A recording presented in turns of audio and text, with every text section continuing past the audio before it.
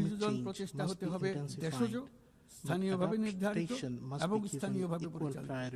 বাংলাদেশ ইতিমধ্যে স্থানীয়ভাবে সংবেদনশীল অভিযোজনের নীতিকে মূল ভিত্তি হিসেবে গ্রহণ করেছে। আসন্ন COP30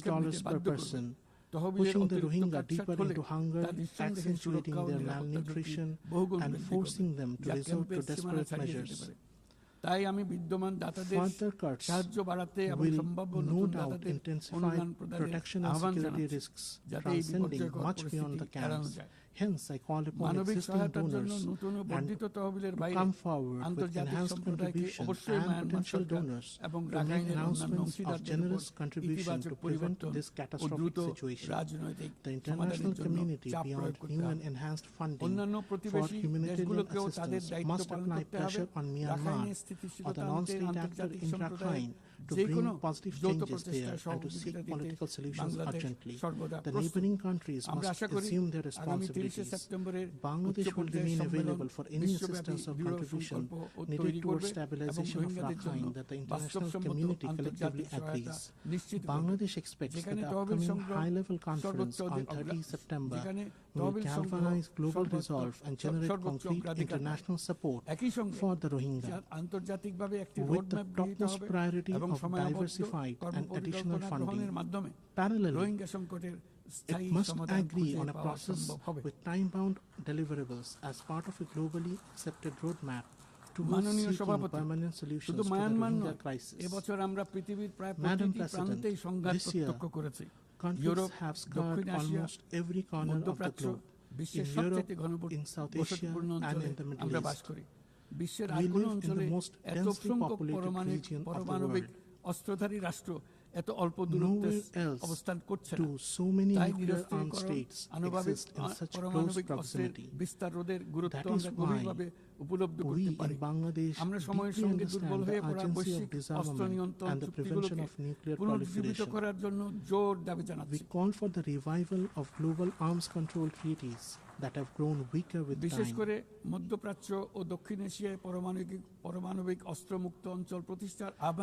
We renew our call for the establishment of nuclear weapon-free zones, particularly in the Middle East and South Asia.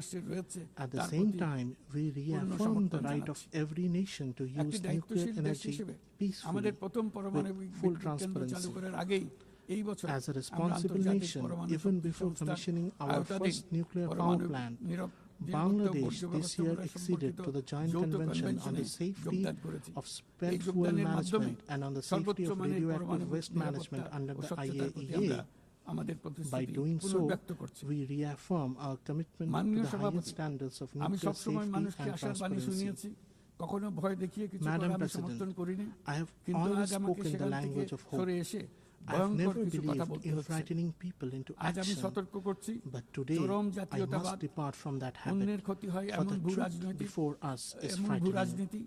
I must warn, extreme nationalism, geopolitics that thrive on suffering of others, and indifference to human pain are destroying the progress humanity has built through decades of struggle. Nowhere is this tragedy more visible than in Gaza. Children are dying of hunger, civilians are being killed without distinction. Entire neighborhoods, including hospitals and schools, are being wiped from the map. We do agree with the UN Independent International Inquiry Commission that we are witnessing a genocide happening live. Unfortunately, on behalf of the humanity, we are not doing enough to stop it. If this continues, neither future generations nor history will forgive us. On behalf of the people of Bangladesh and of concerned citizens across the world, I once again make a strong appeal. The two-state solution must be implemented now through the establishment of an independent state of Palestine, with East Jerusalem as its capital. Only on the basis of the pre-1967 borders, with Israel and Palestine living side by side in peace, can justice be done. Madam President, in Bangladesh, we believe that we must build a culture of peace, one that rests on the values of tolerance, non-violence, dialogue, and cooperation at every level of society. For more than 3.5 decades, Bangladesh has stood among the leading contributors of UN peacekeepers. This is living proof of our enduring commitment to global peace and security. Even today, nearly 6,000 Bangladeshi peacekeepers are serving in some of the world's most volatile regions under the UN flag. And 168 of our peacekeepers have made the ultimate sacrifice in line of duty. Research has consistently shown that UN peacekeeping missions are more sustainable and effective than unilateral interventions.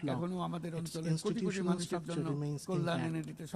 We believe South still holds the potential to deliver welfare to the hundreds of millions in our region, just as ASEAN has done in its own.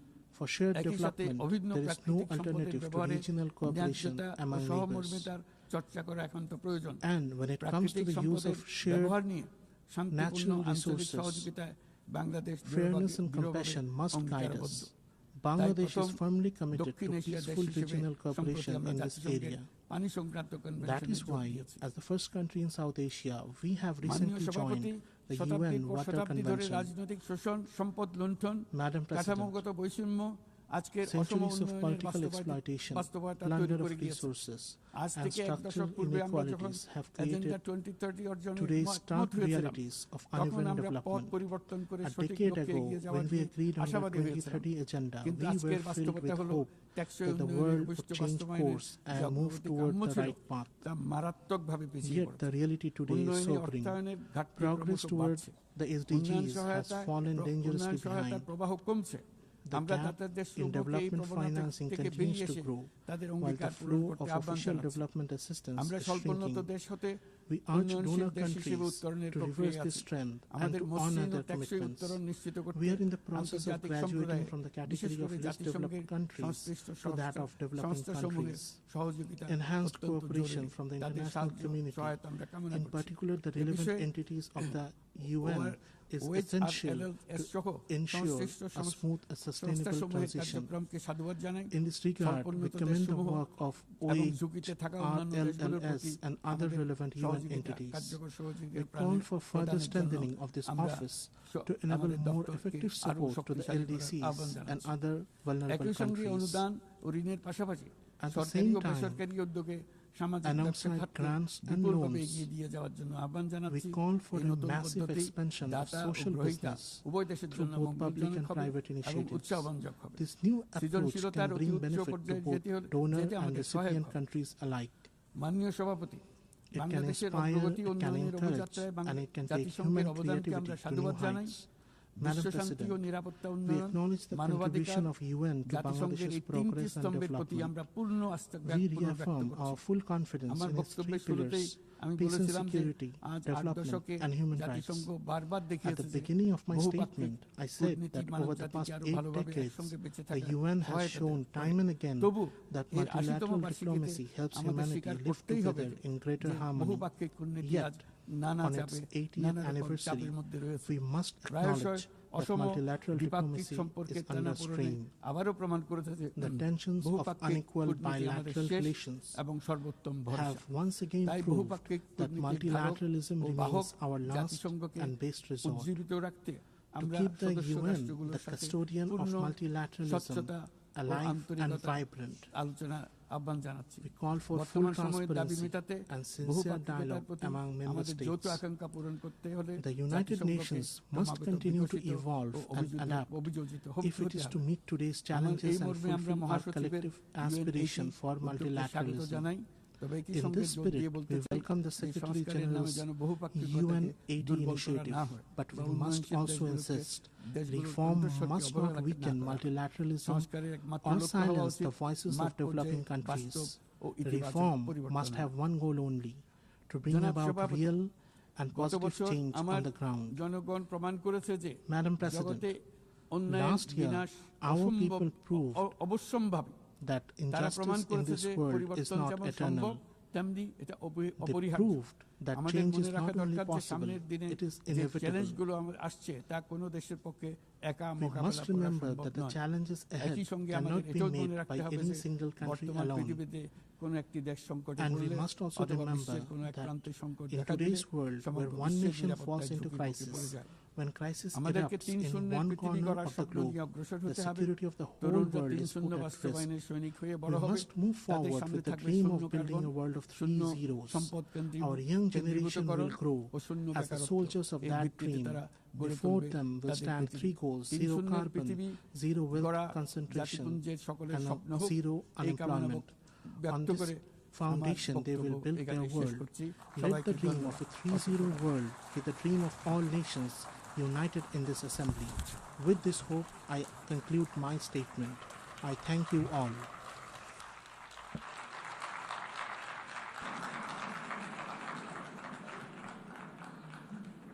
On behalf of the Assembly, I wish to thank the Chief Advisor of the Interim Government of the People's Republic of Bangladesh.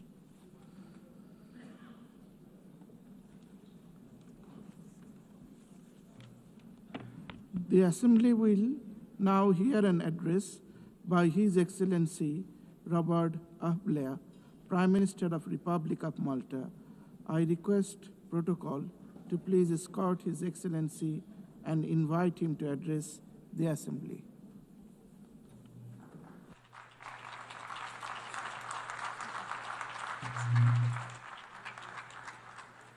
Mr. President, Excellencies, distinguished delegates, and dear friends, we are gathered here just a few weeks shy of the 80th anniversary of the foundation of this United Nations. Unfortunately, even a glance at the global headlines is enough to produce the depressing thought that perhaps it should be less of a birthday party and more of a wake-up call. But firstly and firmly, I want to reject the idea that the need for the United Nations is any less imperative today than it was 8 decades ago. Then, as now, you could be forgiven for losing hope. In 1945, at the end of that global conflict, the world seemed to be in ruins. Thankfully, in 2025, our world isn't in ruins, but too much of it is in flames.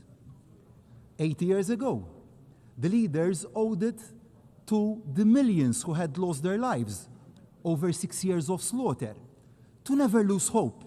So do we, as leaders of today, owe it to every citizen that we serve to similarly never lose hope, to never lose sight of the founding principles that brought the countries of the world together, to never allow that which divides us to obscure the much greater values that unite us, to never give in to pessimism or cynicism about what the future can hold. Now, don't misunderstand me. I am not blind to the magnitude of the challenges that our world faces. I know that fine words here in New York won't, by themselves, end conflict, hunger, or deaths by malnutrition. But I remain convinced that the resolution we show and the resolutions we pass here can make a real and tangible difference on the ground. We must never lose sight of the power of collective will and that of collective action. Because while the 8 decades of the United Nations have seen far too much conflict and suffering, they have also seen human progress on a scale even the most optimistic of the founding fathers, who dared to dream that working together could work to transform the lives of ordinary people, would never have imagined themselves. Let me cite just one example. In 1945, global life expectancy, war aside, was in the mid-40s. Children born this year, in 2025, can expect to live in their mid-70s. Now, that didn't happen by luck or by accident. It happened by will and resolve. It happened by effort. And it happened also because of the positive work being conducted by the agencies of this United Nations. And it is not just in terms of life chances that the United Nations has had a positive, transformative impact. The values inscribed in the founding charter had a profound effect on the journey to self-determination of so many nations, like my own, Malta. In 1945, Malta was still a colony, a British military and naval base. In 2025, Malta is a proud republic since 1974 and independent since 1964, playing its part at the pivotal crossroads of 2 continents. So, the country I am honored to lead will never turn its back on the possibilities that the principles of our United Nations offer to deliver solutions to even the gravest of challenges. Perhaps the gravest of those challenges that the world faces is division. Barriers are being built when they should be coming down and dismantled. And those barriers really are already proving obstacles to the exchange of trade, innovation, ideas, of hope that our world needs. In thinking about this throwing up of barriers, I thought of some words of the late US President, Ronald Reagan. In his 1985 State of the Union address, he had said, "There are no constraints on the human mind, no walls around the human spirit, no barriers to our progress except those we ourselves erect."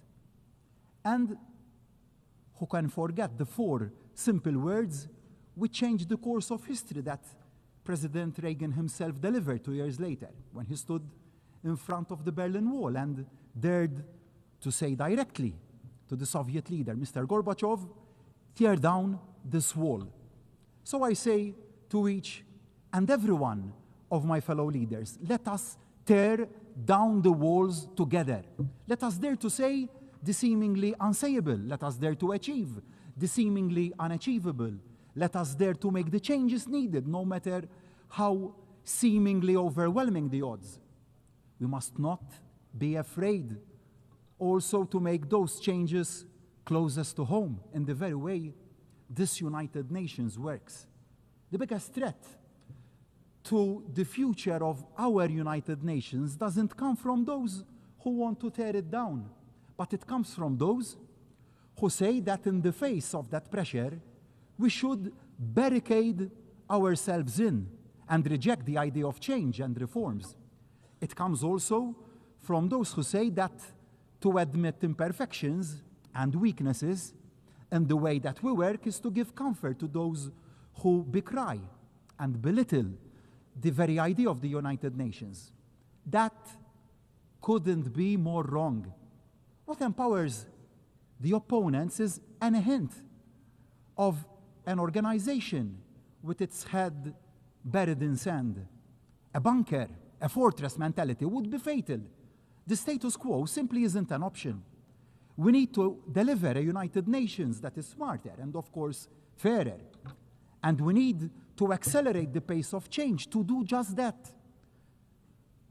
The change has also to begin at the top. I want to take this occasion to pay tribute to the Secretary General and his unwavering commitment and dedication to the cause of peace. Thank you, Antonio. But no one can say that the big power horse trading that has marked every single election of a Secretary General has been an edifying sight. We often reach the right outcome, and that is good and positive, but we certainly go the wrong way about it. We need to do better. The process to find a worthy successor to Secretary General Guterres must be a step change in the way that we work. The selection process must be transparent, inclusive, and based on merit, not political bargaining. The decision must be taken out of the corridors of this building and become a truly global conversation involving all member states, as well as civil society. As for the Security Council, its makeup reflects the world as it was in 1945, and not as it is in 2025.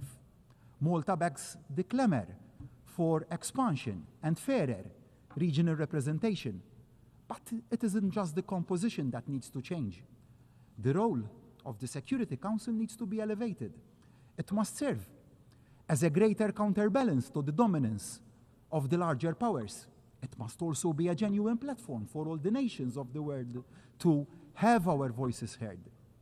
And change needs to come not just to political structures, but to the way the United Nations works all around the world. Including in Malta, my country, citizens are rightly pressing governments to do more with less, better value for money.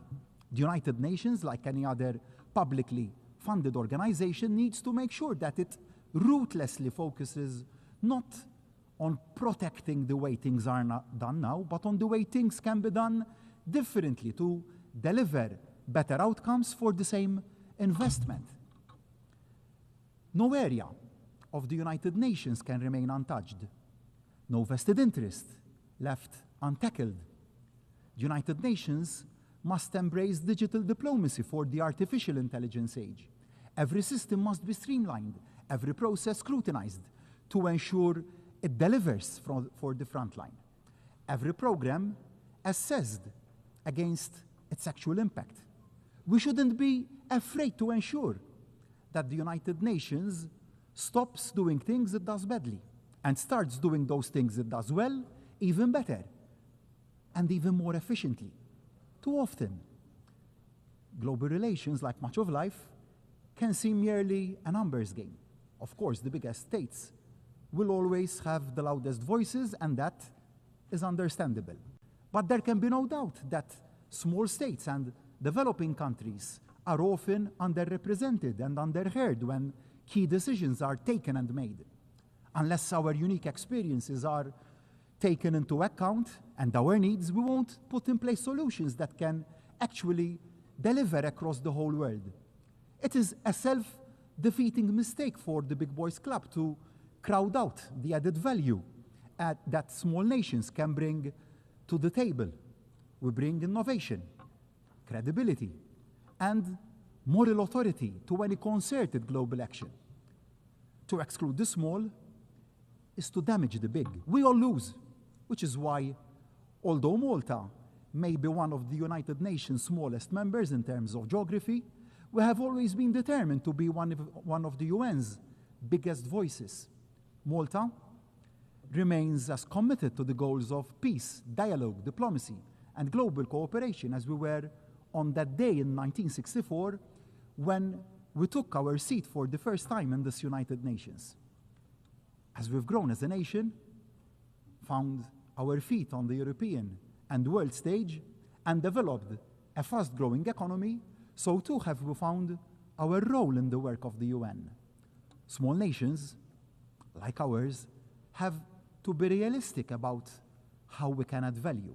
But I firmly believe that Malta has a combination of two major factors that makes our country an asset to the global conversation. Firstly, Malta has a deep commitment to the power of multilateral engagement. We bring to the table the recent experience of both chairing the OSCE and serving on the UN Security Council, alongside the insight gained from our current presidency of the Committee of Ministers of the Council of Europe.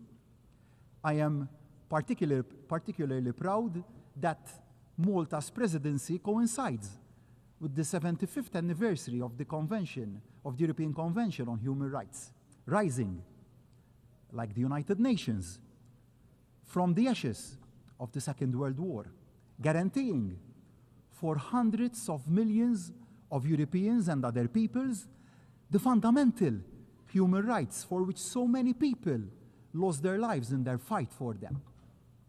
Secondly, Malta offers a unique platform for peace. We offer a unique mix that leaves Malta particularly well placed to host dialogue and discussions between parties, between countries, no matter how far apart they are.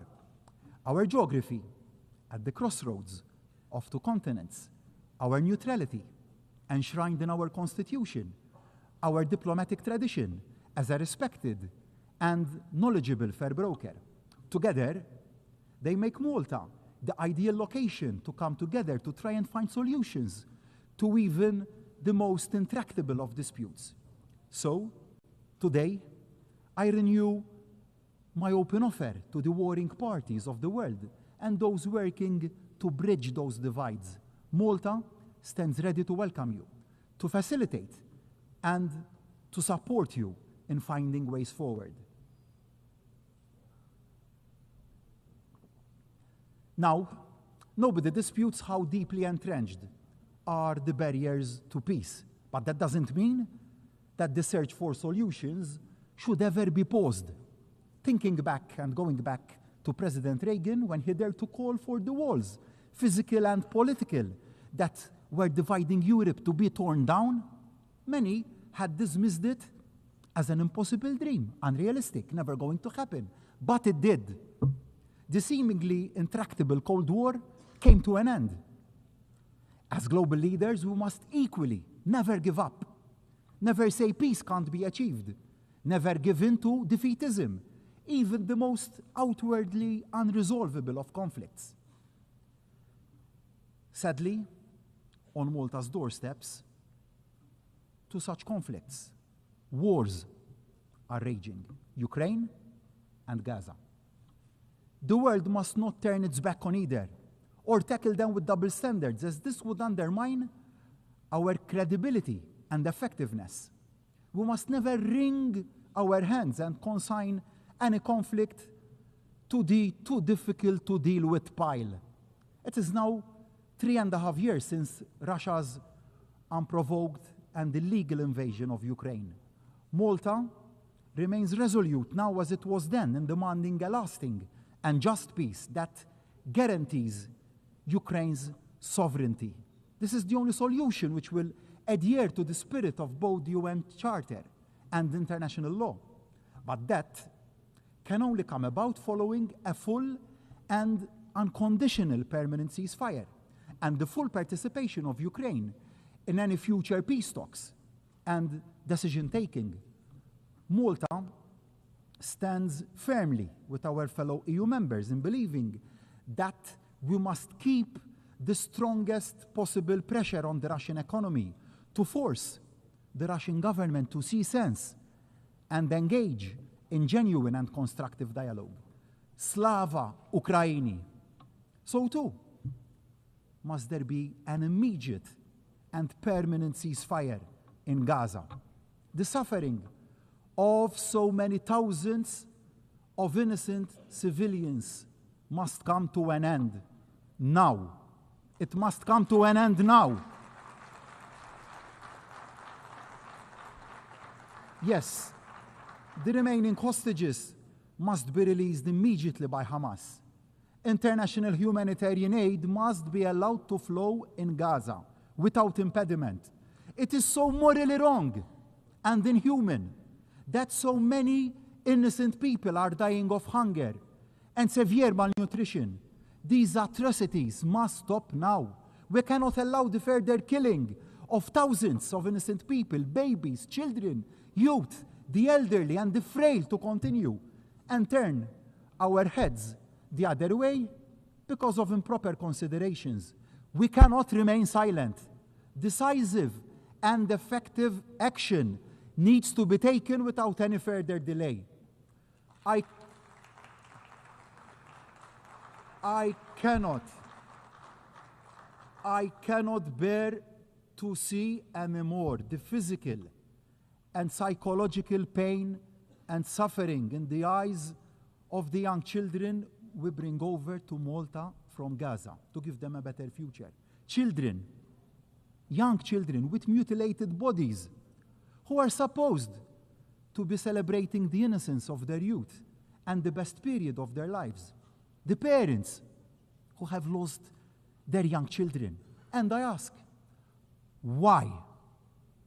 When leadership should be about humanity and empathy, and not about who can inflict maximum damage to win a war or wipe out a nation or its people. I was proud this week to stand with other world leaders and add Malta to the growing list of allies recognizing Palestinian statehood. After tens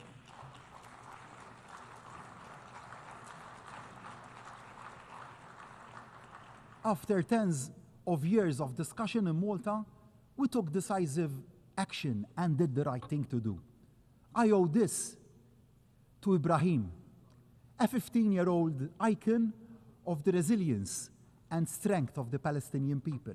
Ibrahim is now receiving the best medical care and prosthetics in Malta after having both his legs blown off and severely injured by a missile fired from a drone in Gaza. His friends were killed in the same accident. These are the daily realities in Gaza, and we have to stand up and be counted. Not doing so would mean that we are complicit in what is happening. Now, a viable two-state solution, no, isn't a reward for Hamas. It is the exact opposite. It is the only way, in actual fact, to finally banish the evil of Hamas. It is the only solution that can deliver the sustainable and peaceful future that both peoples wish for and deserve.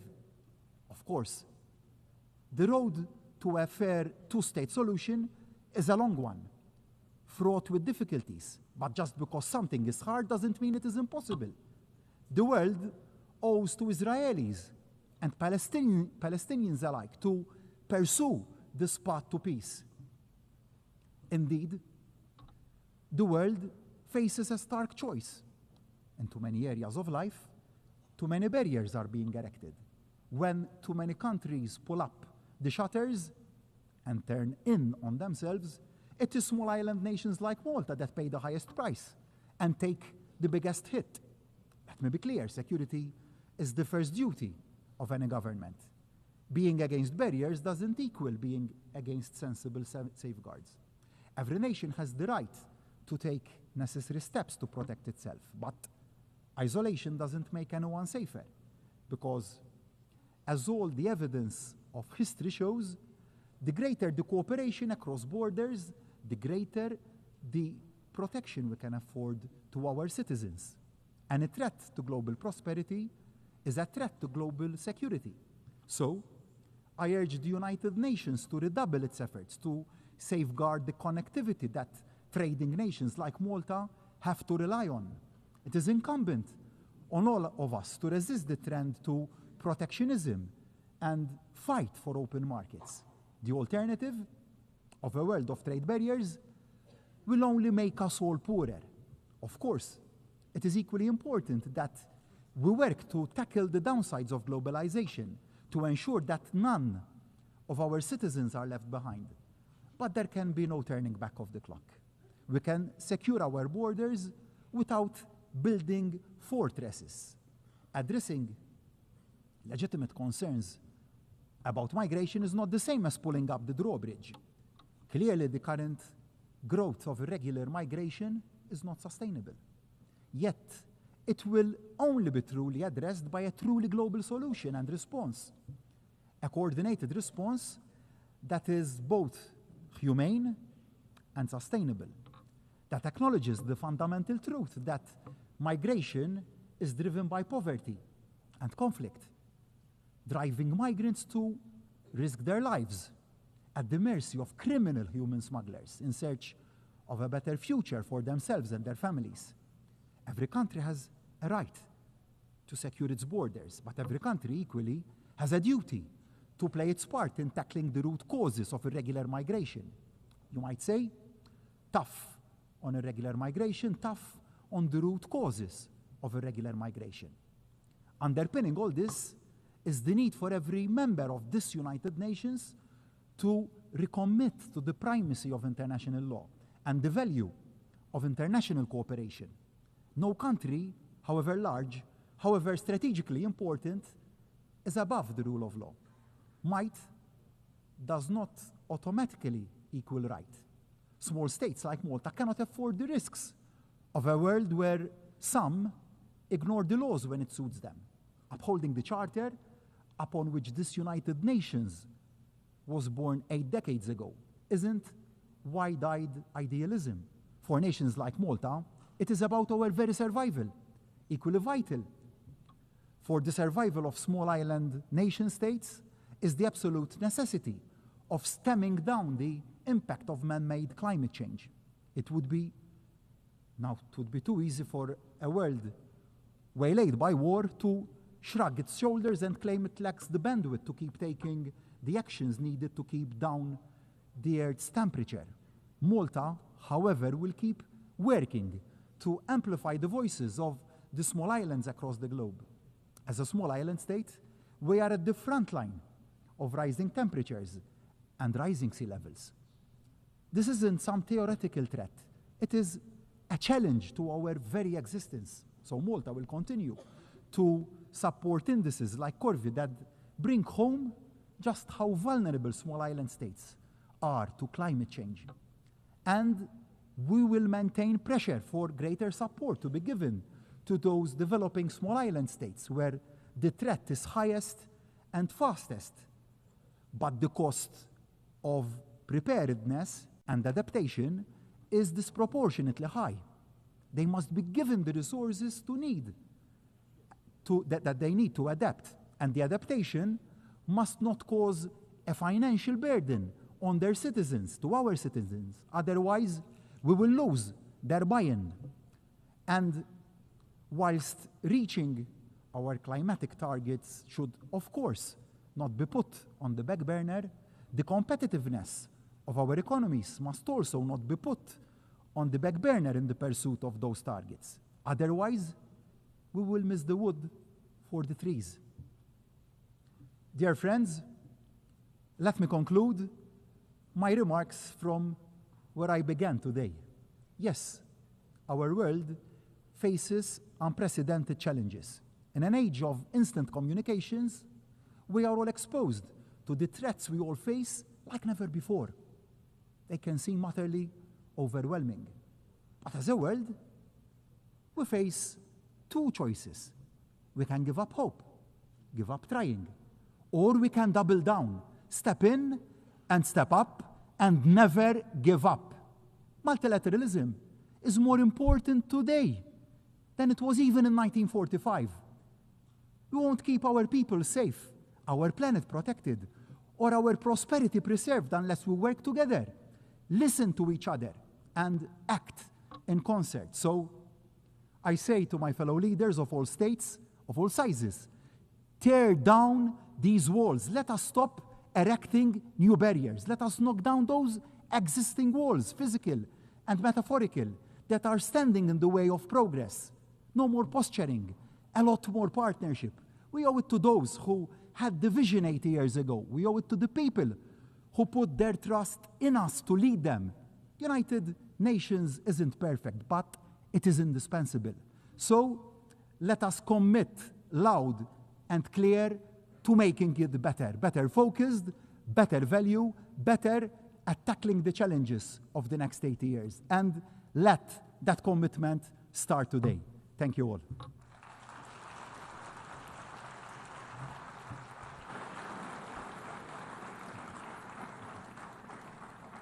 On behalf of the Assembly, I wish to thank the Prime Minister of the Republic of Malta.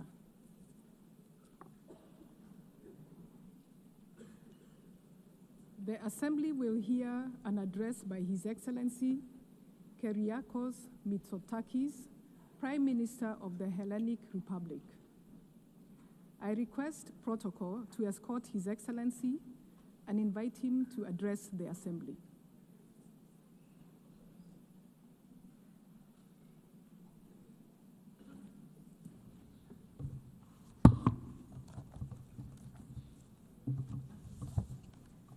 Madame la Présidente, heads of state and government, ladies and gentlemen, it's an honor to address this assembly for the 7th time as Prime Minister of Greece. And as many other speakers have pointed out, this year carries a special weight as we celebrate the 80th anniversary of this United Nations. 80 years of hope, of struggle, of progress. And this milestone coincides with a very important moment for Greece, our 3rd tenure as a non-permanent member of the Security Council. And we accept this responsibility with honor and with a deep sense of duty as a nation that stood at the birth of this organization. And like so many other nations, my country came here devastated by the horrors of the Second World War. The Charter of the United Nations was not just a legal document, it was a commitment that never again should force prevail over the rule of law. And for 8 decades, the United Nations has defended peace, has advanced human rights, has expanded access to health, education, and equality for all. It has stood as a custodian of international law, safeguarding the rules and principles that make international cooperation possible. The United Nations was at the epicenter of a historic turning point. It gave voice to the hopes of people long denied freedom. Decolonization brought new nations into this assembly, and they brought with them their histories, their culture, their aspirations. And their participation helped redress historical injustices and transform the organization into a true reflection of the world's diversity. These achievements are real progress. They have made our world safer, fairer, and more prosperous, but they should never, never be taken for granted. They were won through effort and sacrifice, and they remain fragile. Ladies and gentlemen, a new global order is on the rise. Multilateralism is under strain, and fundamental tenets of the post-1945 world are being questioned. We witness attempts to revive the imperial ambitions of previous centuries. Revisionist narratives are resurging. And some leaders, unfortunately, remain trapped in the past, chasing illusions of a bygone glory. Might over right risks once again becoming the norm in international relations. A norm the international community has sought to overcome for more than 80 years. And this trend is strengthening at a time when global challenges continue to multiply. Climate change, migration, the advent of artificial intelligence. Our world is changing. We must meet this change with courage and responsibility, but never, never at the expense of the principles that form the very fabric of the international community represented in this assembly. Most important of them being respect for territorial integrity and the peaceful resolution of disputes. Being situated at the crossroads of three continents, Greece is a pillar of stability and a reliable partner in a turbulent region. We uphold the principles of international law. We seek dialogue and peaceful coexistence with our neighbors. Some claim that these principles are irrelevant in today's world. We believe the opposite. They are the source of strength, the only path to lasting peace. And we are certainly not naive. We remain fully aware of the threats and the risks of instability in our wider neighborhood. This is why we're strengthening our economy, enhancing our deterrence capabilities, and deepening our alliances, so that we stand ready to defend and uphold our values. For us, this is not just words. Greece is already allocating more than 3% of its GDP to defense, and we're ready to do more. Security is the very foundation of prosperity. After all, our paramount obligation as leaders is to keep our people safe. And we do this not in isolation. We are firmly anchored in the European Union, the most successful multilateral project of our age. It's born from the ashes of the Second World War. The European Union has secured peace and prosperity in Europe for generations. But today we must go further. And in the European Union, we are determined to take on a stronger role in our own defense. With war returning to our continent, I'm afraid there is simply no other option. Greece has long and consistently advocated for strengthening the European Union's strategic autonomy. We firmly believe that the time has come for joint European borrowing to finance critical European defense projects, such as missile and drone defense. And beyond that, it is imperative that we make Article 42, Paragraph 7, which enshrines into European law the Mutual Assistance Clause, truly operational. One of the founders of the European Union, Jean Monnet, famously once said that Europe was forged in crisis and will be the sum of the solutions adopted for those crises. He was right. What started as a project of economic cooperation needs to evolve into a union that safeguards our citizens' security and safety. Ladies and gentlemen, today we're witnessing the highest number of armed conflicts since the end of the Second World War.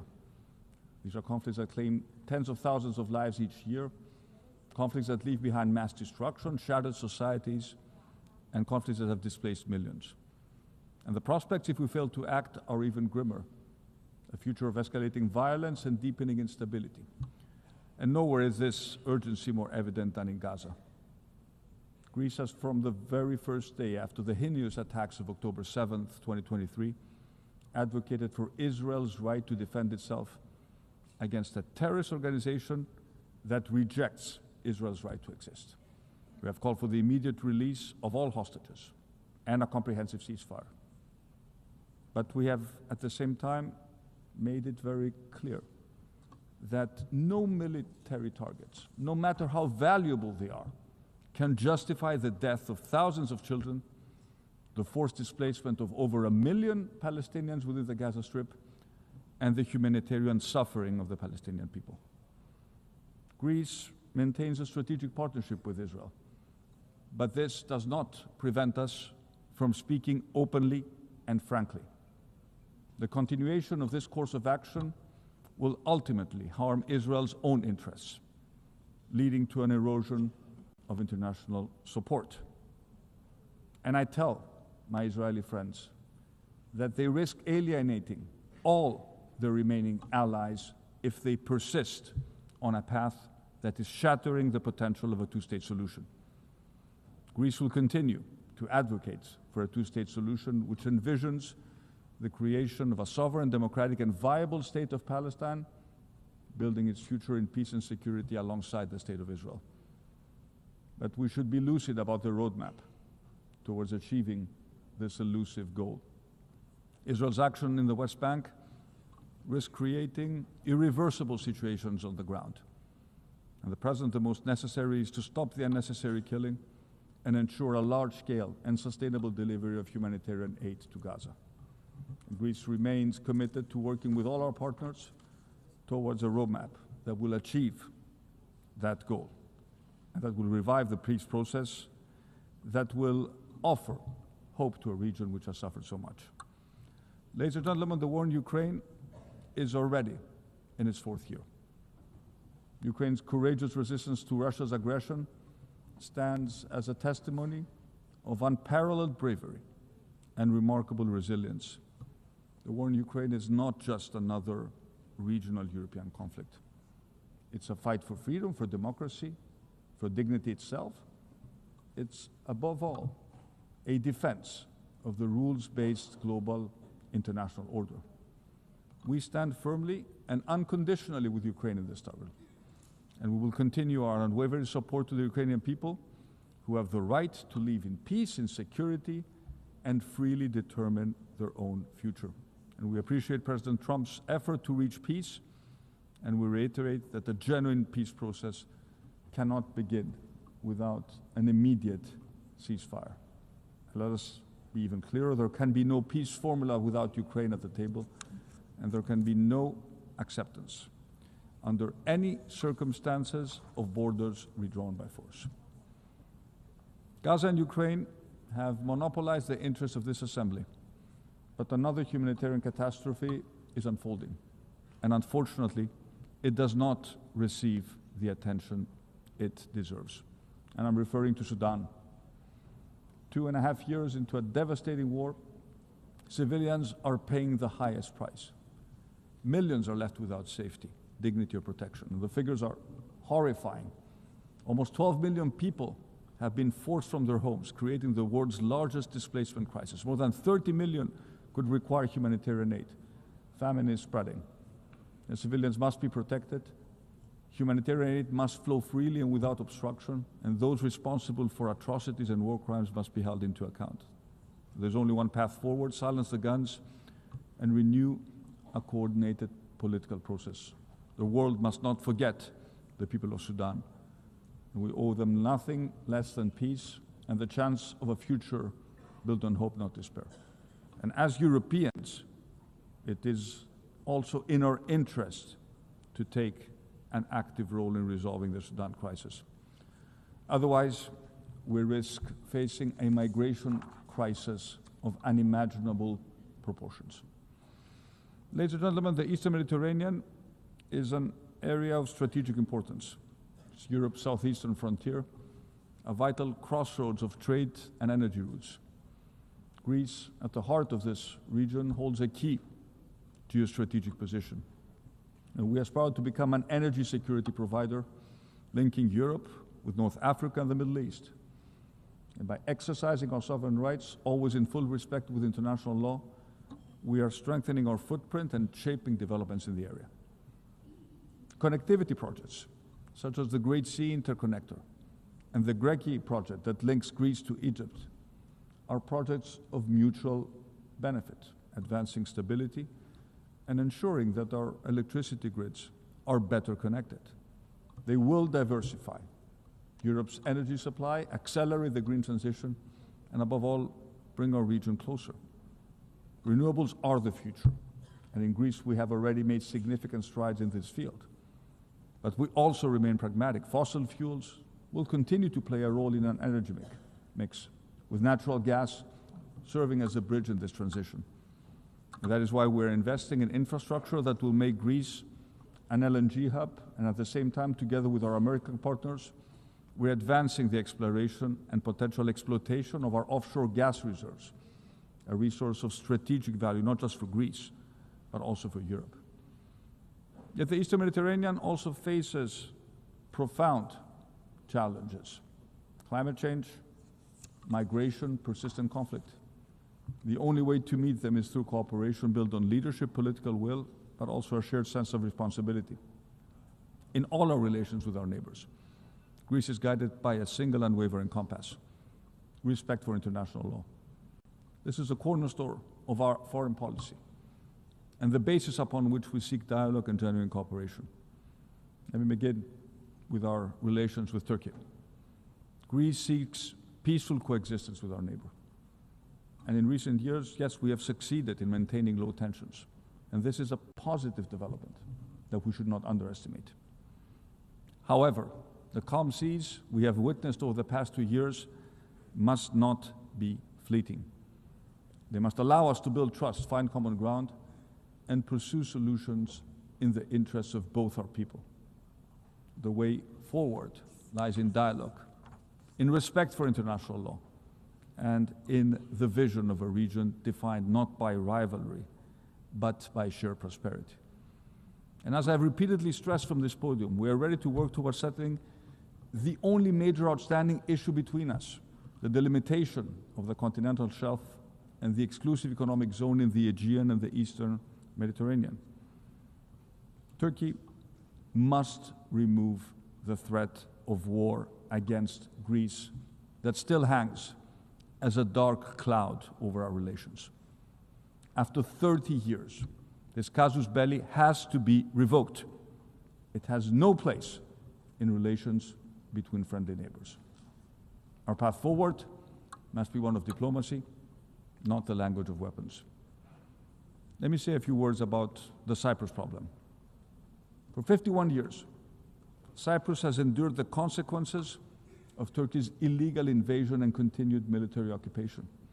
It's a blatant violation of international law and a constant strain to regional peace and security. Our commitment to Cyprus's sovereignty, territorial integrity, and the solution of one state based on a bizonal, bicommunal federation is steadfast.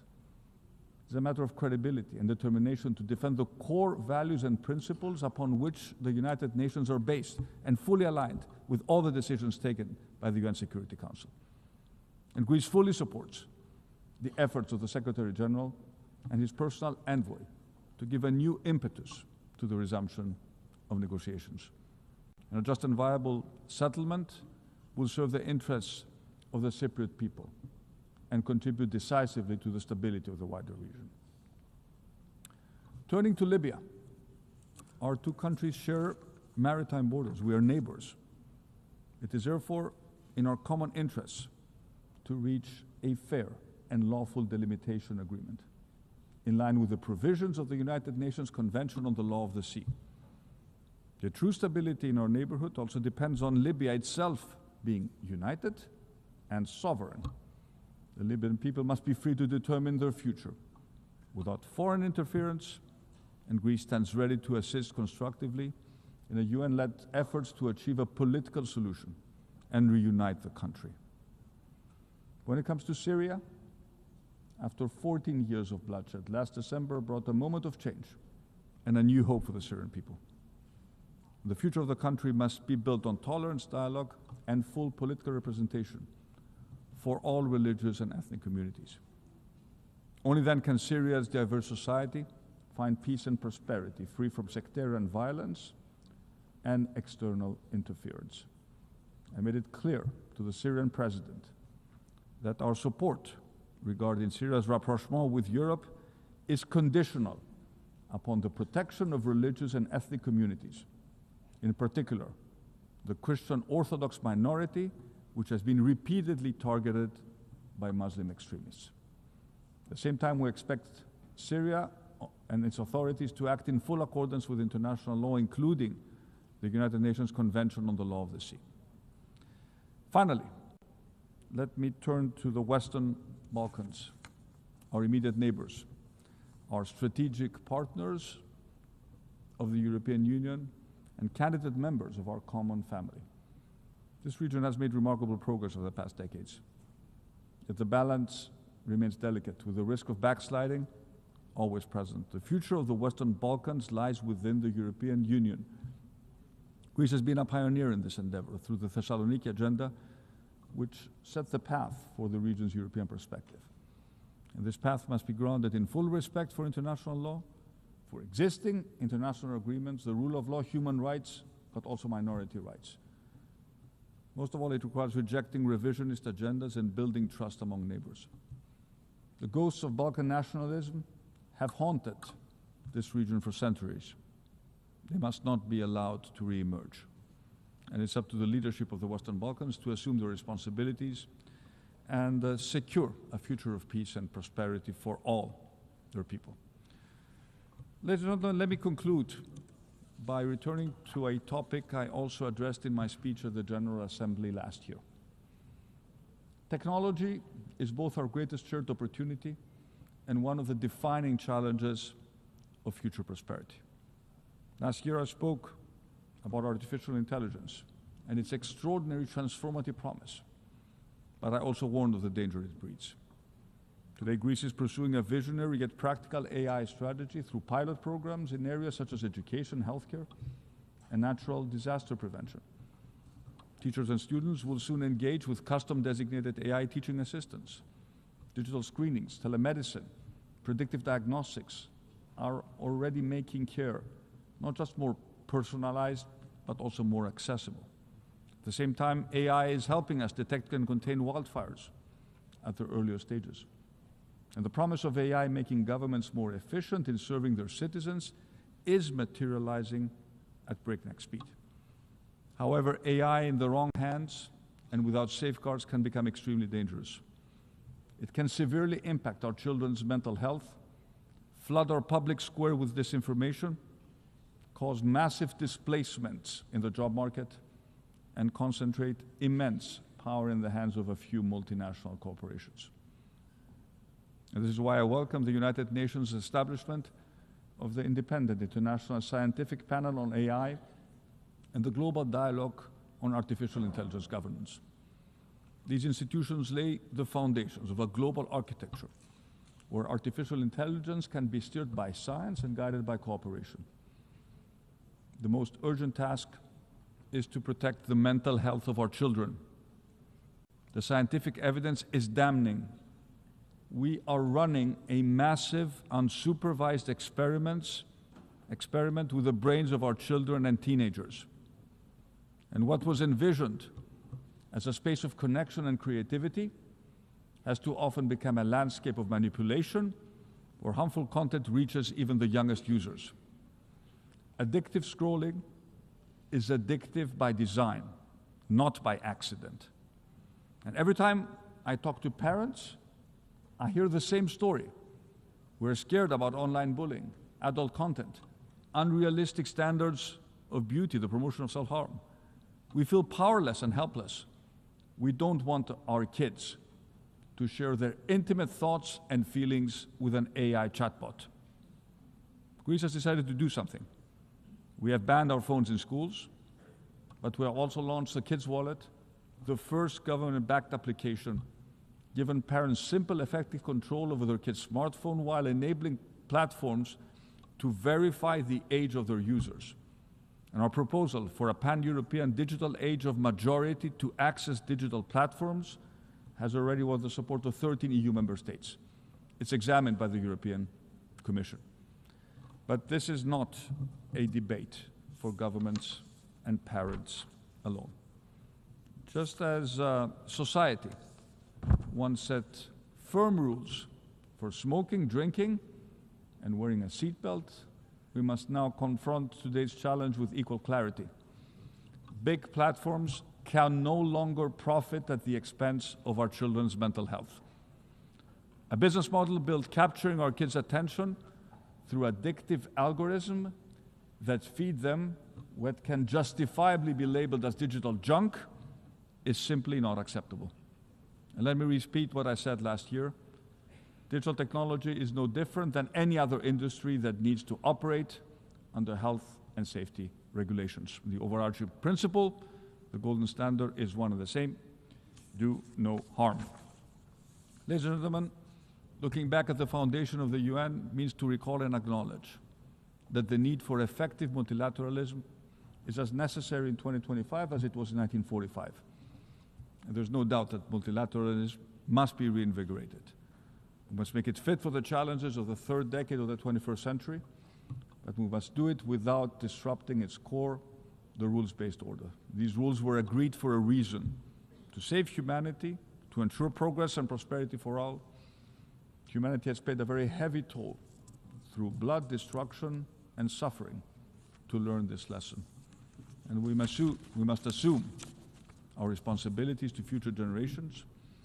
Let us not be remembered as those who once again led the world to the brink, and let us not be the sleepwalkers of our time. This time there may be no way back. Instead, let us prove that we have the vision, courage, and resolve to build a world of peace, of security, of shared prosperity, worthy of generations to come. Thank you very much for your attention.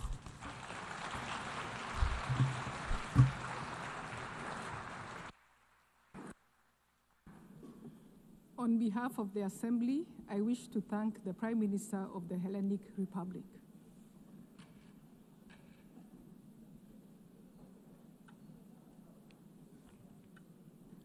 The Assembly will hear an address by His Excellency Sering Topgay, Prime Minister of the Kingdom of Bhutan. I request protocol to escort His Excellency and invite him to address the Assembly.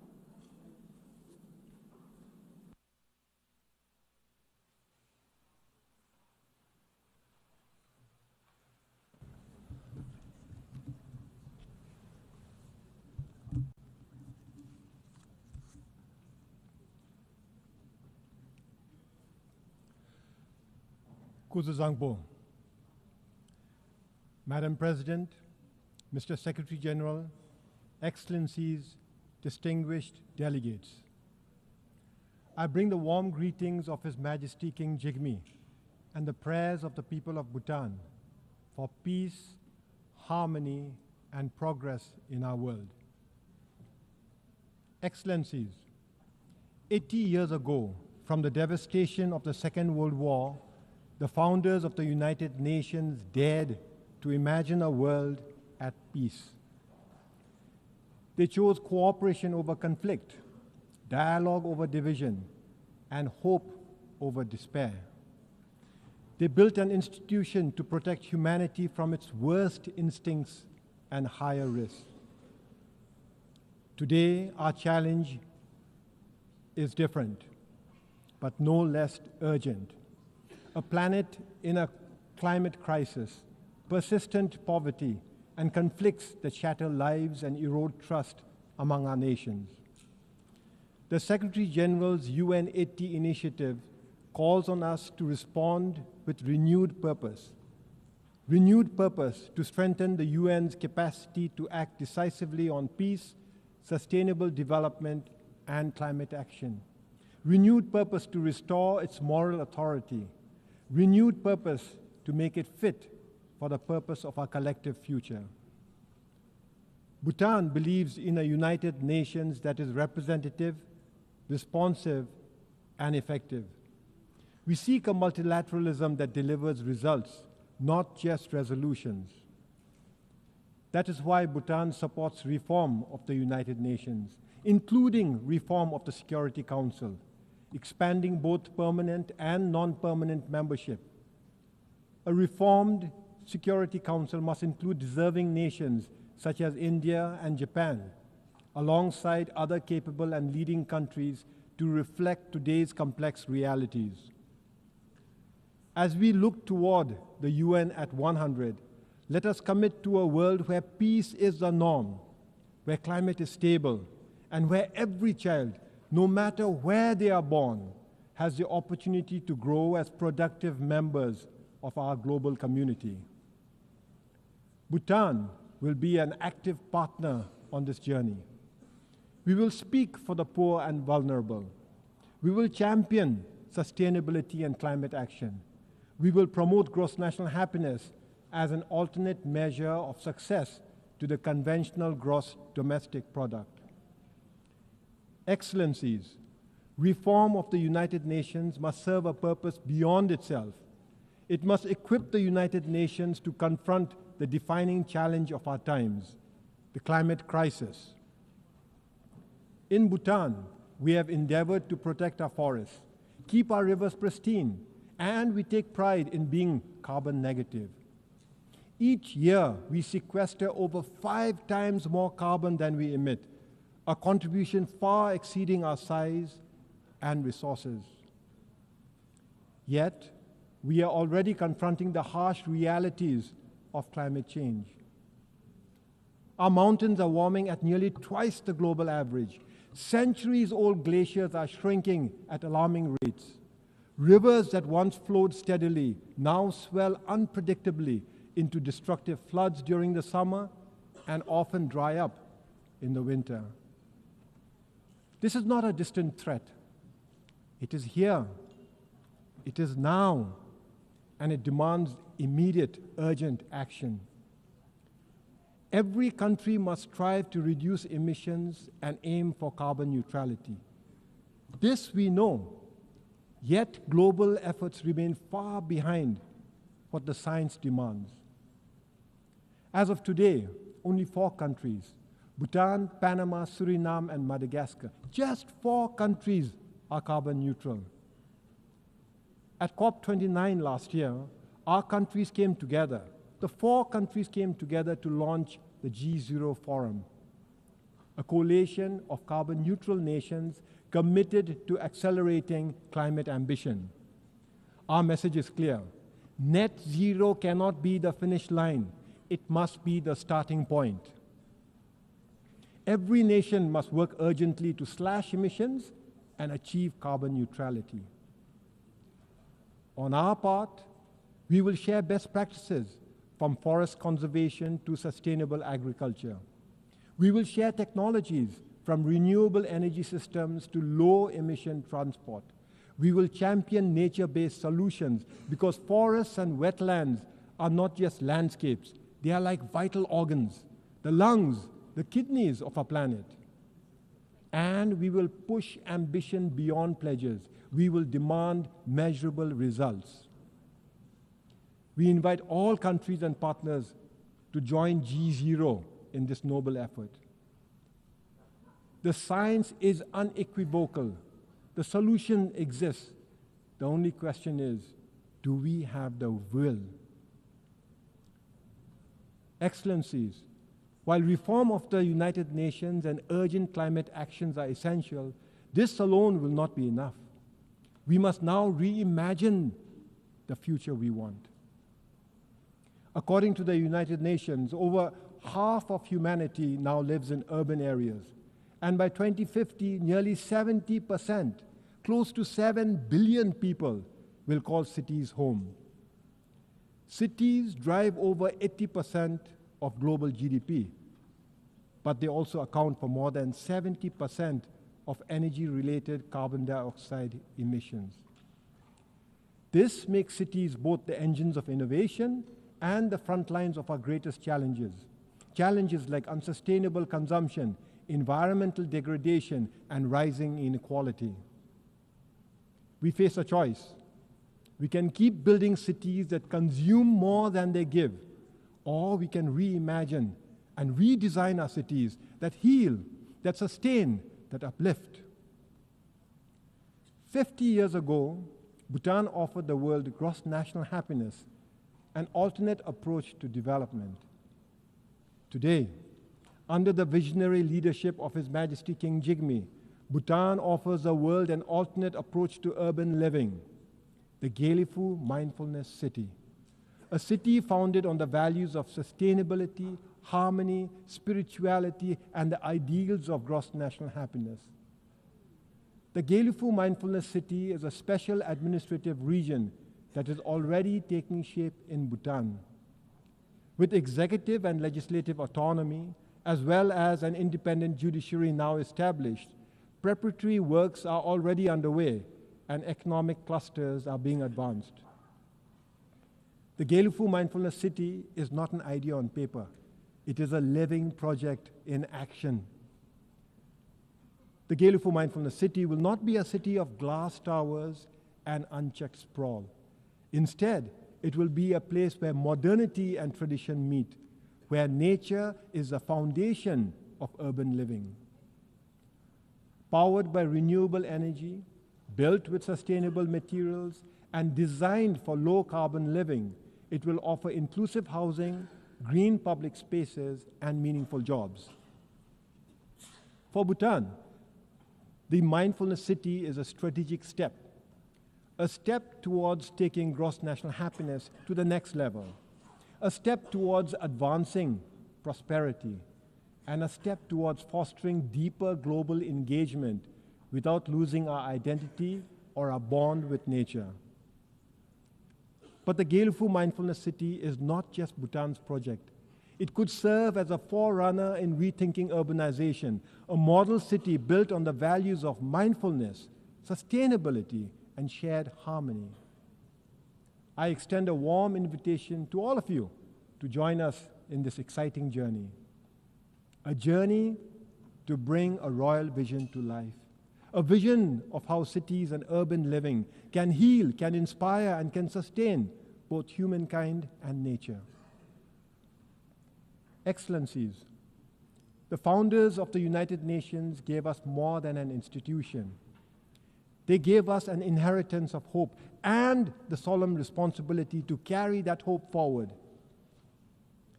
In this spirit, and mindful of the troubled times we live in, I have the pleasure of announcing that Bhutan will host the Global Peace Prayer Festival later this year. From the 4th to the 17th of November this year, the Global Peace Prayer Festival will unite spiritual masters, scholars, and practitioners from across the world and across traditions in a common aspiration for peace, healing, and harmony. Through the recitation of the Melam Chemo, or Global Peace Prayers, the sacred Bazaguru Mantra, the Kala Chakra Empowerment, and the powerful Jabji Gap ritual, Bhutan seeks to offer not only a spiritual event, but also a diplomatic and cultural contribution to world peace. For Bhutan, it is both a privilege and a prayer that in these turbulent times, the voice of a small Himalayan nation can help nurture the great cause of peace for all humanity. We extend a warm welcome to all who wish to join the Global Peace Prayer Festival. Excellencies, this is our moment. Let ours be the generation that reforms the United Nations, the generation that confronts the climate crisis with urgency and unity, the generation that makes peace not merely the absence of war, but the presence of justice, opportunity, and dignity for all. And when the United Nations marks its 100th anniversary, we will proudly affirm that we honored the vision of those who came before us and inspired hope for those who will follow. Thank you for your kind attention. Tashidile.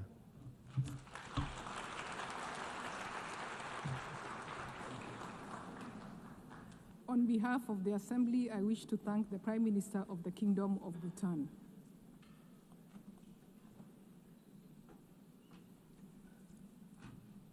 The Assembly will hear an address by Her Excellency Mia Amo Motley, Prime Minister and Minister for National Security and the Public Service, and Minister for Finance, Economic Affairs and Investment of Barbados.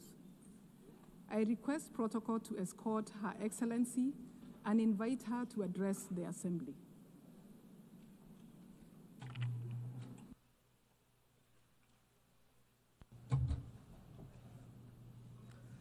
Thank you very much, Madam President, Excellencies, distinguished ladies and gentlemen.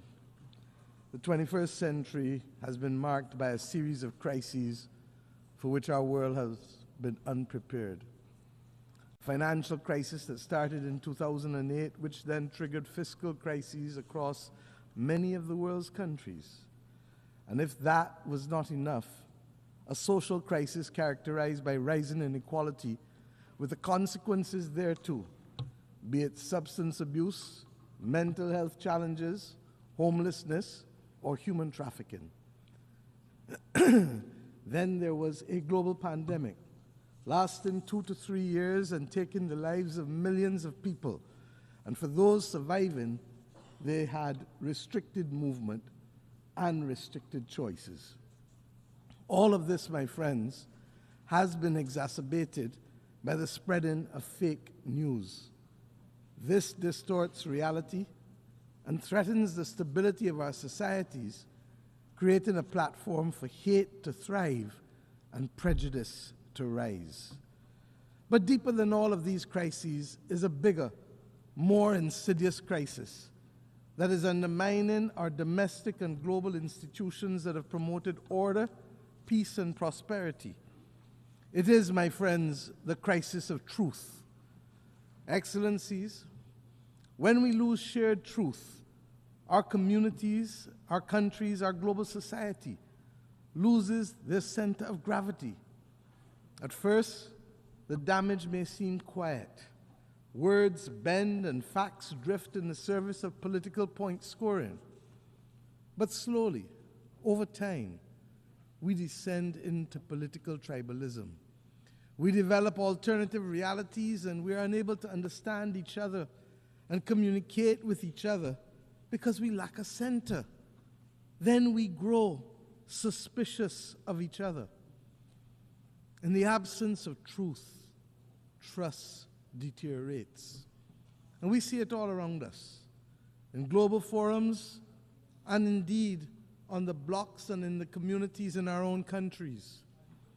Trust between neighbors, trust between the governed and the governing, trust in our instructions, trust in our social order, trust in our health systems, trust in our global rules, governance structures. It all seems, in the words of Chinua Achebe, to be falling apart. When we lack truth and we lack trust, law becomes theater, news becomes spectacle, and science becomes just another opinion. As I've had cause to say in this great hall on a few times, our world today worryingly resembles the world of 100 years ago. And this has become even more evident with the closing of our borders to both goods and to people. This has magnified the geopolitical tensions which had already taken root. Disturbingly, war, regrettably, has only entered the daily lexicon of the West, not when thousands were dying on the continent of Africa or in Myanmar, but when war came to Europe. Nevertheless, we still call for peace in the Ukraine. Only yesterday, a leading British newspaper reminded us that for 500 days, 260,000 people, virtually the population of my country, 260,000 people have been trapped in the Sudanese city of El Fasher. The article reported that while political progress stalls, those who attempt to escape are killed, and those who remain inside are starved. The world must not ignore the horror in Sudan. And of course, I don't need to remind you that it must not ignore the horror in Gaza. The genocidal destruction taking place in both places must now have our full attention. And as it relates to Gaza, yes, there must be a release of the hostages taken on October 7th.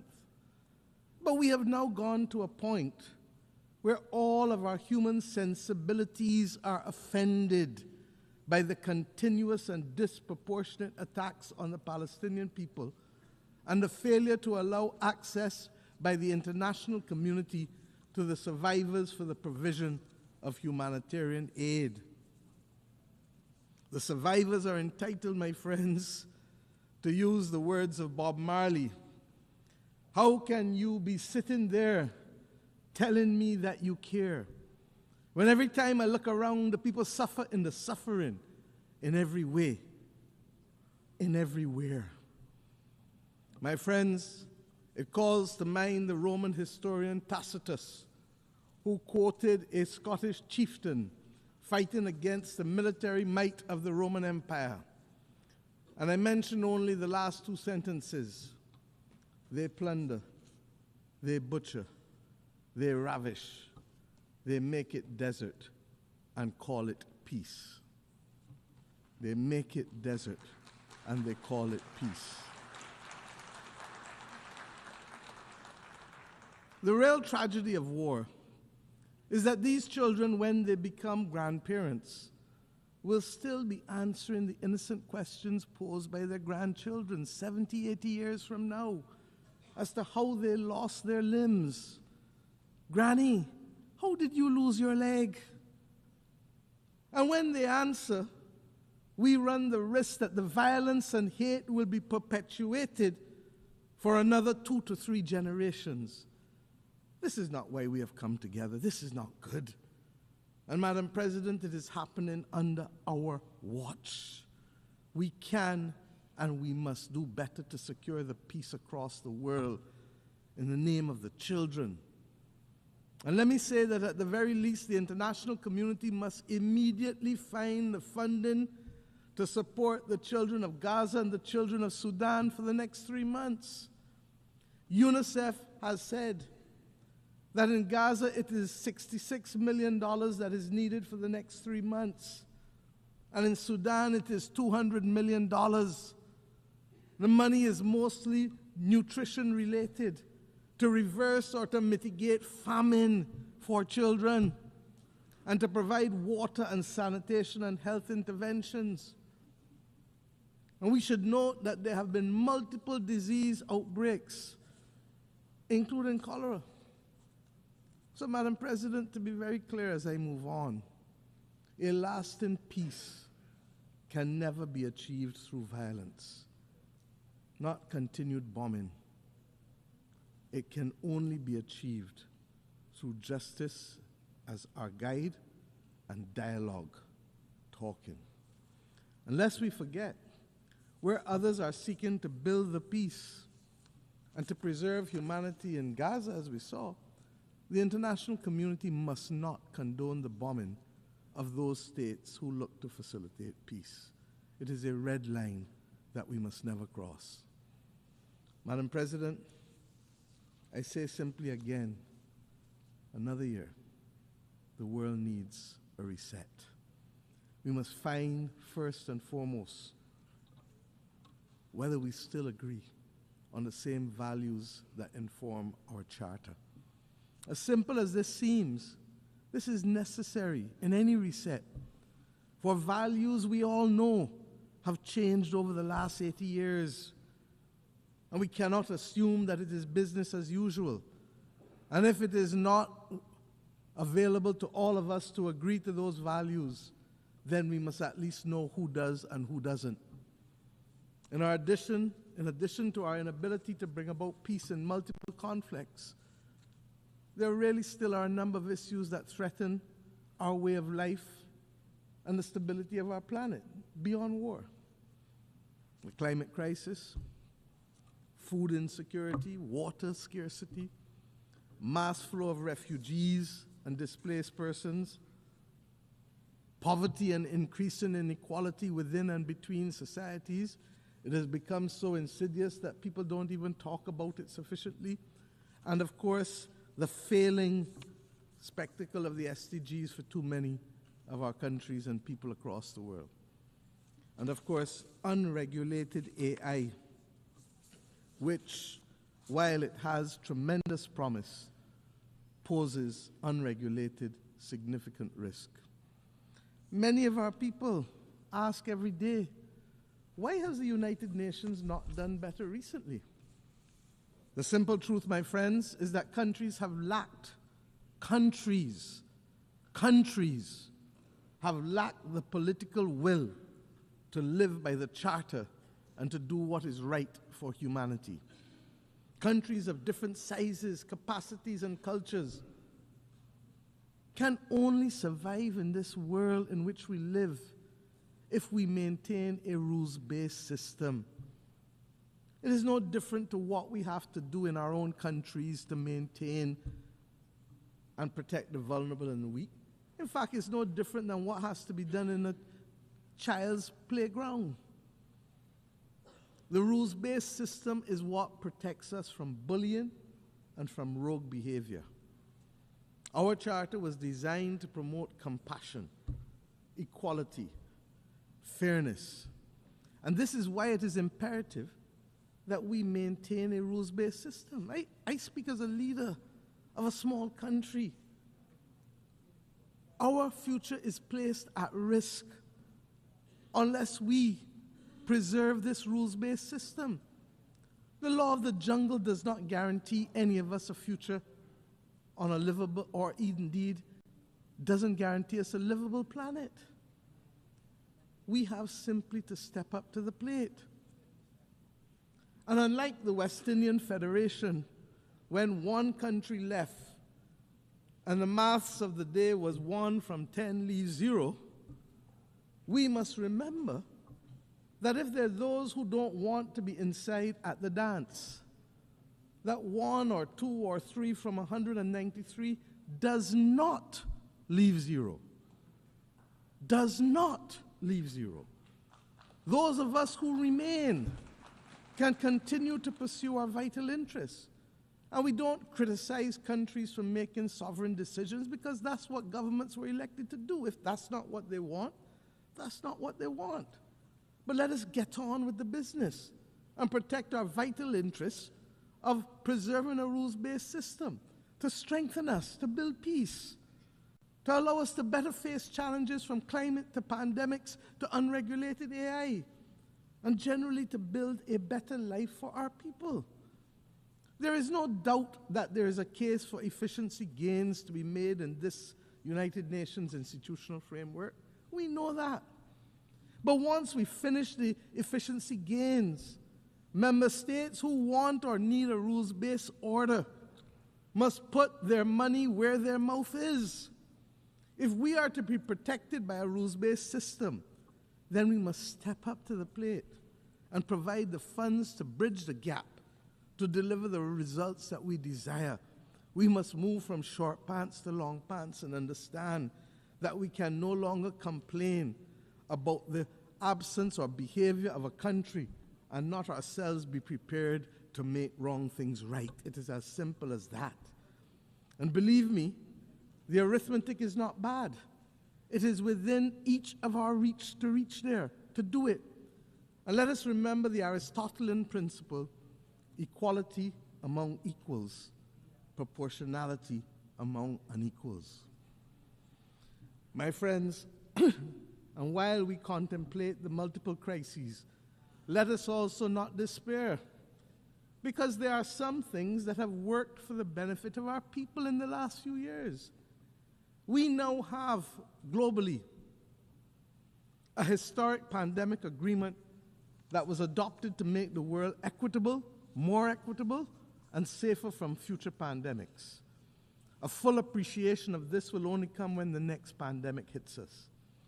We have agreed to the Seville Commitment on Finance, which seeks to fulfill the promise of the SDGs, and which, even though the funding has not been fully identified, has mainstreamed a number of financing concepts that were simply not taken into account a decade ago. Debt swaps, natural disaster clauses, or what they call climate resilient debt clauses. These are the things that we advocated in the Bridgetown Initiative. We have committed, also as a world, last year here, to an ambitious global action plan to combat antimicrobial resistance. And what does that have to do with any of us in here? I've said repeatedly, this is the silent, slow-motion pandemic of the 21st century and threatens to reverse a century of medical progress. And when we know people who die from hospital-aided infections, we understand the importance of the vital steps taken here. Earlier this week, we successfully brought into force the Beyond Boundaries and National Jurisdiction Treaty. As a large ocean state, as Barbados is, I am acutely aware of the critical importance to protect our oceans and its marine biodiversity as part of the ecological balance of the planet. And last year, we adopted the ambitious Pact for the Future, which provides a roadmap, a North Star, for our work to protect people and planet of the future. The two instruments mentioned on Tuesday morning by our Secretary General for regulating AI must now be our priority if we are to avoid the severe deepening inequality of our times and to avoid leaving our people exposed to the risk and exploitation of AI and the distortion of facts. I must tell you that regrettably, I have experienced on a well-known commercial AI platform examples of censorship that seek to deny access to the details of our history in this hemisphere, in terms of the Barbados Slave Code, in terms of the South Carolina Slave Code. So we must be vigilant.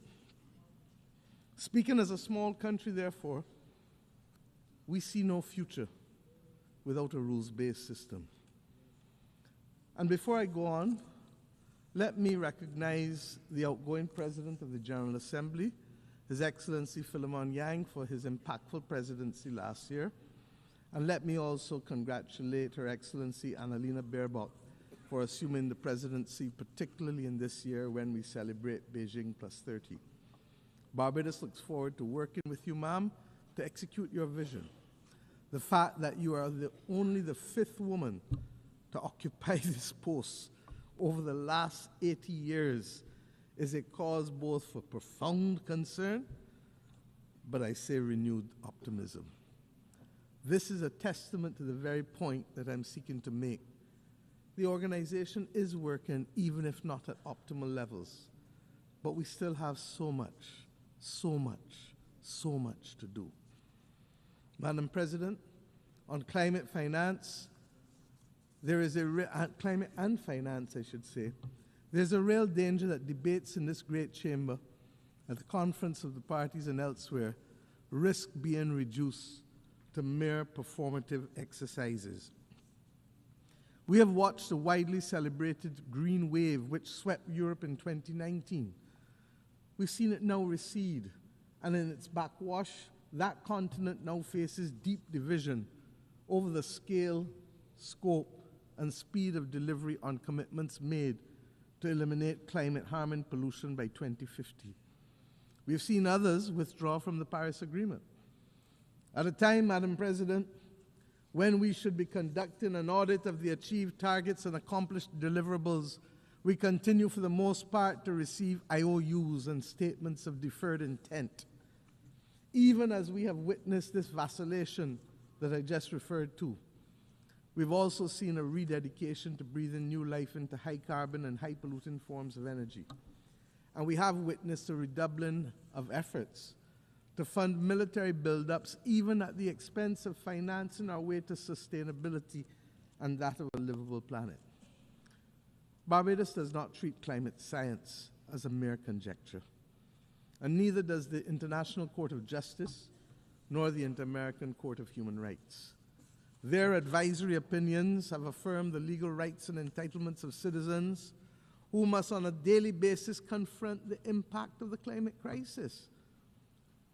In this regard, we especially welcome the International Court of Justice's ruling to the effect that states have obligations to protect the climate system and other parts of the environment from emissions, and that those obligations can be enforced against other states. Given this new reality as we look ahead, we must seize the opportunity to find common ground, given the diversity of opinions on this question of the climate crisis. I propose that one possible way forward is to focus on emissions rather than focusing on the fossil fuel industry. As I've said before, the fossil fuel industry is not the enemy. It is the emissions. In this regard, we should consider working towards a globally legal binding framework on methane, which could contribute to reversing global temperatures, I'm told by the scientists, by as much as 0.5 degrees, while purchasing time for the fossil fuel industry to scale up to a commercial level the use of decarbonizing technology. This is possible. The Baku to Belém roadmap must also ensure that the necessary resources, $1.3 trillion annually by 2035, are not only committed, but delivered. It is the political will and the ingenuity of countries and financial institutions that will ensure that these sums can be delivered. It must not, and we must not allow that roadmap to suffer the same fate as the Loss and Damage Fund, which, despite its historic establishment, remains grossly undercapitalized, with less than $800 million pledged, and regrettably, only half of those pledges have actually materialized. This ambivalence towards finance and fiscal space, my friends, is what gave birth to the Bridgetown Initiative. Its latest iteration, Bridgetown 3.0, will shortly be reviewed, given the rapidly changing global environment in which we live. We still need to expand liquidity support and to close the financing gap to assist vulnerable countries, especially the V20, many of whom still face the possibility of a debt crisis. They need it to build their resilience and to adapt to the new climate reality. I am conscious of the progress by which multilateral institutions have taken on board some of our arguments in the Bridgetown Initiative, especially as it relates to climate finance and to the issue of vulnerability. I referred earlier to debt swaps and the climate resilient debt clauses.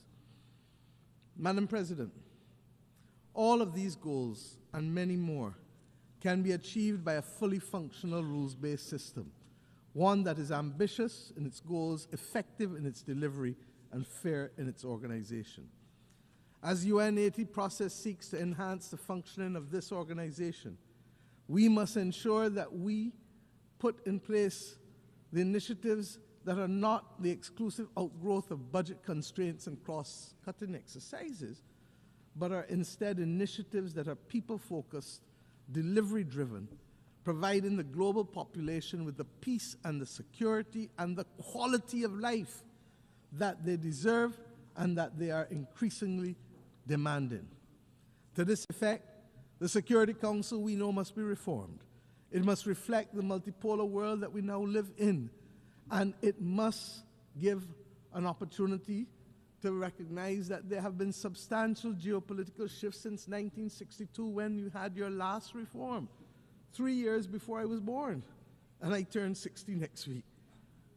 Permanent seats for Africa and a seat that revolves for small island developing states are an essential part of that reform, because we all have perspectives that must be heard. You cannot ask us really to show up for family photos and votes when you need them, and then exclude us from the family's decision-making as if you are the grown-ups and we are the children. We are not minors. We are independent, sovereign states with full capacity, and we insist on being treated as such.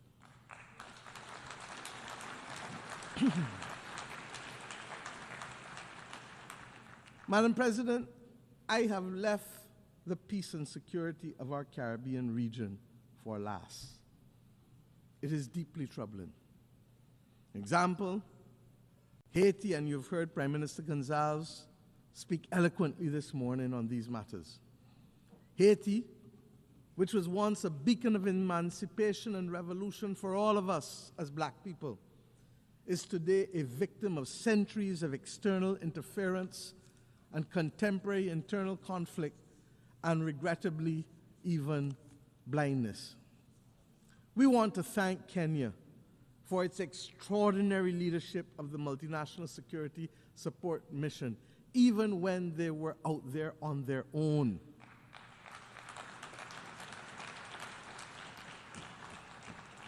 We look forward to the enhanced support of the UN Security Council and the Organization of American States, even as we maintain a strong watch and brief for this valued member of our Caribbean community as CARICOM. Haiti requires, I've said it over and over, a long-term support plan that addresses security and development, not one at the expense of the other. With the requisite political will, the UN Security Council and the international development system are well equipped. They have the resources and power to deliver. We also want to urge dialogue with our friends and partners, especially in the United States, on the inescapable issue on the flow of small arms and light weapons, not only to Haiti, but indeed across this entire hemisphere, especially in the Caribbean with small states.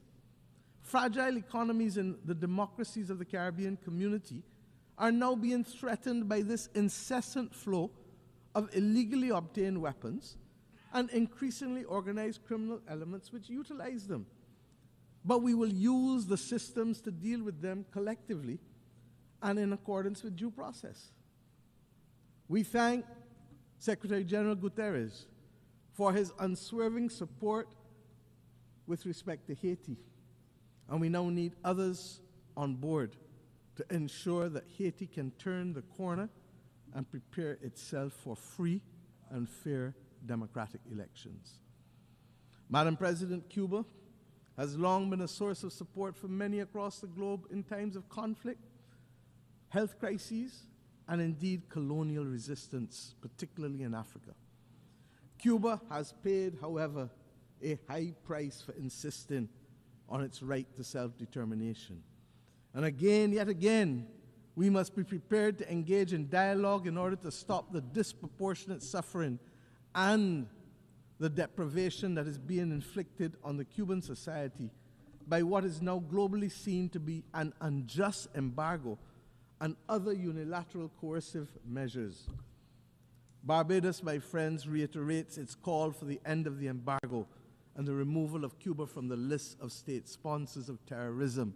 This is unjust.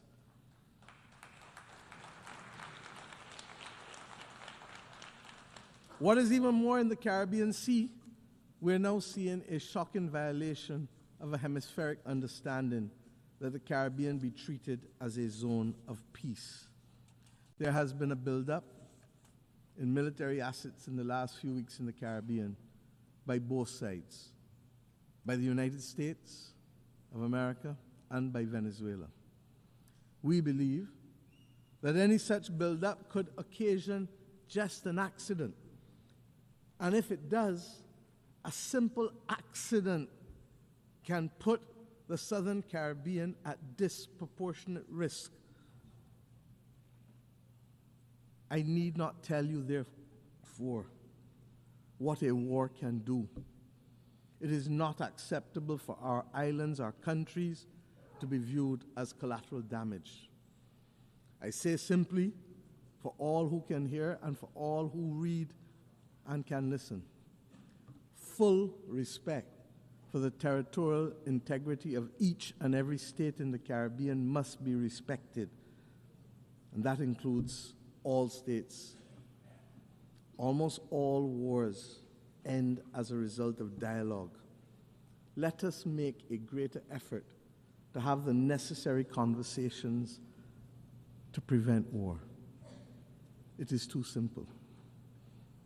As I close today, I leave you with an image that has stayed with me for the last week of a young Palestinian girl of 6 or 7 years old walking in the midst of the rubble in Gaza. Her eyes were hollow and full of despair. It was clear that she was in great pain, but she carried her sister on her shoulders, both shoulders, clearly recognizing that it was she who would have to carry the burden of taking them to safety. My friends, this is the ultimate picture for me of hope and resilience. Let us be inspired that even in the face of the greatest adversity and challenges that the world faces, that we too can rise. For if a 6-year-old can push past the pain, all the physical and emotional pain, and still find hope that there's a better moment ahead of her, then we as leaders and members of the global community have a duty to summon that spirit. The world needs it now more than ever. It is not beyond us to forge a better world that is fair and just. 80 years ago, it was just a few countries that summoned that will. Today, those of us who were denied the right to be heard then must now be the core responders to this critical clarion call. I leave you inspired by the words of my own anthem as I think about the world. Inspired, I say, upwards and onwards we shall go. Inspired, exulting, free, and greater will our world grow in strength and unity. If a 6-year-old child can summon the will against all that she faced, then we, with much, much, much more, and with a commitment and an obligation to many, many, many, many more, must summon that will. I thank you.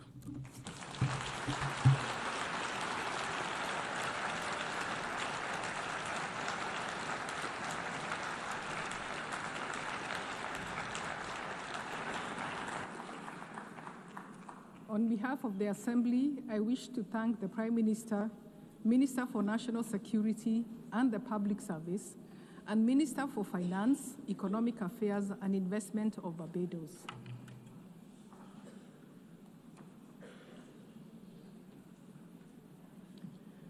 The Assembly will hear an address by His Excellency Jeremiah Manele, Prime Minister of Solomon Islands.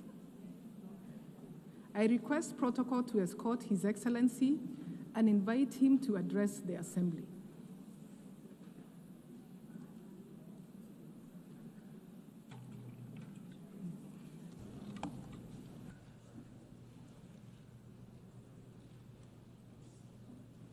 Madam President, Your Excellencies, heads of states and heads of governments, honorable ministers, distinguished delegates, ladies and gentlemen.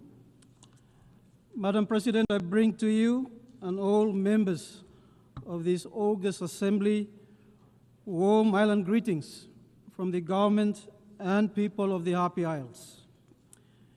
We congratulate you, Madam President, on your assumption of office as President of the 80th session of the United Nations General Assembly. Let me also commend your predecessor, His Excellency Mr. Philemon Yang, for his sterling leadership of the 79th session of the General Assembly. Solomon Islands further acknowledge the Secretary General of the United Nations for his courage and strength in defending multilateralism.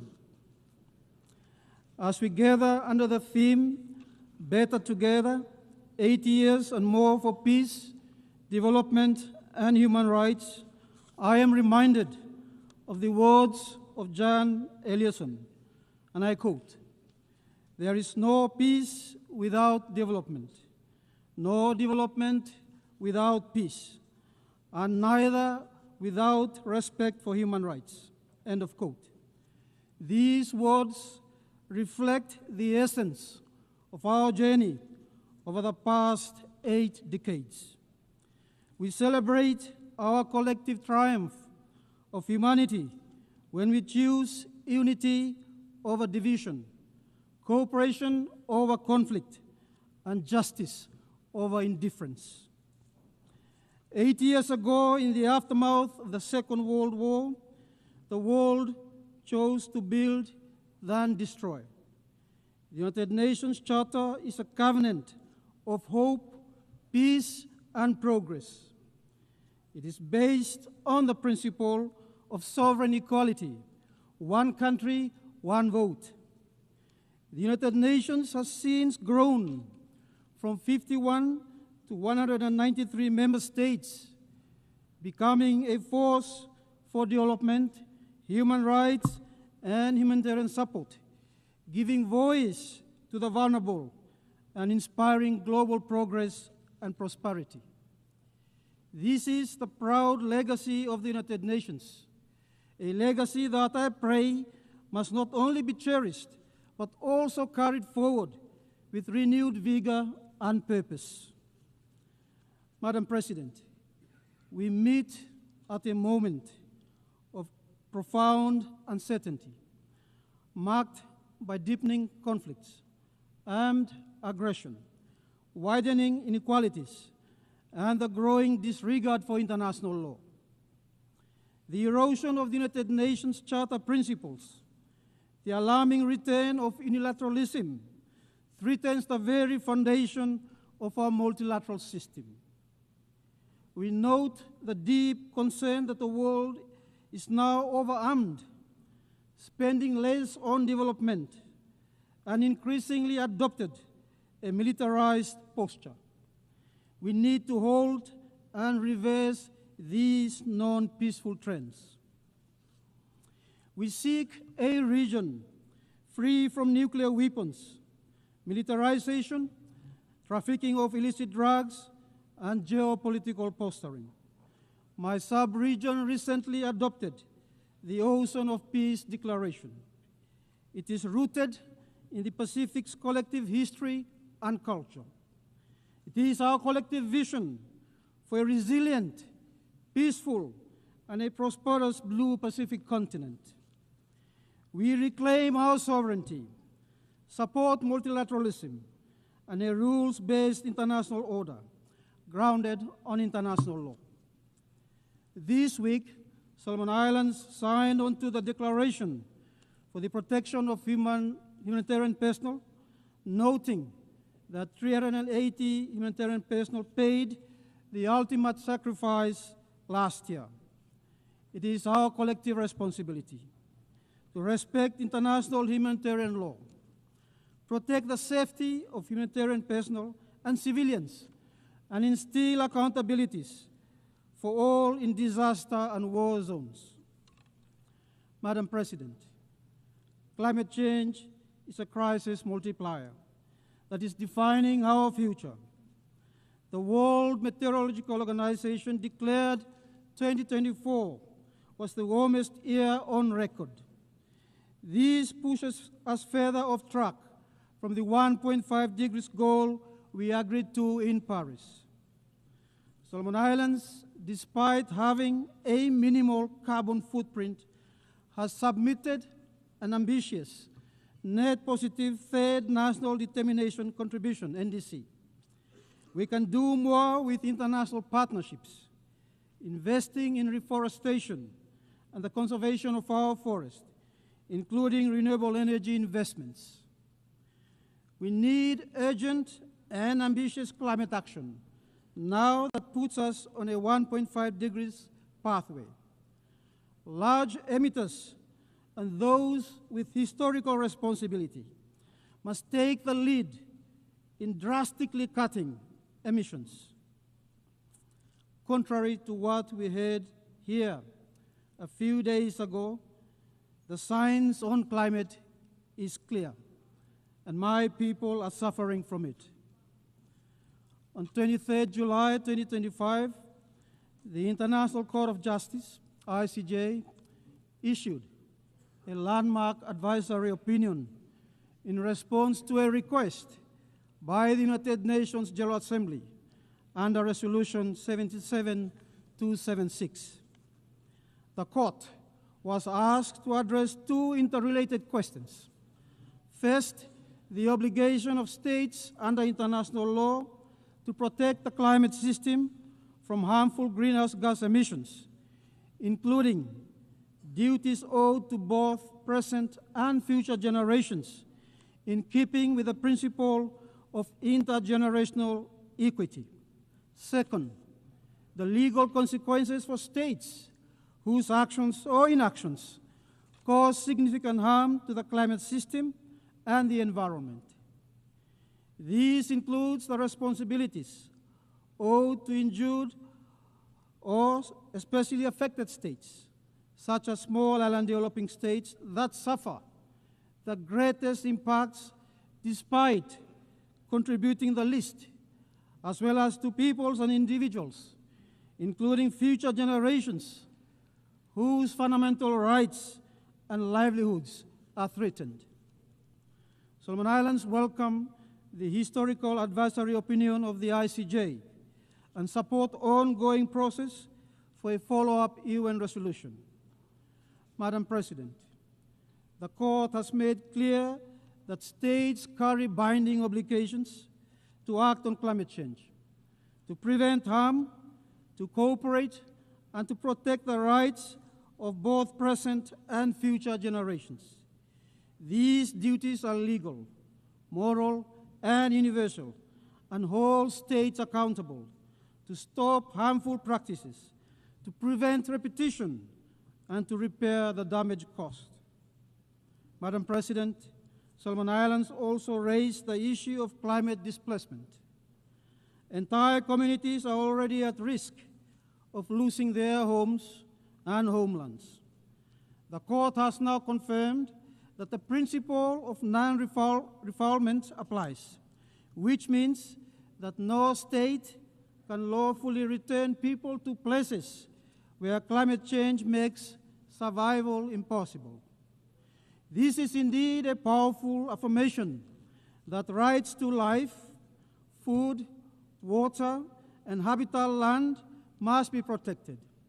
For us small island developing states, this recognition is existential, and it reminds us that climate obligations are erga omnes, owed to the world as a whole, demanding collective responsibility for a shared future.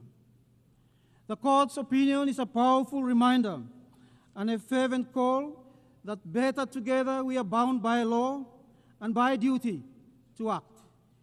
It rejected narrow interpretations that limit obligations to the Paris Agreement, affirming instead that all states must cut emissions under human rights law, the law of the sea, customary international law, and other treaties. It made clear that the 1.5 degrees Celsius target is legally binding, that major emitters cannot evade responsibility, even those outside the Paris Agreement, and that breaches will carry consequences, including reparations for harm caused and accountability for failing to address fossil fuel production, subsidies, and consumption.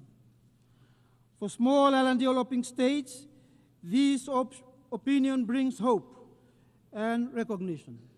It affirms that even if rising seas inundate our islands, our statehood and maritime boundaries will endure, preserving our sovereignty and our rights. Madam President, this is more than a legal finding.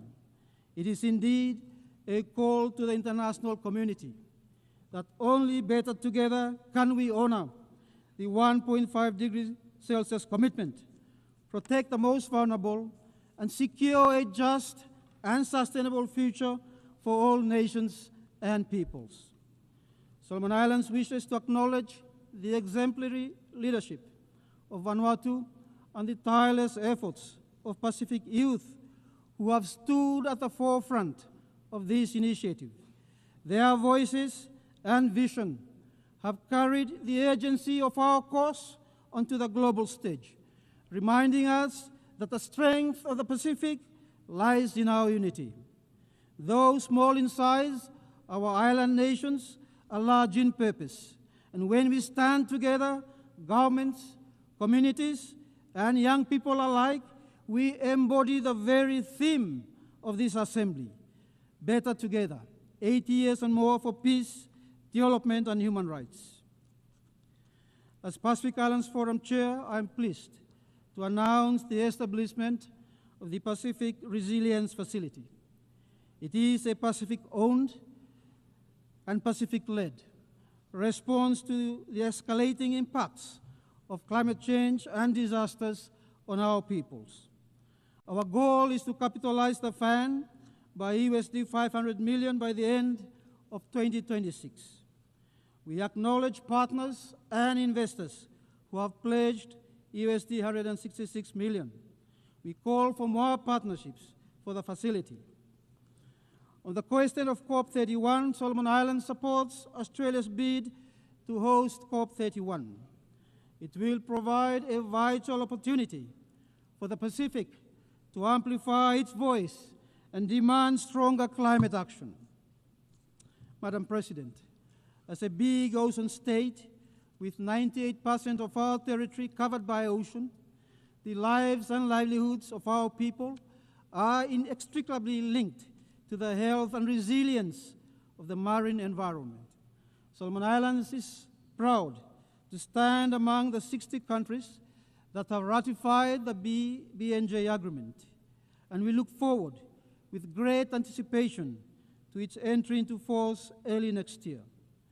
While the BBNJ agreement is a critical step forward for the stewardship of the world's oceans, it must be accompanied by robust conservation and sustainable use within areas of national jurisdiction. At the United Nations Ocean Conference, at the third United Nations Ocean Conference, Solomon Islands launched the Melanesian Ocean Reserve Initiative. The initiative unites sovereign oceans under indigenous stewardship to support ecological resilience and sustainable growth, using both traditional knowledge and scientific research in line with international standards.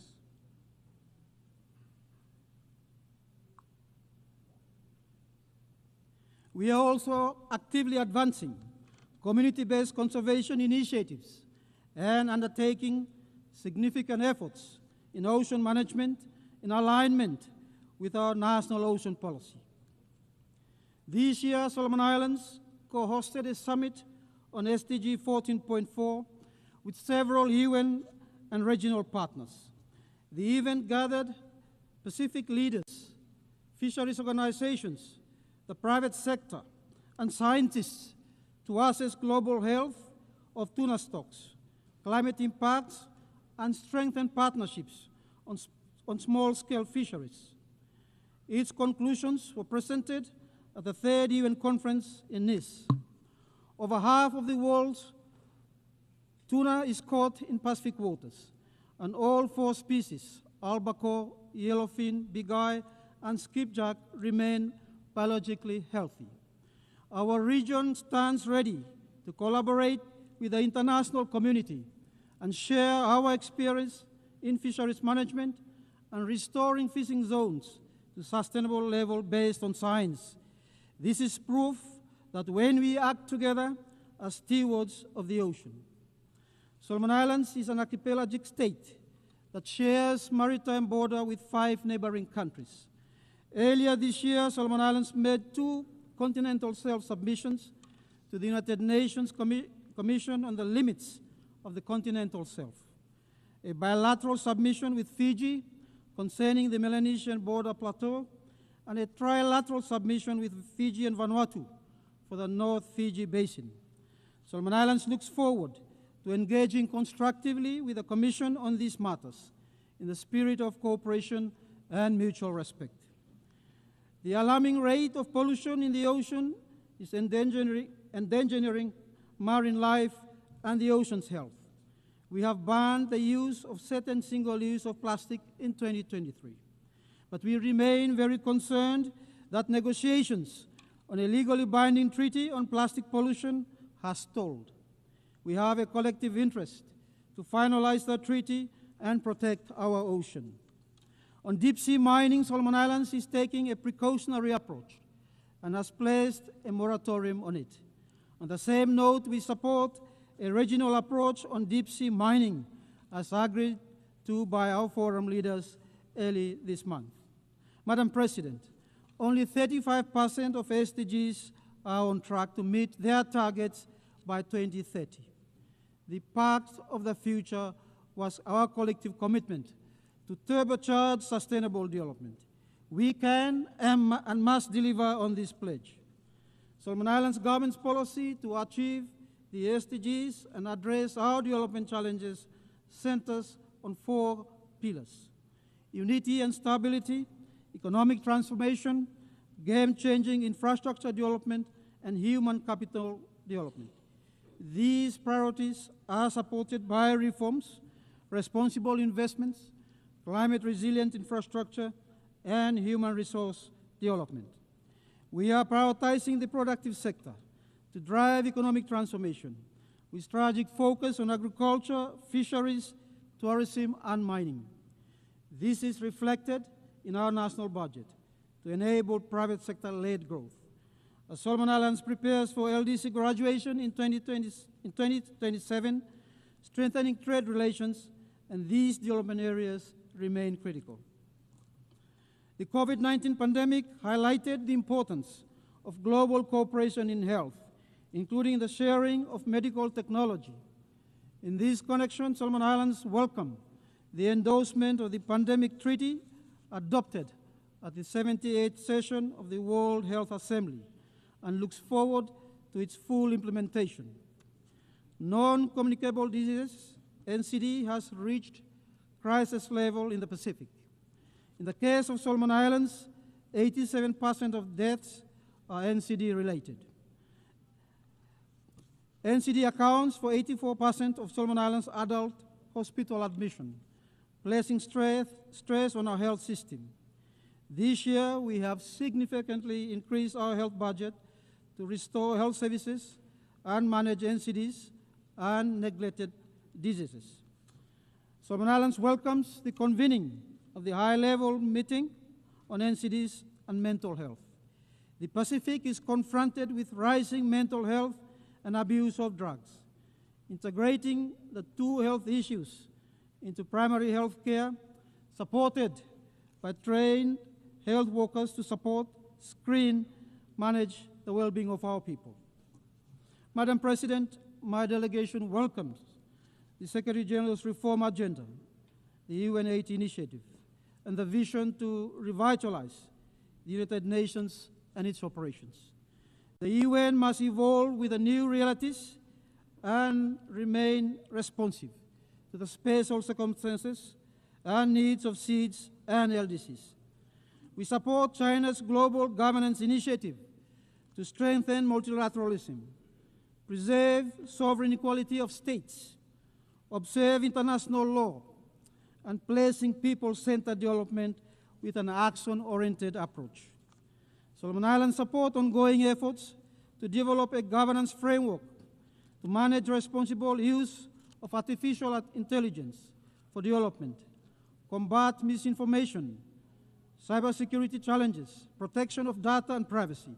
These are new and emerging issues we cannot ignore. Madam President, Solomon Islands reiterates its call for an elevated UN presence. The time has come to review the UN regional architecture to ensure it remains connected to the members that need it most. Solomon Islands remains underrepresented within the UN staff establishment. We call on the UN to consider convening in-country competitive recruitment exams in Solomon Islands. On Security Council reform, we seek a more democratic, expanded council that reflects today's geopolitical realities. The use of the veto by the Council continues to undermine peace, international law, and expose the vulnerable to harm. The veto must be eliminated as part of the reforms of the Council. We hope to see proposals shift into text-based negotiations under your presidency. Solomon Islands is seeking, for the first time in 46 years, a non-permanent seat in the UN Security Council for the period 2032 to 2033. We registered our interest 11 years ago. Let me thank countries who have confirmed their support for our candidature over the years.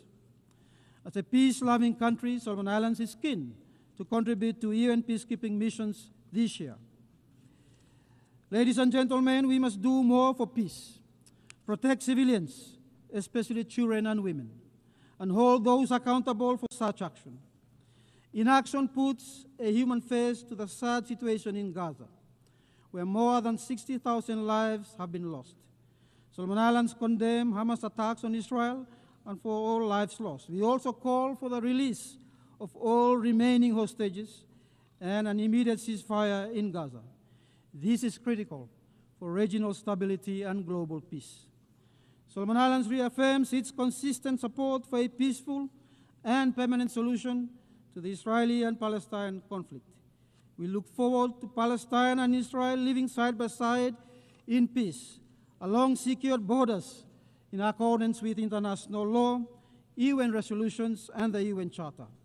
Let us give peace a chance and put an end to one of the world's unyielding conflicts, marked by displacement, occupation, and the unnecessary loss of lives. Madam President, Solomon Islands reaffirm its strong commitment for the total elimination of nuclear weapons.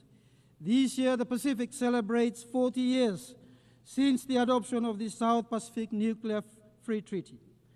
The Pacific has been used to test weapons, store nuclear waste, and discharge treated nuclear water.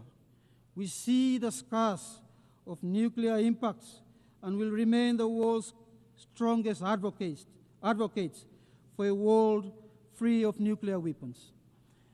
Unexploded ordnance from World War II remains a threat to our communities, people, and obstruct development. Solomon Islands would like to acknowledge the United States, Japan, and Australia in disposing World War II UXOs and carcinogenic substances buried in our land and seas left behind from World War II. This is the cruel reality of a war we never chose, yet whose scars we continue to carry. Justice demands that those responsible accept their duty to help heal the wounds they left behind. And it is only by standing better together in solidarity, with shared responsibility and compassion, that we can finally close this painful chapter of history and build a safer, more just future for our people. Madam President, Solomon Islands continue to value the partnerships we share with all countries and institutions for development. These partnerships have been crucial to our development in the past 47 years. We express gratitude to Australia's long-standing partnership and support to Solomon Islands across all development objectives of our national development strategy. China's infrastructure projects in health, transport, and communication are enabling economic growth and transforming lives. We thank the government and people of the People's Republic of China for this growing partnership. Solomon Islands reiterates and reaffirms its respect for the One China principle. New Zealand's support to expanding and upgrading airports across the country and the fisheries sector addresses our key development areas. Japan's work on one of our key provincial hospitals, economic infrastructure, and capacity development is very much appreciated. Complementing these efforts, we acknowledge support from Papua New Guinea, Indonesia, Saudi Arabia, the United Arab Emirates, the European Union, and India. We acknowledge the support through partnership with the UN system, multilateral development banks such as the Asian Development Bank, World Bank, the IMF, and look forward to new partnerships, including with the OPEC Fund for International Development and the Asian Infrastructure Investment Bank. On the same note, Solomon Islands' journey thus far has been supported by our private sector, state-owned enterprises, and NGOs. We thank you for your commitment and partnership. Madam President, Solomon Islands reaffirms the right to self-determination as enshrined in the UN Charter. In closing, Madam President, each year we meet in this august chamber, carrying the hopes and aspirations of our people, to forge a collective future where peace, development, and dignity are pursued for all. This is the responsibility we must take seriously and respond to with sincerity and urgency. For small islands developing states like Solomon Islands, a strong multilateral system is not an ideal, but a necessity. It ensures that every nation has a voice, that power does not silence principle, and that cooperation nor cohesion guides our global affairs. The United Nations must be reformed and remain relevant and stand as the cornerstone of a multilateral system, with humanity at its heart. As we commemorate 80 years of our United Nations, we must also recognize that this year, 2025, marks the close of the first quarter and the dawn of the second quarter of this 21st century. This is not only a milestone to celebrate, but also a moment to reflect on the path that we have collectively or individually taken, and looking into the future, the course we must now chart better together. From 2000 to 2025, the world has faced defining moments that shaped our shared journey. We lived through global terrorism, a financial crisis that shook economies, a pandemic that tested our resilience, and the accelerating impacts of climate change. Yet we also achieved remarkable milestones, including but not limited to the adoption of the Sustainable Development Goals, advances in technology, and the strengthening of the institution of family. These experiences remind us that humanity's progress and survival depend on our ability to act better together. As this year marks not only a moment of reflection, but also of shared responsibility. What we do today to secure peace, to drive sustainable development, and to uphold human rights will set the path for the next 25 years. Our choices now will define whether we stand united in hope or divided in regret. Come 2025, when future leaders gather in this assembly, what will we present to them? Let it not be scars of missed opportunities, but a legacy of courage and cooperation. Let it be proof that when the world chose to act better together, we secured a safer, peaceful, fairer, and a more sustainable future for our children. Madam President, Excellencies, Imi together, Tage Tumas, I thank you for your attention.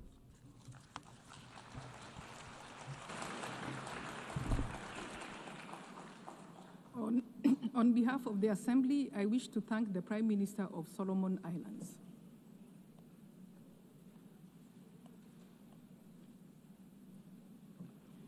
The Assembly will hear an address by His Excellency James Marape, Prime Minister of the Independent State of Papua New Guinea. I request protocol to escort His Excellency and invite him to address the Assembly.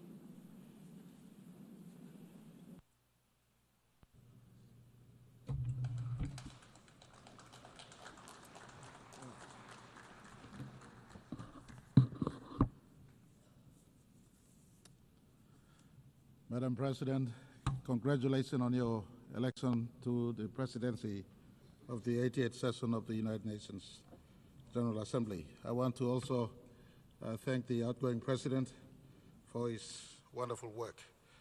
Secretary General, Excellencies, distinguished delegates, ladies and gentlemen. Firstly, on behalf of my country, Papua New Guinea, I want to say thank you to Almighty God, the Creator God, for the care of my country the last 50 years. It is truly with deep honor that I bring to this assembly warm greetings from the 10 million people of my country. Just a few days ago, we celebrated 50 years of our independence, and very soon, on the 10th of October, we will mark 50 years since we joined the United Nations. And I want to say, 50 years on, we have been proud participants in the United Nations family, and we have stood to the principles of the United Nations Charter. Deep in the core of my nation's continued success, we have maintained our nation under our Constitution. At independence, the founding fathers and mothers of Papua New Guinea gave us a single constitution, something that we value to the core. Our constitution has kept our diversity together. It protects total human rights, affirms our Christian heritage, it guides the way we live and govern. Despite being Christian, for instance, we protect the freedom of religion of every sort in our country. It safeguards our culture, and it protects our environment. Papua New Guinea is home to extraordinary diversity. Since time past, over 1,000 tribes have lived. Over 850 languages thrive in the 600 islands that we call Papua New Guinea today. It is this one constitution that binds my country into a symphony of one nation, one people, one country. And I want to say thank you very much to the fathers of my country and to the mothers of my country who have given this wonderful constitution that protects the democracy we have today. I want to also acknowledge the work of our churches, who alongside state has delivered education, health, and community services that has contributed to holding my country together. For this, we are forever grateful. I want to say deep in the heart of this Constitution, it preserves human rights and human dignity. And we coexist amongst ourselves. If you look into PNG today, we got mosque for our Muslim brothers and sisters. We have Hindus who practice their Hindu faith. We have many religions in our country. Our Constitution, whilst pronounced our Christian faith, tolerates diversity of religion, diversity of people's opinion, diversity of individuals' choice in as far as their practice of worship and how they want to live. In a world of so much divergence, Papua New Guinea has one or two lessons to teach the world. One of them is living amidst diversity, coexisting and living in unity. A second lesson we possibly want to speak to the world is a lesson of peace. Papua New Guinea, like many parts of the world, also has known conflicts for a decade. In fact, 14 years after independence in 1975, Bougainville Island in our country suffered extreme violence. But through dialogue under the oversight of United Nations, we've achieved the 2001 Bougainville Peace Agreement. And since then, I am happy to say not a bullet has been fired since the peace agreement was signed. We continue to resolve questions around Bougainville's future through dialogue, our Melanesian conscience, our Christian brotherhood sitting together on the table, and through our consensual process. And I want to say, Bougainville reminds us that peace can be achieved. In a world today where we struggle to find peace, I want to say peace can be found on the table of peace. I remind all who are in conflict, different conflicting parties, needless to name, peace can be found. Why don't you give peace a go? Sit on the table of peace. This morning I was pleased to hear Israel Prime Minister saying for the first time, or in fact he's been saying but re-emphasized again this morning, that Hamas, if you let go those who you capture, they could stop the war right now and then. That's a construct of peace. And I want to say, why don't we give peace a go? Hamas, for Israel conflict with you, you have the opportunity to give your people a moment of peace. This morning, Israel Prime Minister uttered that if you let go the hostages, including those that have been killed, they could stop the war now, right now.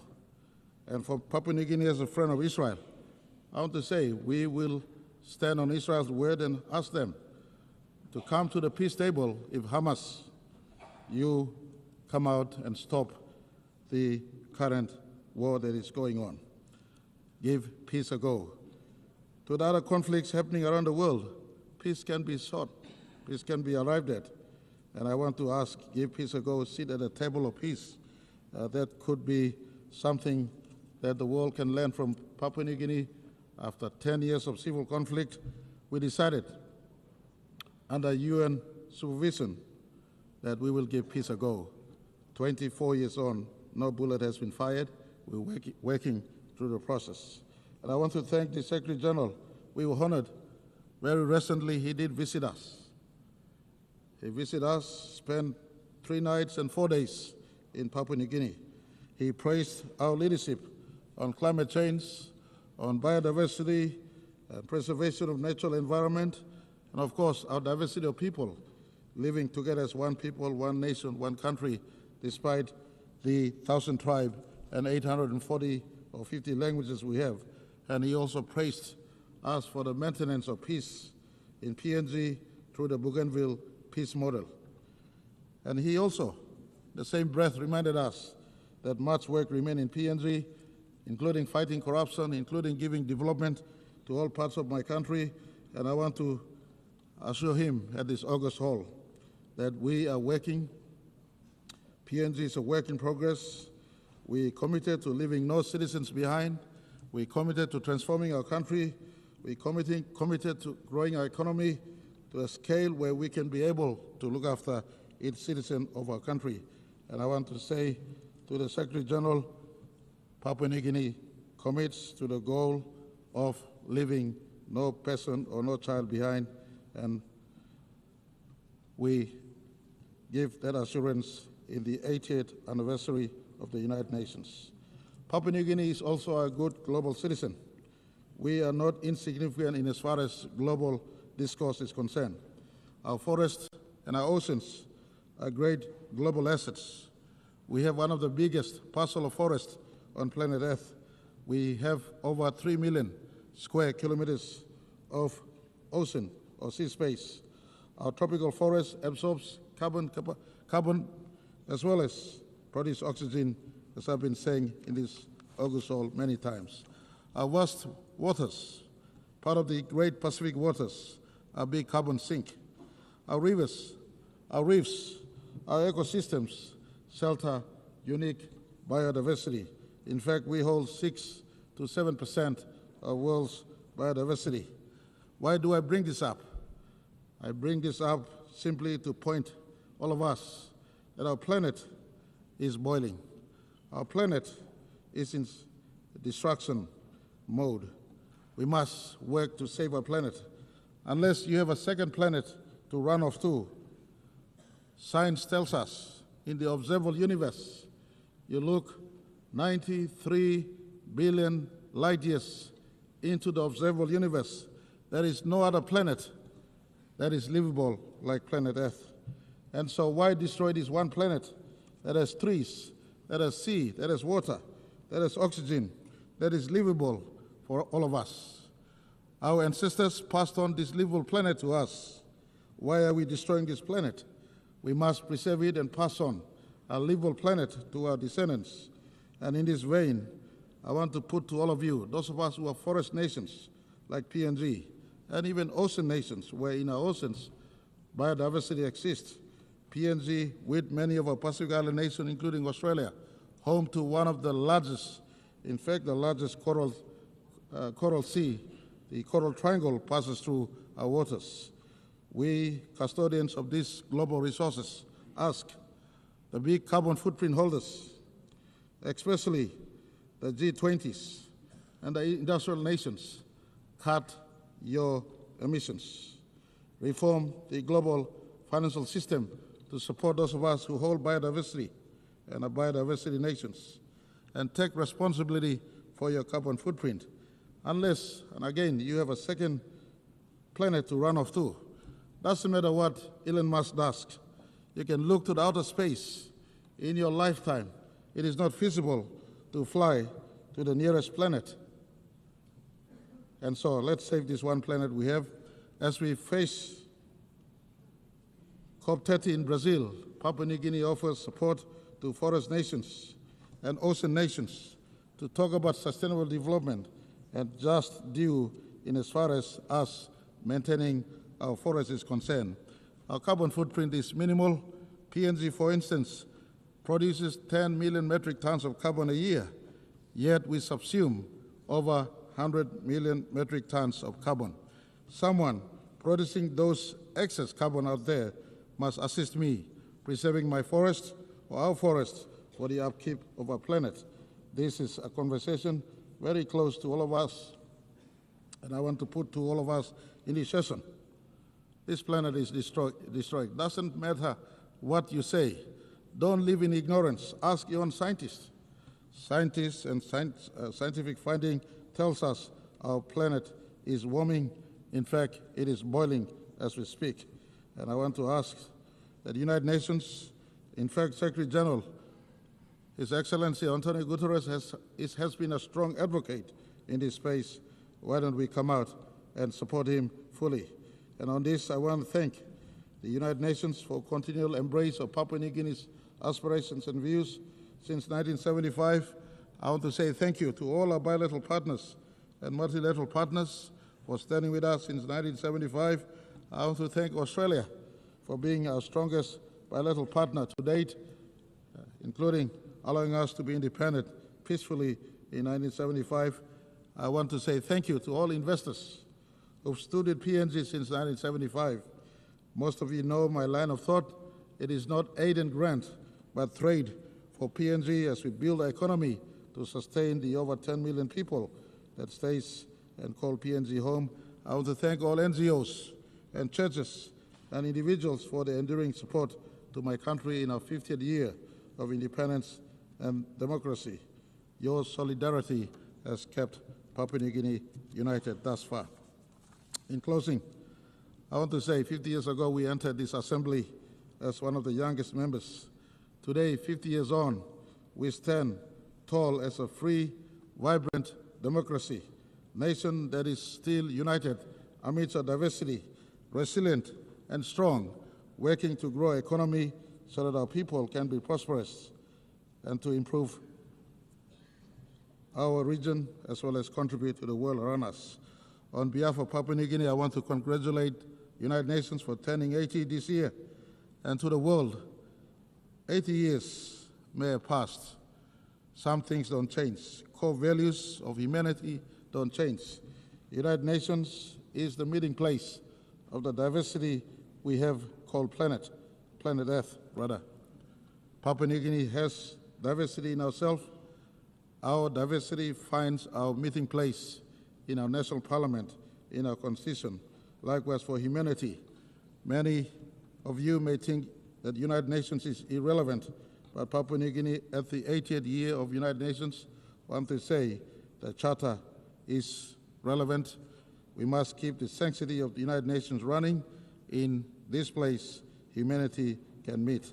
In my closing message, I want to say, unity can be found in diversity, like PNG maintains our unity in diversity. It is better together than being alone. Peace is built and sustained through dialogue and not through war. This one planet must be preserved for all generations. Thank you very much. Thank you too much.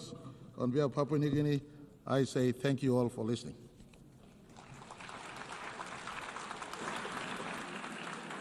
On behalf of the Assembly, I wish to thank the Prime Minister of the independent state of Papua New Guinea.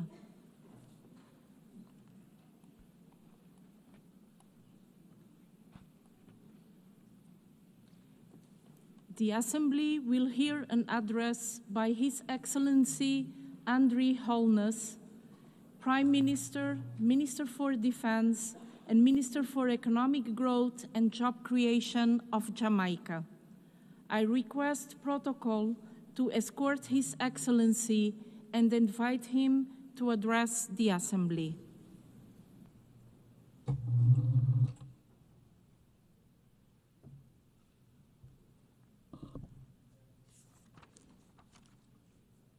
Madam President, Excellencies, on behalf of Jamaica, I extend warm congratulations to you, Madam President, on your election to preside over this landmark 80th session of the General Assembly. Just last week, Jamaica marked 63 years as a proud member of the United Nations. As we celebrate the UN's 80th anniversary, we reaffirm our unwavering commitment to the principles of the UN Charter. From decolonization to peacekeeping, from eradicating diseases to promoting human rights, the UN has achieved remarkable success over these past 8 decades.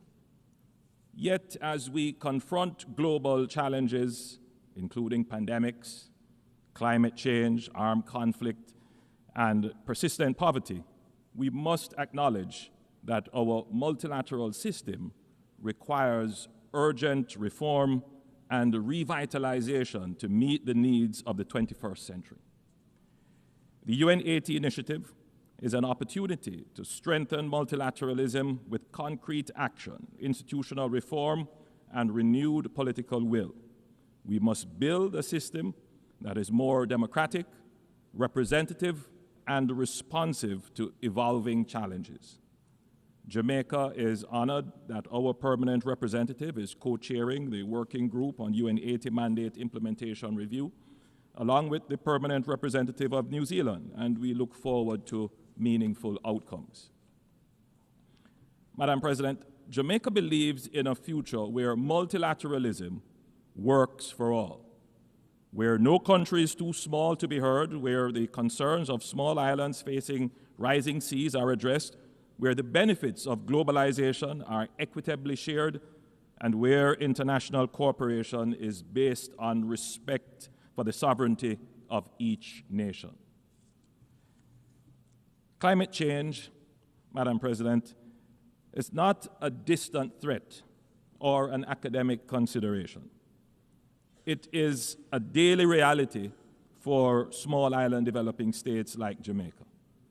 Frequent hurricanes, droughts, and erratic rainfall destroy infrastructure, displace communities, and set back decades of hard-fought progress. Jamaica has demonstrated unwavering leadership in climate action despite our limited resources. We have committed to achieving net zero emissions by 2050 and have implemented our national adaptation plan with specific measures to build resilience across key sectors, and we are on track to achieve our renewable energy target of 50% by 2030. However, our efforts and those of other SIDS are severely constrained by the lack of predictable access to financing. The promise of $100 billion annually remains unfulfilled. The Loss and Damage Fund established at COP28 was historic, yet its initial capitalization of $800 million is grossly inadequate.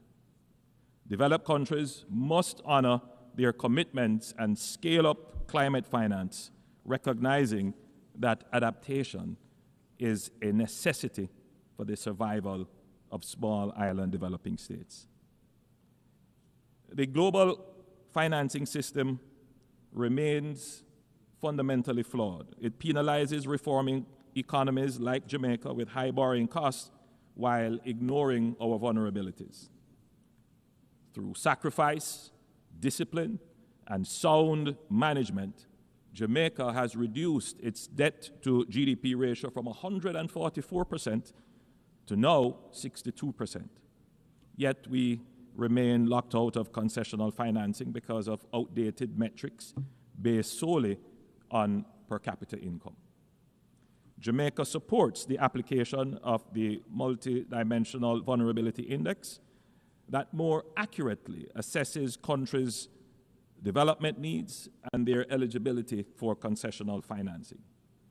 Jamaica also strongly supports innovative financing mechanisms, including debt for climate swaps, debt for nature swaps, and blended finance instruments that can unlock private sector investments in sustainable development projects while reducing debt burdens. We welcome initiatives such as the IMF's Resilience and Sustainability Trust and call for its expansion to support more countries in building climate resilience. Madam President, multilateralism must deliver fairness for all countries to believe that constructive dialogue and engagement offers the best path forward for all countries. That is the case, Madam President, for the people of Cuba, so that they may be able to fully participate in the global economy. We encourage continued domestic reform in Cuba and greater integration into international systems supported by policies that enable progress rather than isolation. Madam President, Jamaica once again condemns the heinous October 7, 2023 attack on Israel and is deeply horrified by the devastating humanitarian consequences of the counteroffensive in the Palestinian territories. A just and peaceful resolution to the conflict is only possible through diplomacy and dialogue. We continue to support United Nations Security Council Resolution 242 and support the call for a ceasefire agreement that includes the release of all remaining hostages and definitively ending the protracted war and human suffering. Madam President, political instability, gang violence, and humanitarian crises in Haiti affect not only the Haitian people, but the entire region. As current chair of CARICOM, Jamaica has led and participated in efforts to restore peace and constitutional order in Haiti. Last year, we welcomed and participated in the deployment of the Multinational Security Support Mission to Haiti, and we commend Kenya's leadership in this initiative. Despite progress made, the situation remains dire. As we contemplate next steps, we urge member states, especially those in the Security Council, to operationalize the recommendations made by the Secretary General for a transition to a more robust hybrid mechanism to deal with the situation in Haiti. We call on member states to provide the necessary financial and logistic support to ensure the success of this initiative. But security operations alone will not suffice. Haiti's governance deficit and fragile institutional framework must be addressed. Once stability is restored, the international community must help rebuild democratic institutions, ensure free and fair elections, expand humanitarian relief, and invest in infrastructure to support long-term stability. Haiti's recovery requires sustained global support. Madam President, the Haitian crisis has laid bare a wider truth. Transnational criminal networks involved in cybercrime, trafficking arms, narcotics, and people, organizing violence and destabilizing institutions, are an existential threat to states. Gangs are now global syndicates with resources that rival nation states. Jamaica has made significant progress in tackling gangs and reducing our homicide rate by more than 50% in recent years. But we know that unless these networks are totally dismantled, our gains remain fragile. This is why we call for nothing less than a global war on gangs, a coordinated international campaign to cut off the flow of weapons, money, and the influence that sustains them. This requires deeper engagement from all member states. We urge full implementation of the UN Programme of Action on Small Arms and Light Weapons and the International Tracing Instrument. Major arms exporting countries must tighten export controls, strengthen end-use monitoring, and ensure rigorous post-delivery verification.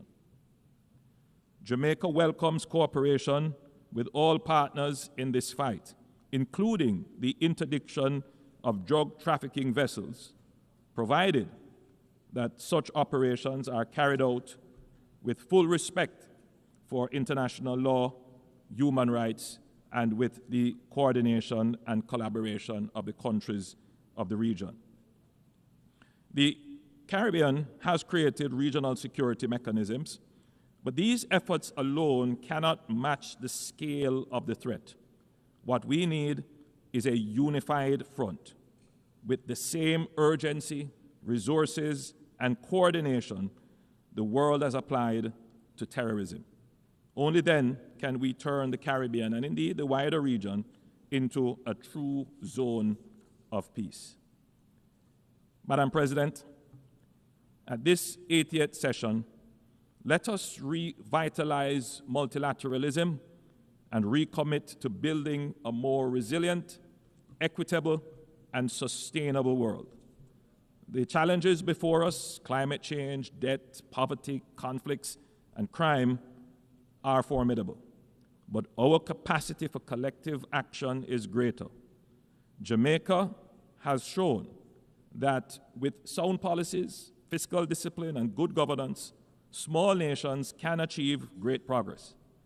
But to build on this progress, we need an international system that is fair, inclusive, and responsive.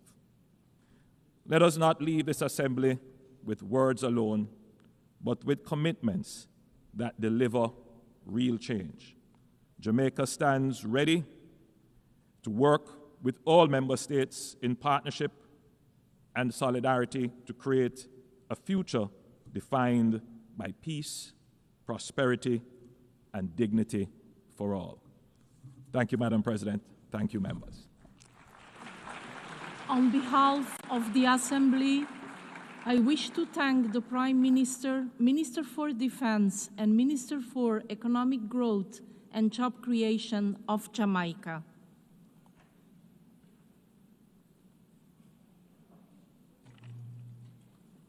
The Assembly will hear an address by His Excellency John Briceño, Prime Minister and Minister of Finance, Investment and Economic Transformation, Civil Aviation and E-Governance of Belize. I request protocol to escort His Excellency and invite him to address the Assembly.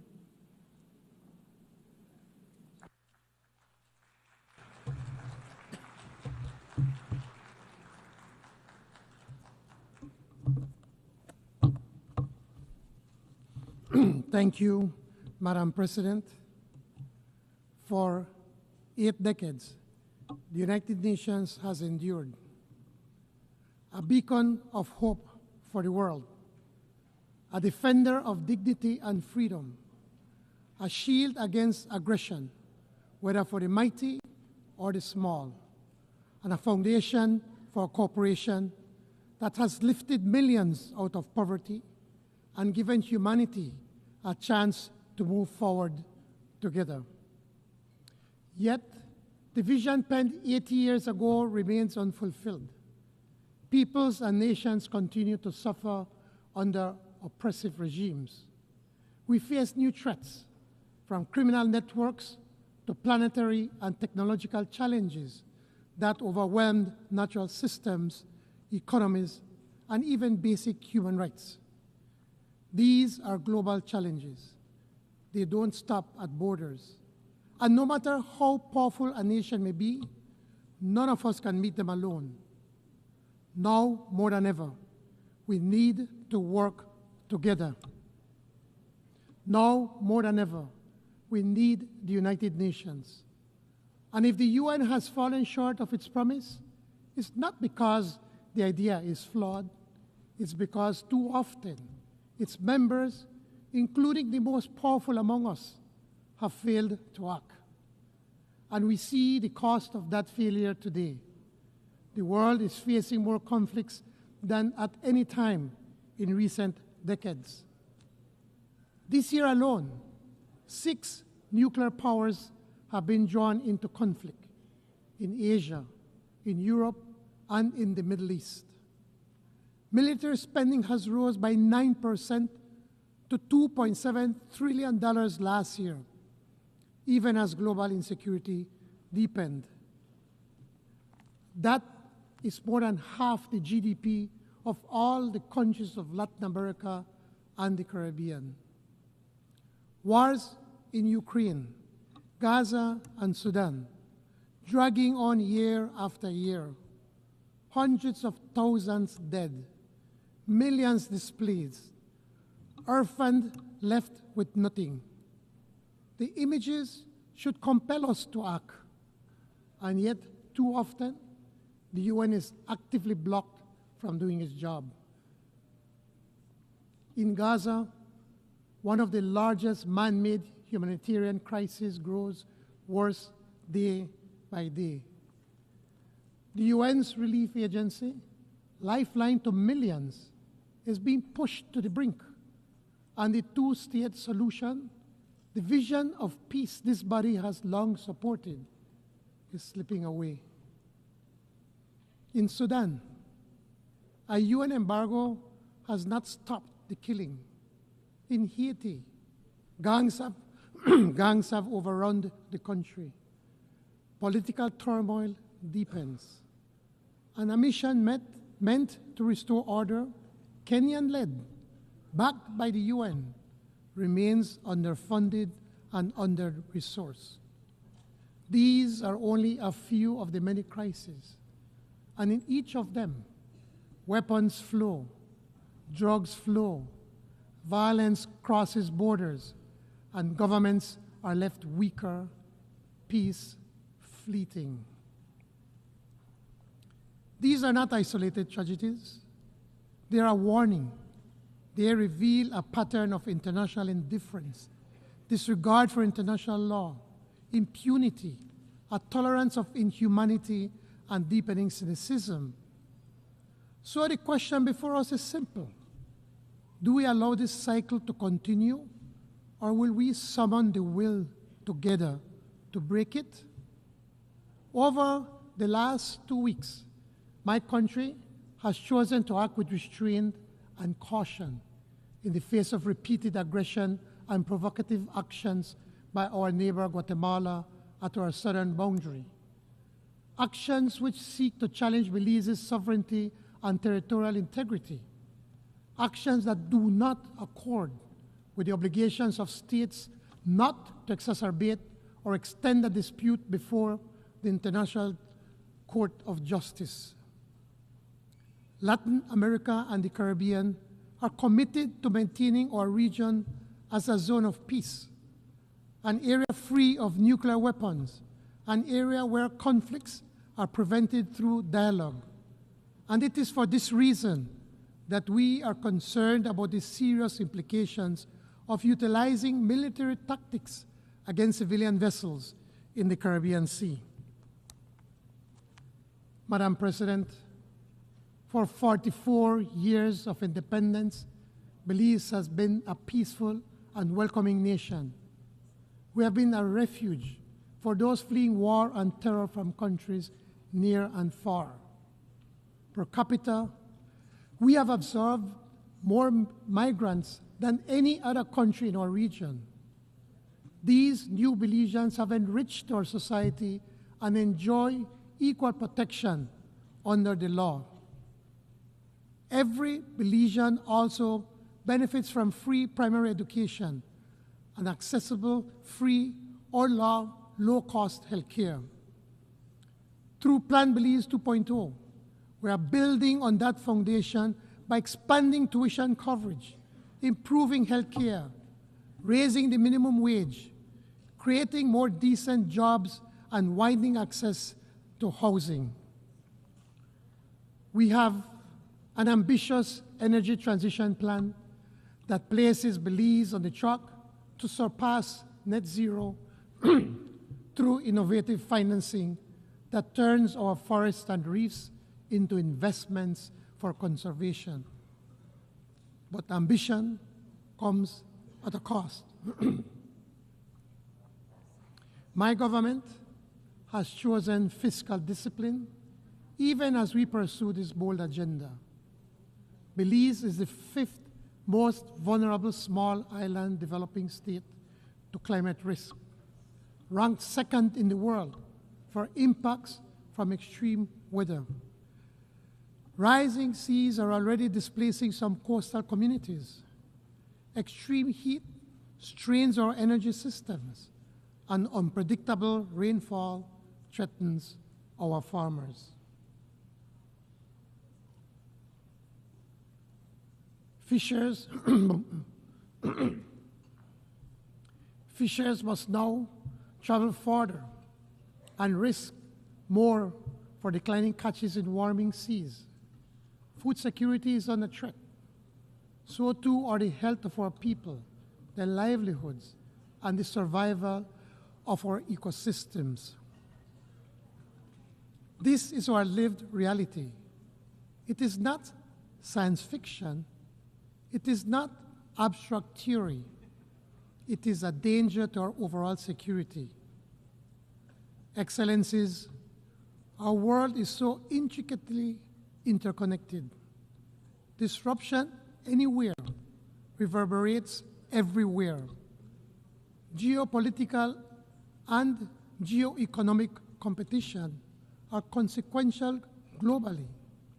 So too is the persistence of disease, hunger, poverty, and the inequalities among peoples and nations.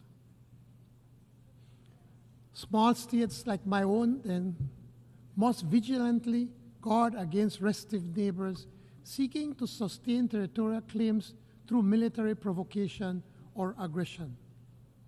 This is not the world that the founders of the UN envisioned.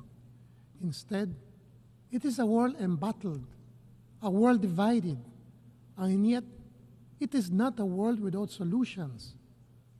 Over 80 years, nations have agreed on laws and policies to defend human rights, pursue sustainable development, promote disarmament, and protect the vulnerable and our environment.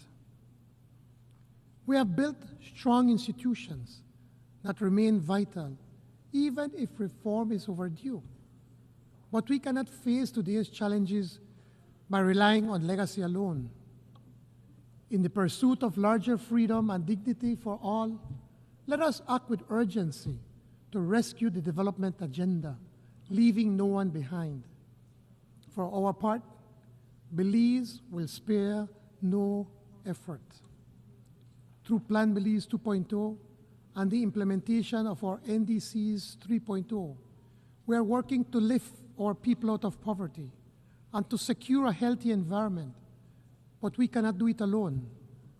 We need international support that has been promised.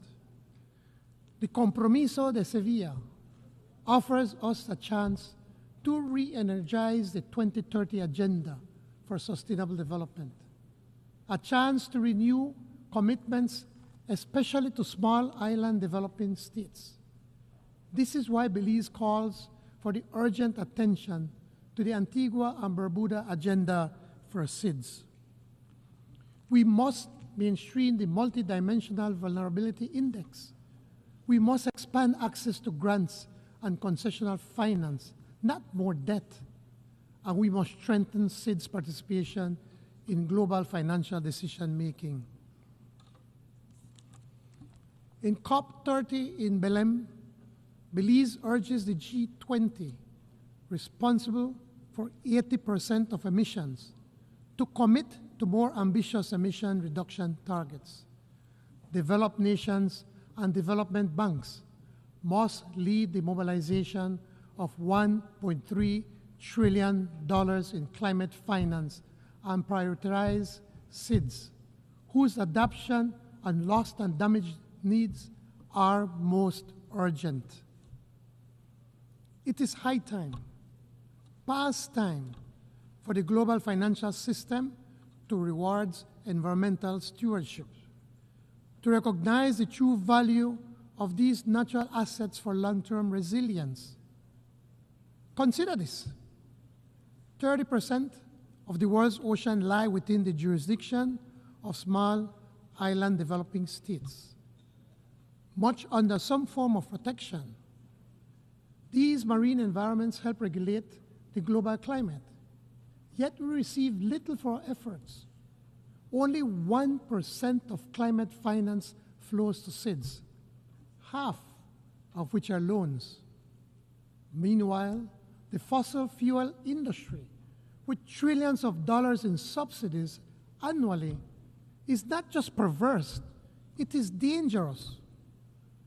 Let us reverse this by investing more, much more in nature-based and nature-positive solutions. With only 5 years remaining to achieve the SDGs, urgency is paramount. Madam President, realizing the ambition of leaving no one behind requires the involvement of everyone. Yet, the UN still excludes one critical actor, the people of Taiwan. Taiwan is a thriving democracy with global leadership in high-tech innovation, semiconductors, AI, biotechnology, renewable energy, all vital to global supply chain security and sustainable development. Taiwan already contributes to the SDGs, assisting partners with advanced technology. We therefore urge the United Nations to find appropriate ways to recognize Taiwan as an indispensable partner in our shared pursuit of sustainable development. Madam President, the people of Haiti deserve our urgent and united support to completely expunge the criminal gangs that have attempted to overrun that country and to ensure that they are brought to justice. A workable path forward for Haiti exists, but it requires sustained security assistance, resources, and a coherent international response. We must act now. Excellencies, each nation must be free to define its own path. The International Court of Justice has affirmed that self-determination is a preemptory norm. We must end the denial of this right to the people of Western Sahara, whose plight the world continues to ignore. The economic, commercial, and financial blockade imposed by the United States of America against Cuba must end, and Cuba must immediately be removed from the list of countries that allegedly sponsor terrorism. It is illegal, inhumane, and contrary to the UN Charter. And the genocide in Palestine must stop now.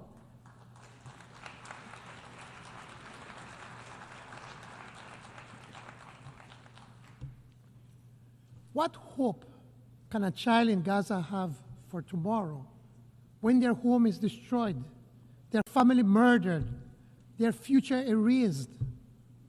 What hope can there be if their right to self-determination is extinguished? The UN once confronted apartheid in South Africa with declarations, sanctions, conventions, and suspension of the regime from this assembly. We must draw that lesson again. No regime that desecrates the Charter and destroys our people has a place in this hall. And that is why the rule of law must prevail.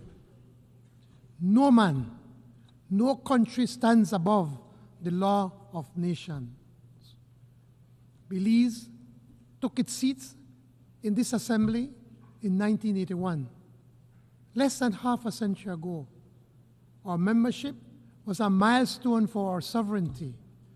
Global recognition of Belizean sovereignty also meant full recognition of our territory.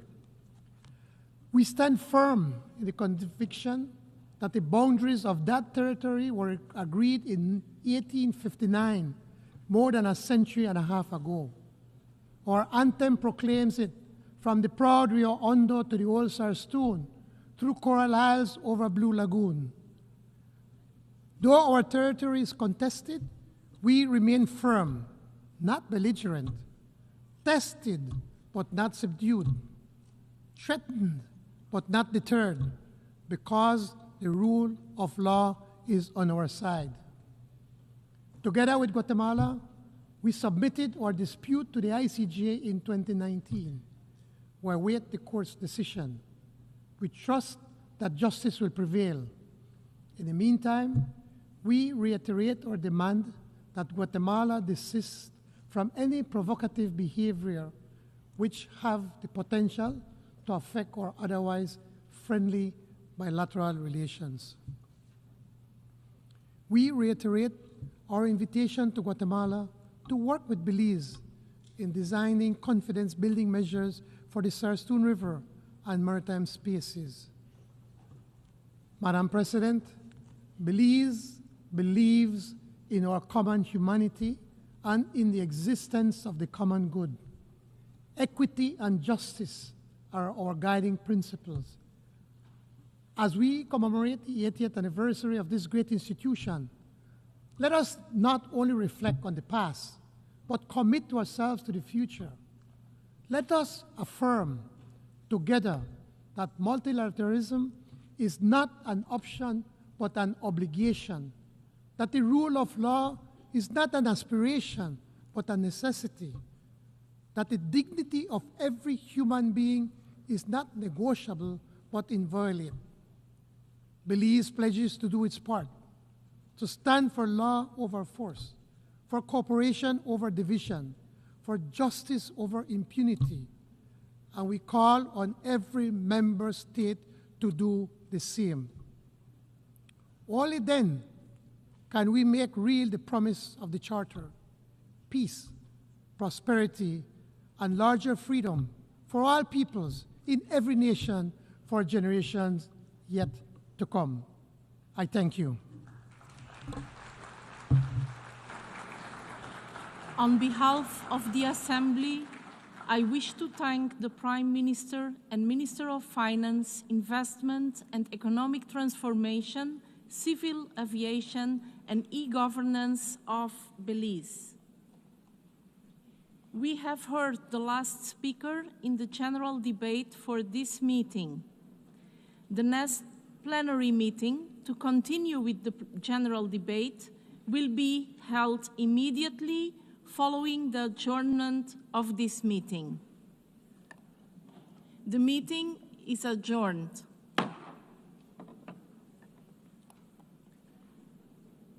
The 10th plenary meeting of the General Assembly is called to order.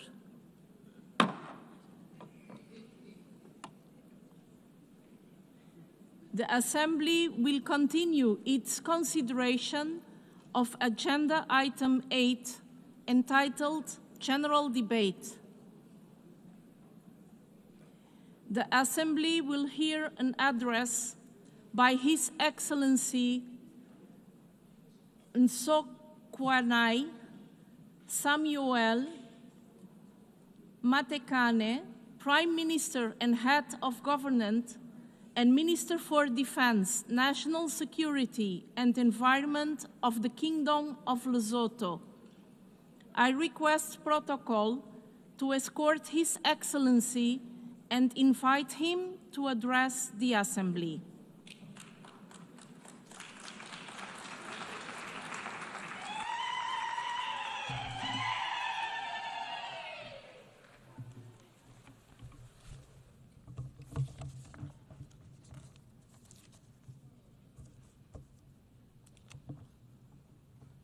Madam President, of the 80th session of the General Assembly, Your Excellencies, Heads of State and Government, Mr. Secretary General of the United Nations, I extend heartfelt congratulations to you, Madam President, on your election as President of the 80th session of the United Nations General Assembly.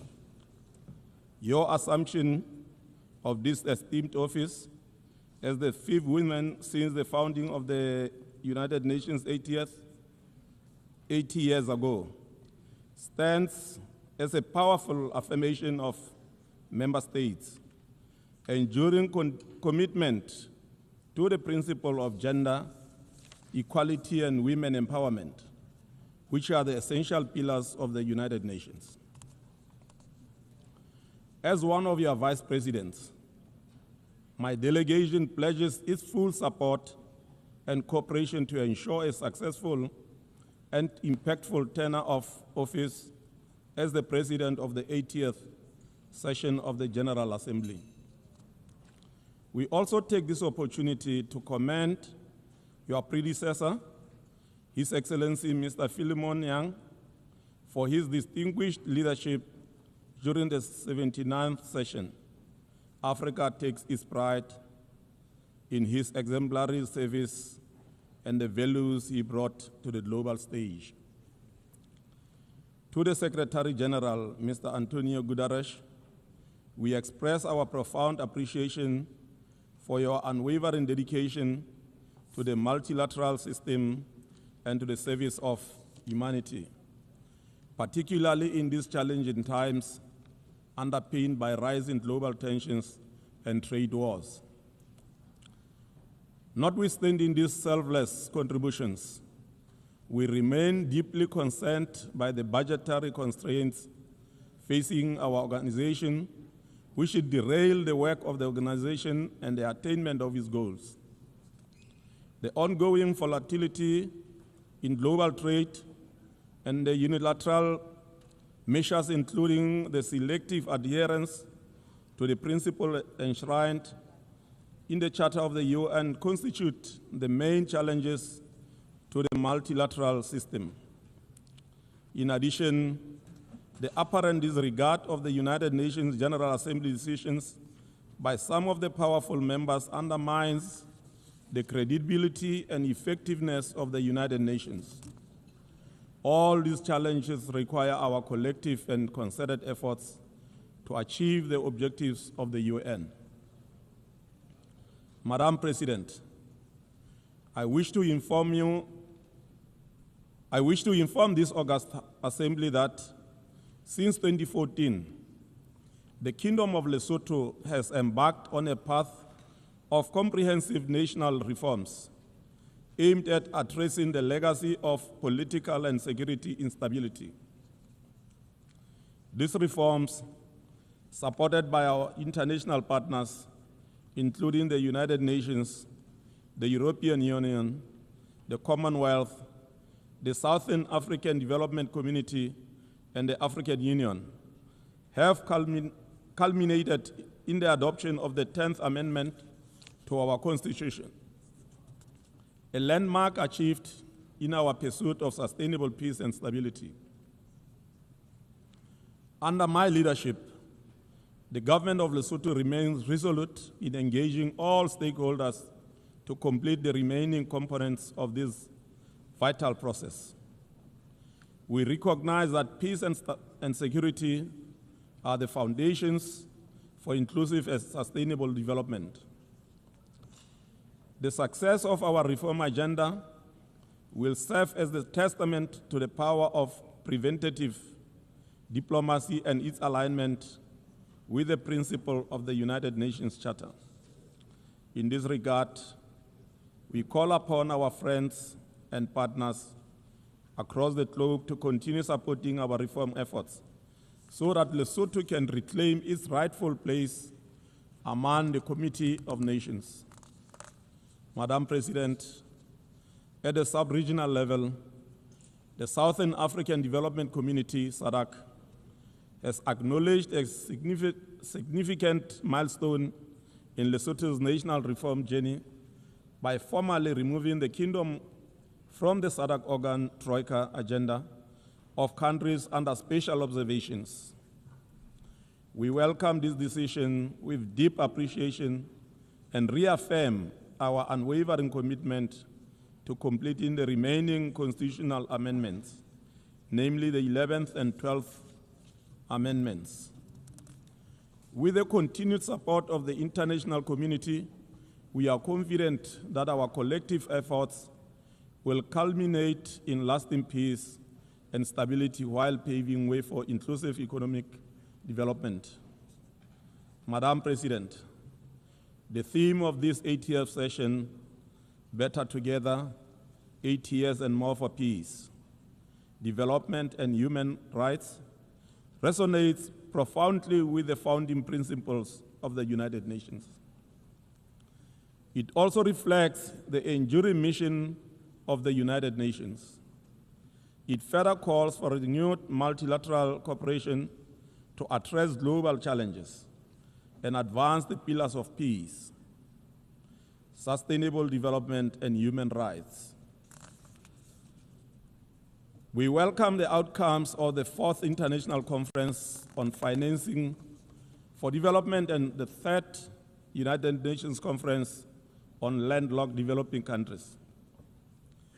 These landmark gatherings offered member states a rare opportunity to renew their commitment to bridging the financing gap for developing nations and to address the unique challenges faced by countries in special situations, such as Lesotho. While official development assistance is regrettably in decline, it remains a vital source of development financing for least developed countries. Its reduction threatens to erode the progress achieved thus far. We therefore make a clarion call to development partners to honor their ODA commitments, thereby safeguarding vulnerable nations from the risk of entrenched poverty and underdevelopment. At the national level, Lesotho is intensifying efforts to mobilize domestic resources by curbing illicit financial flows and enhancing revenue administration. This includes improving the efficiency of our tax systems and broadening the tax base through aggressive industrialization. We are also embarking on a transformative path through the Just Energy Transition Initiative, a visionary program championed by His Majesty King Letsie III. As we may all be aware, Lesotho is endowed with the pristine mountains water, strong winds, and a year-round sunshine that's offering unique potential for hydro, wind, and solar energy. Our goal is to harness these resources to achieve our domestic and regional energy security and climate adaptation. This clean energy potential also creates opportunities for Lesotho to host data centers powered sustainably by renewable and cooled naturally by our temperature highland climate. Such facilities would not only advance Africa's digital transformation, but also do so in a way that is environmentally responsible and cost-effective. Lesotho is therefore open for investment and partnerships in building global data centers, renewable energy, and water resources. Madam President, digital transformation is reshaping our world. For developing countries like Lesotho, the implementation of the Global Digital Compact is not a luxury, it is a necessity. To ensure resilience and inclusive development, the government of Lesotho is prioritizing investment in affordable digital infrastructure, promoting digital literacy, and nurturing innovation ecosystems. These efforts are particularly focused on empowering youth, women, and rural communities. Let us bear in mind that the continent of Africa is home to the largest number of youth, that is 70% under the age of 30 years. Our collective ability to harness their potential in different productive sectors of our economies remain one of the most viable solutions to our structural challenges. In this regard, we invite all and sundry to ensure youth participation in governance, entrepreneurship, and decision-making processes. Madam President, agriculture remains the cornerstone of economic activity in landlocked, least developed countries. However, it is affected by climate shocks. To mitigate these impacts, greater investment in adaptation and resilience are essential. We warmly welcome the proposal to establish regional agricultural research hubs under the AWASA Program of Action for LLDCs to mitigate the impact of climate change. Such centers have the potential to provide access to sustainable agricultural practices and innovation critical for enhancing agricultural security and reducing poverty. I am happy to reaffirm Lesotho's interest in hosting such a center for the African region. Madam President, addressing the global climate emergency and ecosystem degradation demands coordinated international action. Extreme weather events, erratic rainfall, and drought threaten food systems, water resources, and financial stability. The preservation of biodiversity and sustainable management of natural resources on land and at sea are critical to climate adaptation. Though landlocked, Lesotho recognizes the integral role of oceans in the global climate system. In this spirit, Lesotho signed the agreement on the conservation and sustainable use of marine biological diversity of areas beyond national jurisdiction, BBNJ agreement, on 13 June 2025, during the United Nations Ocean Conference in France. This act reaffirms our belief that stewardship of the high seas is a shared responsibility of all humankind. Madam President, a healthy population is the bedrock of a resilient and prosperous nation. Lesotho remains committed to ensuring equitable, accessible, and quality health care for all, regardless of age, gender, or location. We continue to expand primary health care services with emphasis on sexual and reproductive health, maternal and child health, communicable diseases such as HIV/AIDS and tuberculosis, and the growing burden of non-communicable diseases. Lesotho also recognizes that universal health coverage cannot be achieved without addressing gender equality. We remain steadfast in mainstreaming gender equality, strengthening women's rights, and eliminating gender-based violence. Madam President, as we mark 8 years of the United Nations, the UN institutional reforms are indeed essential for relevance and efficiency.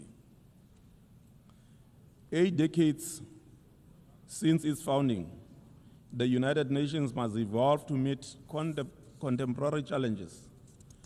Reform of the UN Security Council must not remain a distant aspiration eternally. Deliberate efforts by all of us must be made towards ensuring that negotiations garner the requisite support so that the historic injustices of the past are corrected. For us as Lesotho, we reaffirm our support for the common African position, which is commonly known as a Esulini consensus. We also welcome the Secretary General's UN Aid initiative aimed at enhancing the organization's effectiveness. As this initiative unfolds, we emphasize the importance of equitable representation within the Secretariat and sensitive to the vulnerabilities of developing states. We trust that member states will duly consulted throughout this process. Madam President, Lesotho remains committed to the maintenance of international peace and security, a core mandate of the United Nations. Yet, we are deeply troubled by ongoing armed conflicts around the world, which pose grave threats to global stability. Of particular concern is the protracted conflict in Gaza, which has resulted in immense human suffering, especially among women, children, and other vulnerable groups. We commend efforts by member states to pursue peace in the Middle East conflict and call for the immediate and unconditional release of all remaining hostages. We further call for a permanent ceasefire to prevent further loss of innocent lives. The resolution of international dispute must be grounded in dialogue, justice, and equality. Lesotho continues to advocate for a two-state solution in accordance with the relevant United Nations resolutions. Madam President, the use of unilateral coercive measures by some states on others remain a source of concern for my delegation. The consequences of such measures are also felt beyond the borders of the targeted countries. Under this regime, the people of Zimbabwe and Cuba continue to suffer for unnecessarily too long. My delegation therefore renews its call for unconditional removal of the unilateral sanctions in order to afford these two countries the opportunity to achieve the most aspired development. As I conclude, Madam President, Lesotho remains steadfast in its commitment to the implementation of the Sustainable Development, recognizing them as a blueprint for inclusive and resilient development. Through a whole of government and whole of society approach, Lesotho has integrated the SDGs into its national development frameworks and continues to align sectoral policies accordingly. The country has demonstrated transparency and accountability by regularly submitting voluntary national reviews to the United Nations, showcasing progress, identifying challenges, and reaffirming its dedication to leaving no one behind. The last of these reports was presented in July 2025. The 80th anniversary of the United Nations marks a profound milestone in the collective journey of humanity towards peace, development, and the protection of human rights. Over 8 decades, the organization has stood as a beacon of multilateral cooperation, guiding member states through moments of triumph and adversity.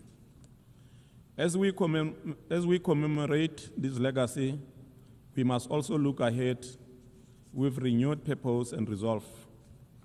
The future demands a United Nations that is more inclusive, responsive, and equipped to address emerging global challenges, from climate change and digital transformation to rising inequality and geopolitical tensions. The next chapter must be defined by bold action, strengthened solidarity, and a shared commitment to leave no one behind. I thank you for your attention. Thank you. On behalf of the Assembly, I wish to thank the Prime Minister and Head of Government, Minister for Defense, National Security and Environment of the Kingdom of Lesotho.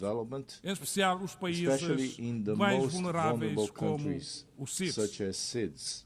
Para nós, os CIDs For é us, fundamental SIDS, it is operacionalizar essential to o índice de vulnerabilidade operationalize the multidimensional, multidimensional os mecanismos de vulnerability conversão da index, dívida the em mechanisms financiamento for climático converting debt e o into Fundo de climate Perdas finance, e Danos. and the loss and O damage plano de ação fund. da Antigua e Barbuda está de pé. The Antigua A and sua Barbuda concretização Plan of Action stands. em prosperidade Its resiliente implementation into é a resilient grande prioridade prosperity dos is CIDs. SID's greatest Registramos ambition. com regozijo We note with uma conquista satisfaction histórica, a a historic entrada em vigor do Acordo achievement, sobre a the Biodiversidade entry into Marinha force of the em Agreement áreas on para além da Marine jurisdição Biodiversity nacional. in areas Cabo Verde beyond figura national entre os jurisdiction. primeiros 60 Cabo Estados Verde a is ratificar among the first 60 este states importante to acordo. ratify this important Infelizmente, treaty. não foi possível alcançar consenso para a adoção de um tratado sobre o plástico. É preciso continuar a insistir. Saúde de forma especial a reunião especial sobre o clima, convocada pelo secretário-geral António Guterres e pelo presidente do Brasil, Lula da Silva, à margem desta Assembleia Geral, em preparação para a COP30. A COP de Belém representa um momento crucial para a implementação plena do Acordo de Paris e para garantir que a ambição climática se traduza em ações justas. Enquanto CIDs, exigimos compromissos claros de todos os Estados, especialmente os maiores emissores, para limitar o aumento da temperatura a 1,5 graus centígrados. Não se trata de uma mera reivindicação. Trata-se de uma questão de sobrevivência de todos, Senhora Presidente, a paz e a segurança globais continuam ameaçadas, cada vez mais ameaçadas. A posição de Cabo Verde tem sido clara, previsível e consistente. Condenamos golpes de Estado, condenamos o terrorismo, condenamos genocídios, condenamos assaltos à integridade territorial de países. Defendemos o diálogo e a diplomacia para a prevenção e a resolução de conflitos. Apoiamos a justa e durável resolução da guerra na Ucrânia. Apoiamos a solução de dois Estados, Israel e Palestina vivendo lado a lado em paz e segurança. Defendemos um forte compromisso para a prevenção e o combate ao terrorismo e a conflitos em África. Defendemos o multilateralismo com uma Organização das Nações Unidas forte, eficaz, convergente com os princípios da iniciativa chinesa para a governança global. Somos uma democracia assente no primado da lei e na liberdade política, liberdade de expressão, liberdade económica, e assim queremos continuar a ser. Pertencemos à CDO, espaço de integração económica e de vizinhança, e pertencemos à CPLP, espaço da língua portuguesa e de afinidades culturais. Temos uma parceria especial com a União Europeia, ancorada em valores partilhados da democracia, da liberdade da boa governança, espaço com o qual a nossa moeda está ligada em paridade fixa ao euro desde 1998 e com o qual temos fortes relações económicas. Devido à nossa localização entre o continente africano, a Europa e as Américas, a União Europeia, os Estados Unidos da América e o Brasil são nossos parceiros de primeira linha da segurança marítima cooperativa, na prevenção e combate ao tráfico de drogas, tráfico de pessoas, pirataria marítima, pesca ilegal e cibersegurança. É este Cabo Verde democrático, estável, aberto ao mundo, que se guia pela confiança nas relações com os parceiros que queremos preservar e desenvolver neste mundo geopolítico conturbado. Senhora Presidente, Cabo Verde, que tem a honra de assumir uma das vice-presidências desta Assembleia Geral, através aqui da nossa embaixadora Tânia Romualdo, reafirma o seu compromisso inabalável com a Carta, os princípios e os valores das Nações Unidas. Continuaremos a ser uma voz construtiva, um parceiro ativo e um país comprometido e útil à comunidade internacional. Juntos somos melhores. Juntos podemos honrar os 80 anos da ONU, olhando para o futuro com esperança renovada.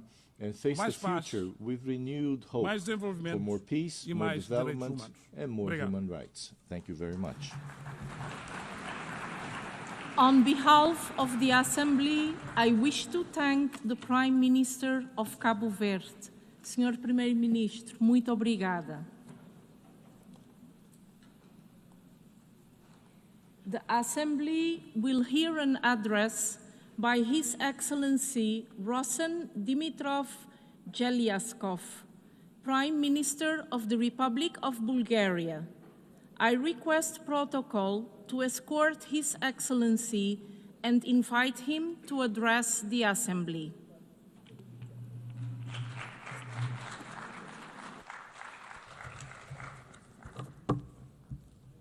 Madam President of the General Assembly, Excellencies, ladies and gentlemen,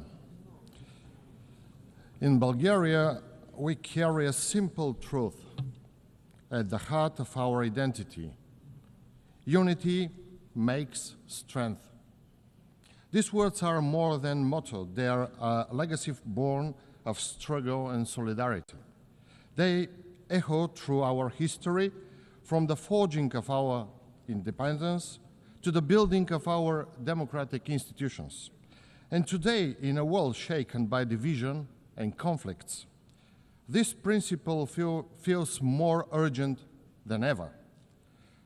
The challenges we face, from contested global narratives and eroding trust in international institutions to stalled development, financial instability, and shrinking humanitarian space, do not respect borders. They demand a united response. Bulgaria's creed is a message we offer to the world, that the hope lies not in isolation, but in coming together.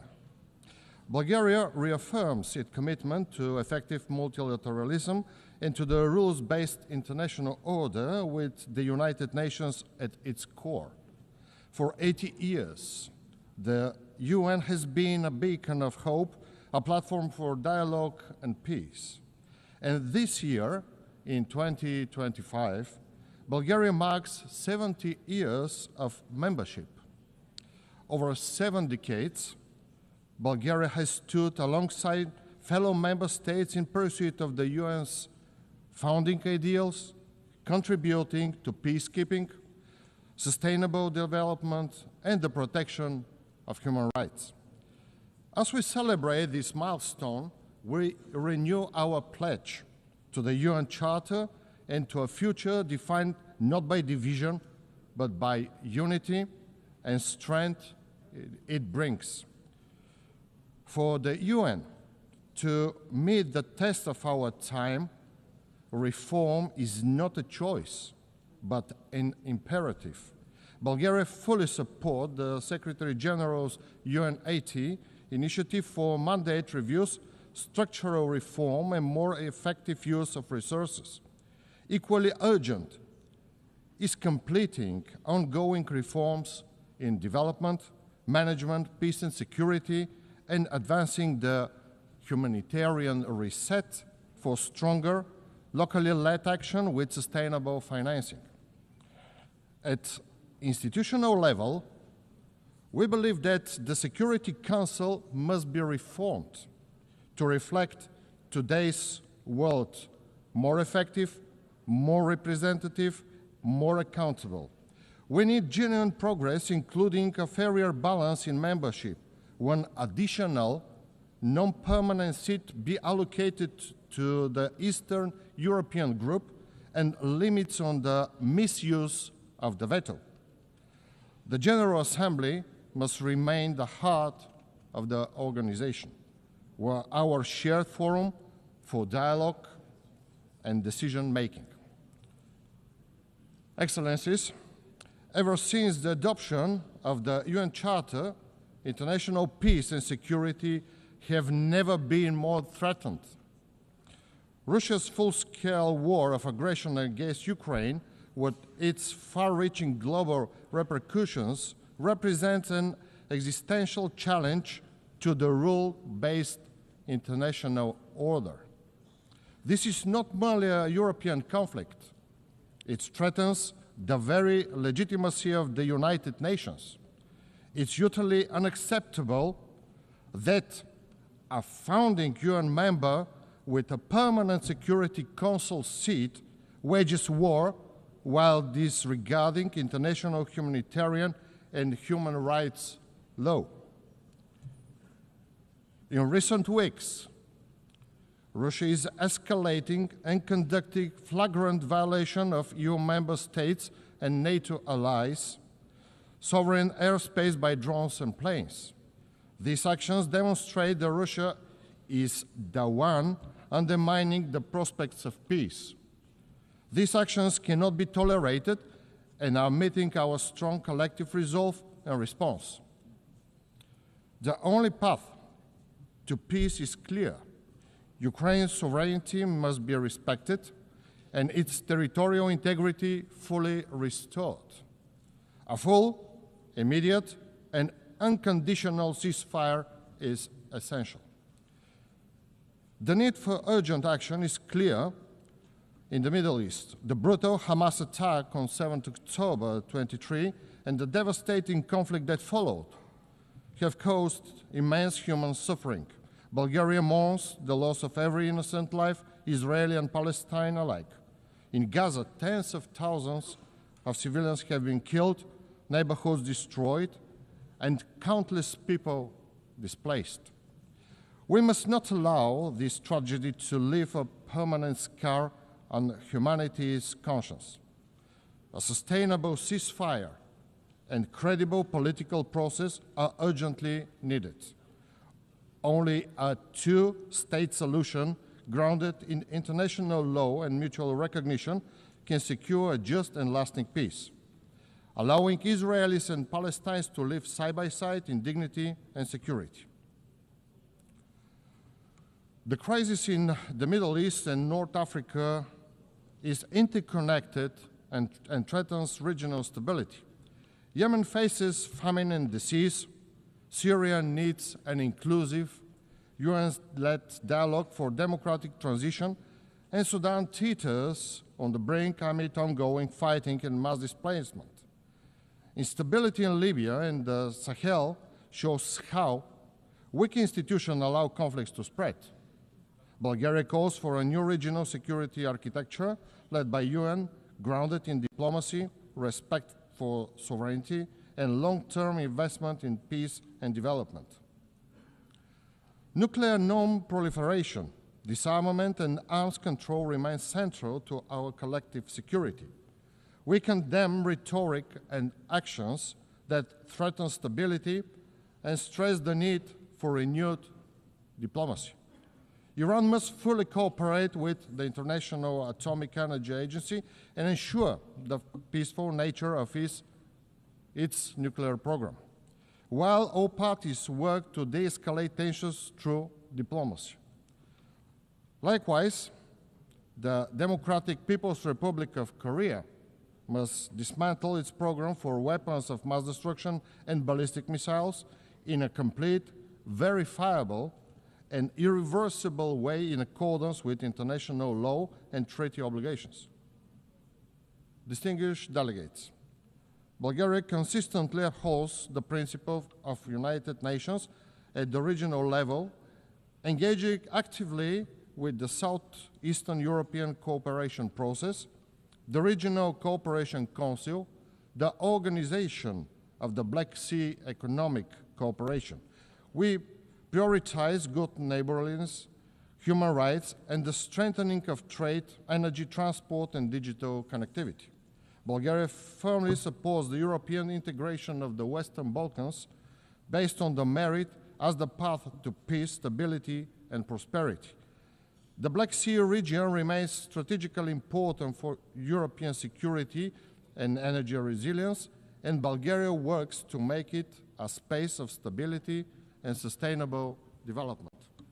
On 1 July 2025, Bulgaria assumed the chairmanship of the Southeast European Cooperation Process and the organization of the Black Sea Economic Cooperation, strengthening our leadership in advancing regional security, stability, and resilience. Bulgaria firmly believes that the human rights are universal, indivisible, interdependent, and interconnected. Our policies are grounded in this understanding, guiding our efforts to protect and promote human dignity at home and globally. As a member of the United Nations Human Rights Council for 2024-2026, Bulgaria is committed to advance human rights through dialogue and cooperation. We prioritize gender equality and the empowerment of women and girls in line with international human rights instruments and the Women, Peace and Security Agenda. In all conflict prevention, peace process, and post-conflict recovery, women must be at the center with their protection and access to justice ensured. We stress the need to empower young people, ensuring their meaningful participation in decision-making, including on climate action and heritage preservation. Ladies and gentlemen, sustainable development cannot be separated from human rights, peace, and security. We remain fully committed to implementing the 2030 Agenda and its 17 Sustainable Development Goals. On 23 July 2025, Bulgaria presented its second voluntary national review at the high-level political forum, highlighting national progress, government actions, and stakeholder engagements. For the first time, Bulgaria, your delegate, contributed, sharing the perspective of young people on the implementation of the goals. We know that accelerating progress requires stronger political will, inclusive participation of civil society, academia, the private sector, and youth, and urgent action to address social, economic, and environmental challenges. We look forward to the upcoming World Social Summit, where diverse voices and all stakeholders can come together to renew the global social contract and ensure it reflects human rights for all. Financing is a key aspect of development.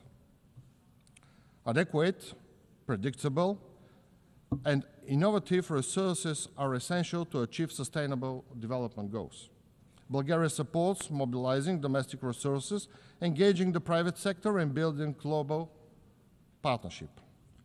We welcome the first biennial summit for sustainable, inclusive, and resilient global economy, held on 24 September 2025 here in New York, which reinforced commitment from the Fourth International Conference on Financing for Development and strengthened cooperation with multilateral financial institutions. For its part, Bulgaria remains a steadfast contributor to global development. Through the National Development Program 2030 and our development cooperation policy, we implement tangible projects and build sustainable partnership for a fairer, more balanced world. In all our efforts, we prioritize poverty eradication, sustainability, and equality, focusing on key regions, the Western Balkans, the Eastern Partnership countries, the Middle East, North Africa, and Asia, with special attention to education, health, and building resilient societies. Digital governance and new technologies are central to our efforts. Bulgaria supports inclusive, multi-stakeholder approaches to global digital governance, artificial intelligence, and space technologies, ensuring they advance the Sustainable Development Goals. We emphasize the need for open and secure internet, protection of human rights, and a digital inclusion. Ladies and gentlemen, sustainable development cannot happen without urgent climate action. Social and economic progress depends on protecting our planet. Climate-related extreme events will become more frequent and severe around the world. At the same time, Europe is the fastest warming continent, and climate risks are accelerating, threatening its energy and food security, ecosystem, infrastructure, water resources, financial stability, and people's health. The economic losses have already been estimated in billions of euros. My country, Bulgaria, is not exception, and it is among the most affected countries by droughts, forest fires, and floods. Bulgaria supports the Paris Agreement, calls for ambitious contributions at COP30, and emphasizes international cooperation to safeguard oceans, manage marine resources, sustainability, and ensure long-term environmental, economic, and social resilience. Dear Excellencies, the journey ahead is long, but our resolve must be unwavering.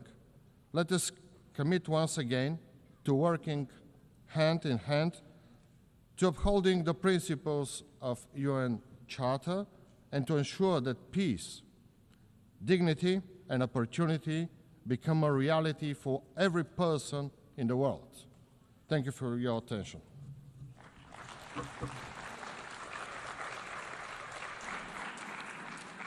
Au nom de l'Assemblée générale, je remercie Monsieur le Premier On ministre behalf of the de General la Assembly, République I de thank the Bulgarie. Prime Minister of the Republic of Bulgaria.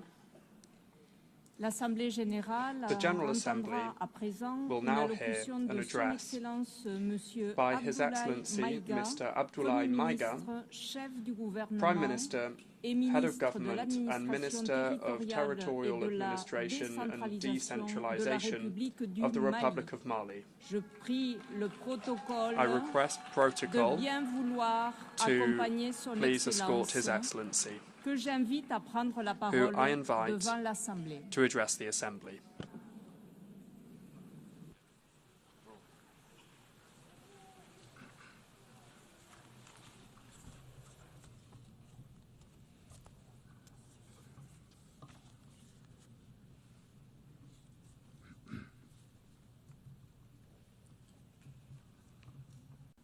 Madame la Présidente de l'Assemblée générale, President of the General Mesdames et Assembly, Messieurs les chefs d'État heads of et de state gouvernement, and government, Monsieur le Secrétaire général de l'Organisation des Nations Unies, United Nations Secretary General, Mesdames et Messieurs, ladies and gentlemen, à l'entame de mes propos, as I begin my statement, j'ai l'honneur de vous I adresser have les the honor salutations to cordiales extend to you the cordial et de vous greetings transmettre les messages des and pères fondateurs de la the Confédération des États du message Sahel, from the founding AES, fathers of the Alliance of leurs Sahel Excellences le States, général d'armée Their Assimi Goïta, Excellencies, président Army de la General transition, Assimi chef de Goïta, l'État de President la of République du Transition, Head Mali, of State of président de la Mali, and Confédération the President of the des États du Alliance Sahel, of Sahel States, le capitaine Ibrahim Captain Traoré, Ibrahim président du Traoré, Faso, President of chef de Burkina l'État, Faso, Heads of State,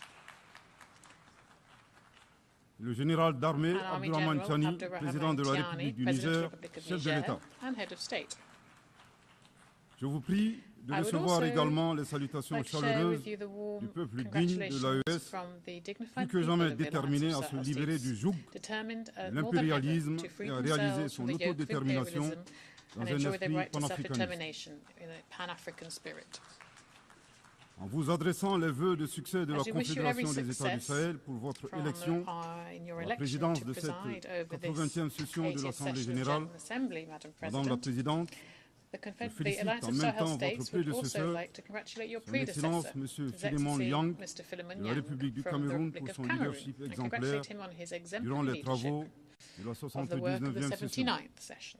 Qu'il me soit enfin Finally, permis de réitérer I wish au to secrétaire reiterate général, M. Antonio Guterres, to our notre Secretary appréciation General, des Mr. efforts qu'il Antonio continue de Guterres, déployer reiterate our appreciation of the pour la efforts that he réalisation des continues nobles to objectifs undertake de notre to achieve organisation the noble commune. objectives of our shared Mesdames et organization. Messieurs, le thème de cette Ladies and 80e gentlemen, session the de topic l'Assemblée générale, chosen for à this savoir, je 80th cite, session of the General mieux Assembly, ensemble, better plus de together, 80 ans 80 au years service and de la more paix, for peace, du développement et des droits development and humains, human fin de rights, citation, end of quote, et d'une importance toute is of particulière pour les particular États membres importance for the member de la states Confédération AES. of the AES Oui, Confederation. la Yes, paix, peace, l'entraide, le mutual développement assistance, et la development, préservation des and droits the humains preservation of human demeurent rights remain les principaux the main objectifs, objectives. voire la Indeed, raison d'être des the Nations raison Unies. d'être of the United Hélas, Nations. ces objectifs Alas, essentiels n'ont jamais these été key autant ébranlés objectives have dans le never monde et au Sahel been so précisément, sorely tested in du the fait world and in essentiellement des Sahel groupes armés in particular, obscurantistes, because essentially instrumentalisés of et soutenus par des sponsors étatiques étrangers. Les États membres de la Confédération des États du Sahel sont à l'avant-garde de la lutte contre le terrorisme qui constitue à la fois une menace réelle à la paix et à la sécurité internationale, mais aussi et surtout une atteinte grave au fondement même de nos États. Sous l'impulsion de nos chefs d'État, les forces de défense et de sécurité des 3 pays de la Confédération AES travaillent étroitement dans un élan de collaboration et de complémentarité sans précédent. Ils sont portés par un engagement commun et l'utilisation des efforts pour endiguer le fléau du terrorisme. Cette nouvelle dynamique, articulée autour du renforcement des capacités opérationnelles de nos forces de défense et de sécurité, à travers un recrutement massif, une formation adéquate et la fourniture d'équipements appropriés, produit chaque jour des résultats encourageants sur le terrain, confirmant ainsi toute la pertinence de notre décision souveraine de nous mettre ensemble pour combattre nos ennemis communs. À la différence de certains États qui ont ouvert des couloirs de passage sur leur territoire aux terroristes, en vue d'attaquer d'autres pays, d'offrir leur territoire comme base arrière, les pères fondateurs de l'AES, par engagement panafricaniste et dans le souci de préserver les intérêts de leur population, ont décidé de sécuriser leur pays tout en évitant une propagation de la menace vers d'autres régions africaines, voire dans le monde, effectuant ainsi un véritable travail de sécurité publique régionale et mondiale. Il ne fait l'ombre d'aucun doute que par leur sacrifice, les vaillantes forces de défense et de sécurité de l'AES contribuent à la sécurité d'autres régions, notamment les pays situés sur la côte ouest africaine. Nous saisissons cette opportunité pour nous incliner devant la mémoire des victimes civiles et militaires de l'insécurité dans le Sahel. L'approche souverainiste mise en œuvre s'inscrit dans le cadre de la vision portée par les chefs d'État de l'AES dédiée à la sécurité de nos États, suite au retrait des forces internationales. Défiant tous les pronostics et loin de se saborder, nos pays ont fait preuve d'ingéniosité en se fondant sur le substrat historique, géographique et la capacité de résilience des peuples confédérés qui, malgré plus d'une décennie de crise sécuritaire et humanitaire, continuent de démontrer une force exceptionnelle d'engagement patriotique. Ensemble, nos 3 pays ont su apporter une réponse coordonnée et endogène à cette guerre qui nous a été imposée. C'est le lieu de renouveler ici la détermination pleine et entière de la Confédération AES à devenir une puissance régionale panafricaniste, à poursuivre et à intensifier ses actions en vue de bouter à jamais le terrorisme hors de notre espace commun, consolider l'autorité de l'État, à protéger nos populations et leurs biens et à assurer notre prospérité. La Confédération AES réitère avec force sa ferme condamnation du soutien ouvert et parfois exprimé publiquement aux sponsors étatiques étrangers qui, pour des motifs impérialistes, déstabilisent notre entité d'une part, en mettant à la disposition des groupes terroristes des conseillers, des moyens logistiques, des armes et munitions, d'autre part en leur accordant un soutien politique, en leur offrant des bases arrières situées dans certains pays voisins, en violation de toutes les règles internationales. Mesdames et messieurs, aussi éloigné qu'il n'y paraît, la guerre en Ukraine et le terrorisme dans le Sahel ont des connexions. À titre de rappel, après l'attaque terroriste contre une patrouille des forces de défense et de sécurité maliennes, le 24 au 26 juillet 2024 à Tinzaouaten dans la région de Kidal, le Mali avait dénoncé cet incident dans son allocution de 2024, ici même, et condamné l'attitude d'officiels ukrainiens qui ont publiquement revendiqué leur participation à la dite attaque terroriste.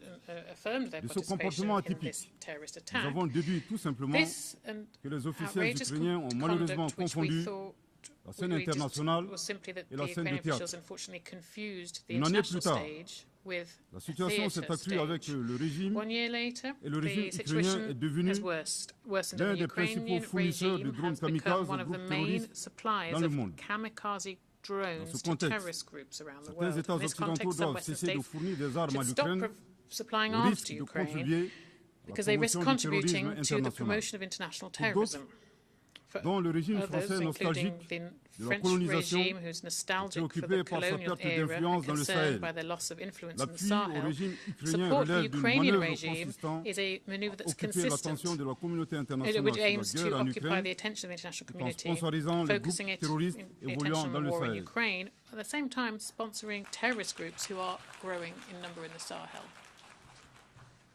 Fidèle au principe de la Charte des Nations Unies, le Mali avait le 15 août 2022 saisi le Conseil de sécurité des Nations Unies en vue d'une réunion du Conseil afin que mon pays puisse fournir des preuves irréfragables du soutien de la France aux activités terroristes.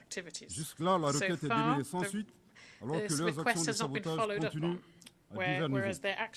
Il est temps d'agir pour que les responsables de ces violences soient identifiés et confondus, que les résolutions soient traduites en engagements concrets, que l'espace sahélien soit définitivement sécurisé et que les ressources du Sahel bénéficient aux populations du Sahel. Les institutions internationales, au premier chef l'ONU, ont été créées au lendemain de la Seconde Guerre mondiale pour protéger les peuples contre les excès de violence, les logiques d'anéantissement et les génocides silencieux. Il est grand temps que la conscience mondiale se réveille et que les institutions internationales prennent leur part de responsabilité en répondant véritablement aux cris de détresse des peuples opprimés qui revendiquent leur souveraineté. La Confédération AES réitère son engagement à coopérer avec l'ensemble des États, des organisations régionales et internationales, organizations, international organizations, and any partners that respect our sovereignty, our sovereign political choices, our security priorities, our priorities in terms of countering terrorism, our priorities for social and economic development. This should be part of a win-win partnership. So that our people's aspirations can be met. Ladies and gentlemen, in addition to our efforts to secure our countries and see peace return, the governments of the Alliance of Sahel States are working to implement a comprehensive and integrated strategy. This includes political measures, economic and social development measures, as well as work on justice and reconciliation. In choosing to be audacious in our sovereignty, the alliances bodies have launched initiatives, disruptive initiatives based on homegrown development. Here is a clear path so that we can ourselves provide the added value that is crucial for our economies, all the while preserving the dignity of our people. This choice, which we own fully, shows how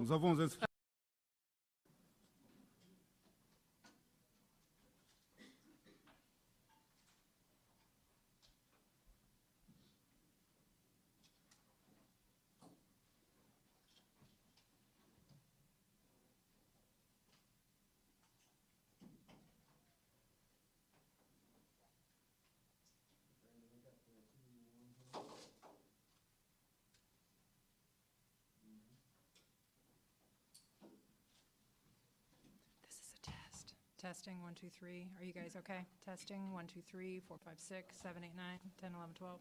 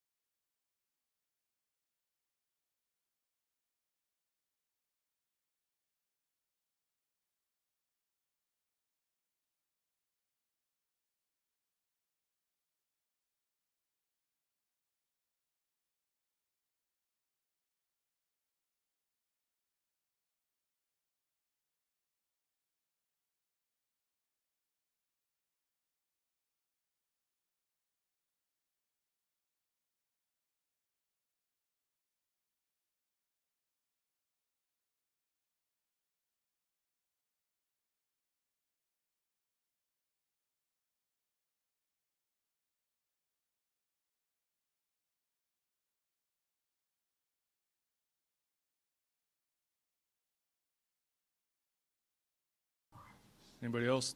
1, 2, 3. Sorry. Test, test, test. 1, 2, 3.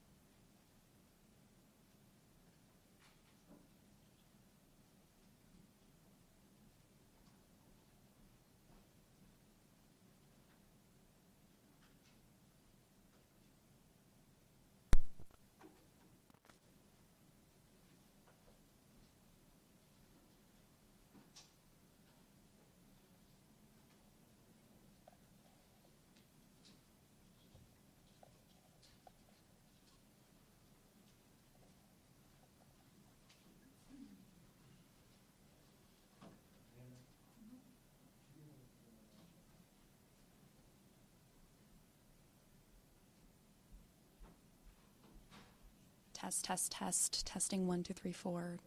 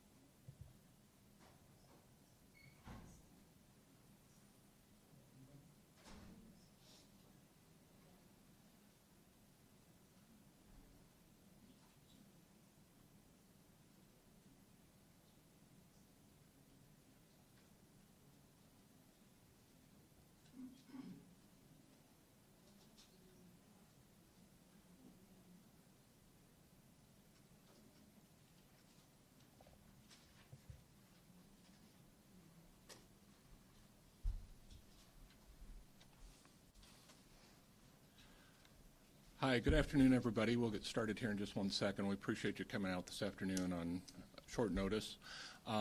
We'll have brief remarks from School Board Chair Jackie Norris and our Interim Superintendent Matt Smith.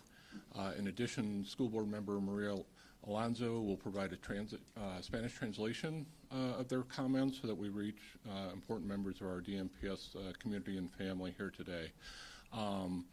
Because of the legal complexities of this situation, we're unfortunately not going to be taking any questions following their remarks.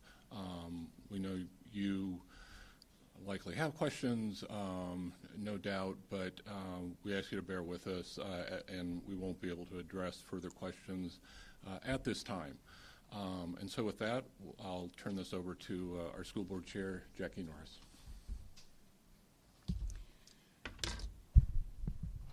Good afternoon. On behalf of the Des Moines Public School community, I want to provide an update from district leadership and the board on the current situation unfolding with our superintendent, Dr. Ian Roberts.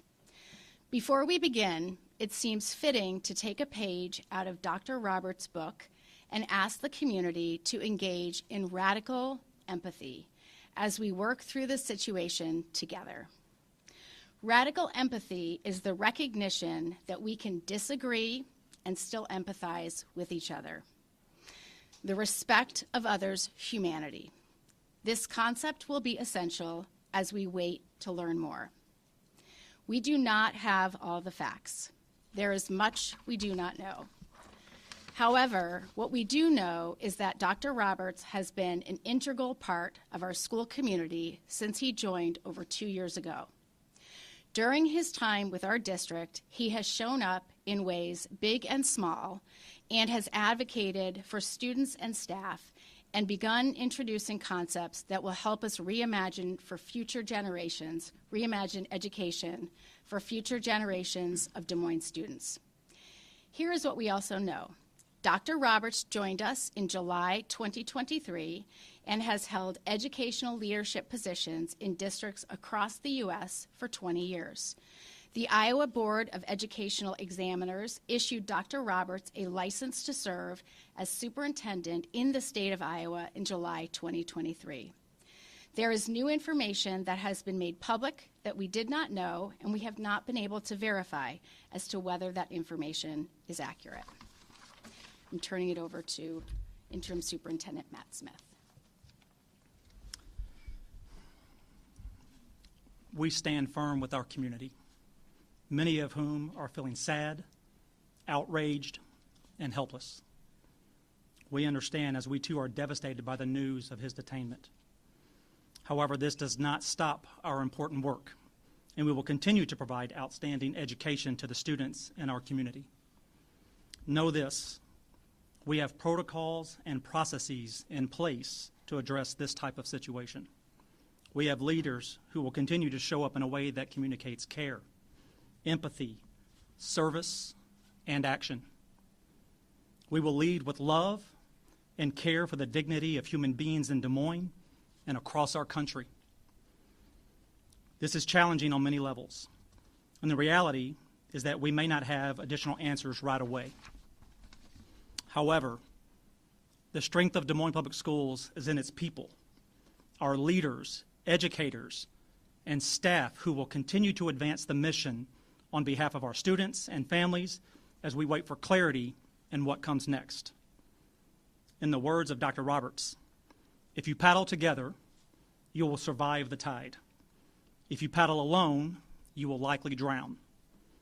As we move forward and learn more, we choose to paddle together. Bring to the table, Ms. Maria Alonso.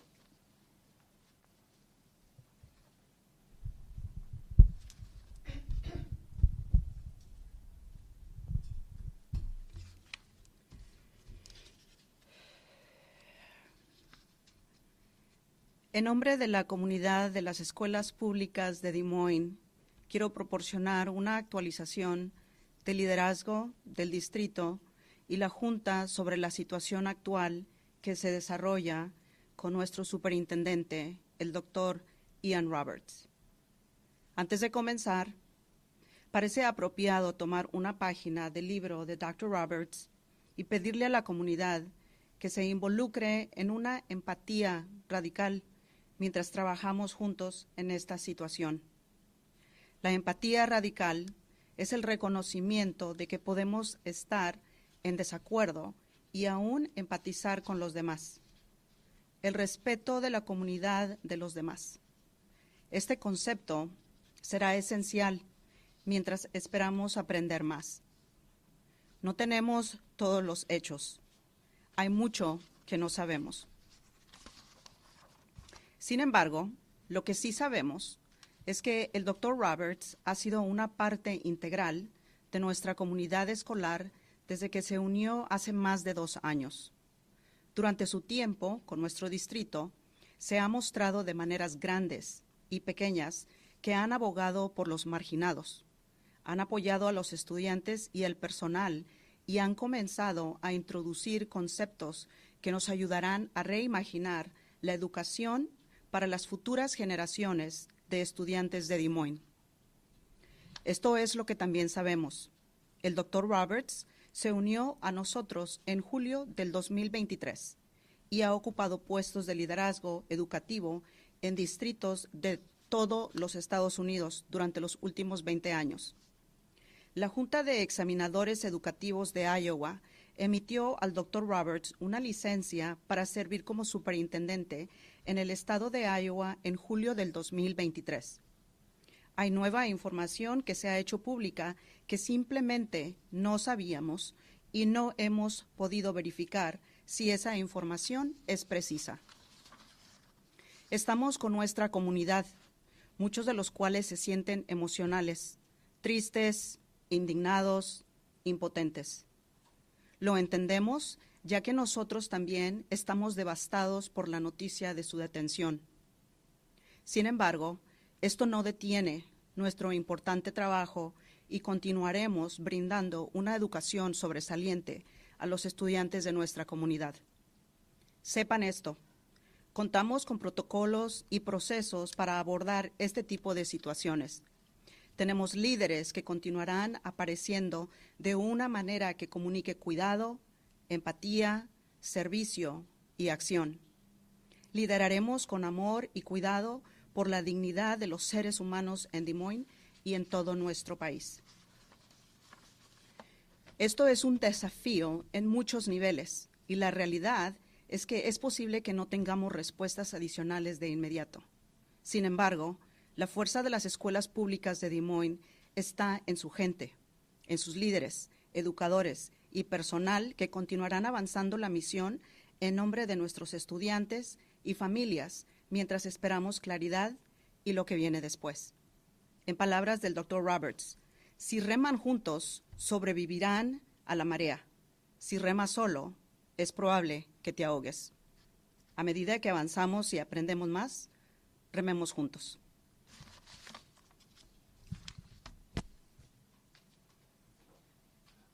As I mentioned, this is a legally complex and developing situation. We're not in the position to answer further questions at this time. We'll certainly be providing updates and address additional information when and if it becomes available on this. But we are sorry that we're not able to answer questions right at this point in time. We do appreciate everybody's coming out and your attention to this matter. And with that, we'll conclude. Appreciate it.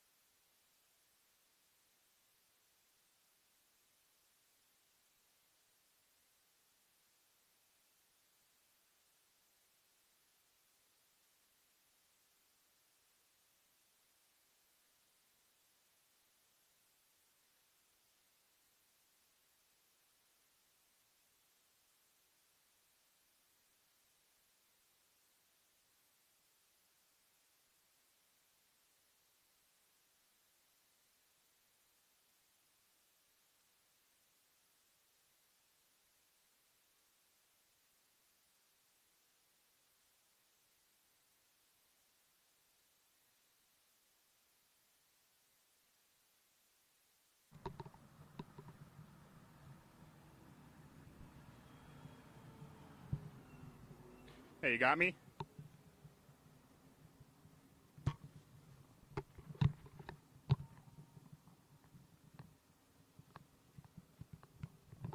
Hello, hello, hello.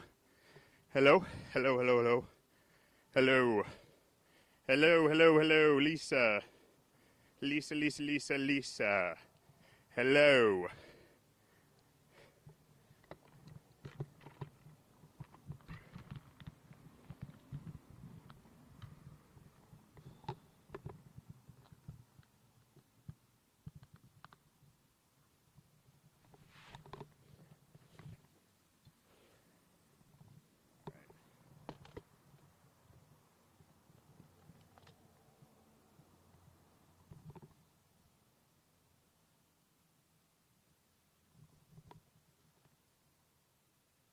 Hello, hello, hello, hello. Hello, yes, so what we know so far. Can you see me?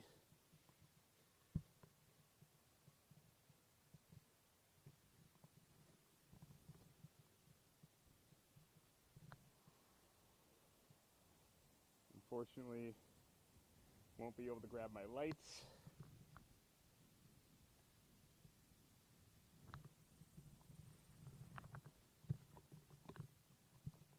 Hello, hello.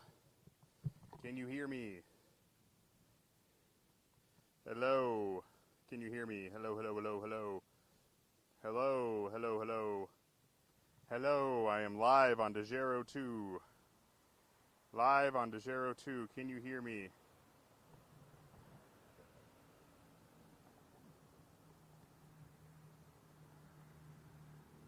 Hello, hello.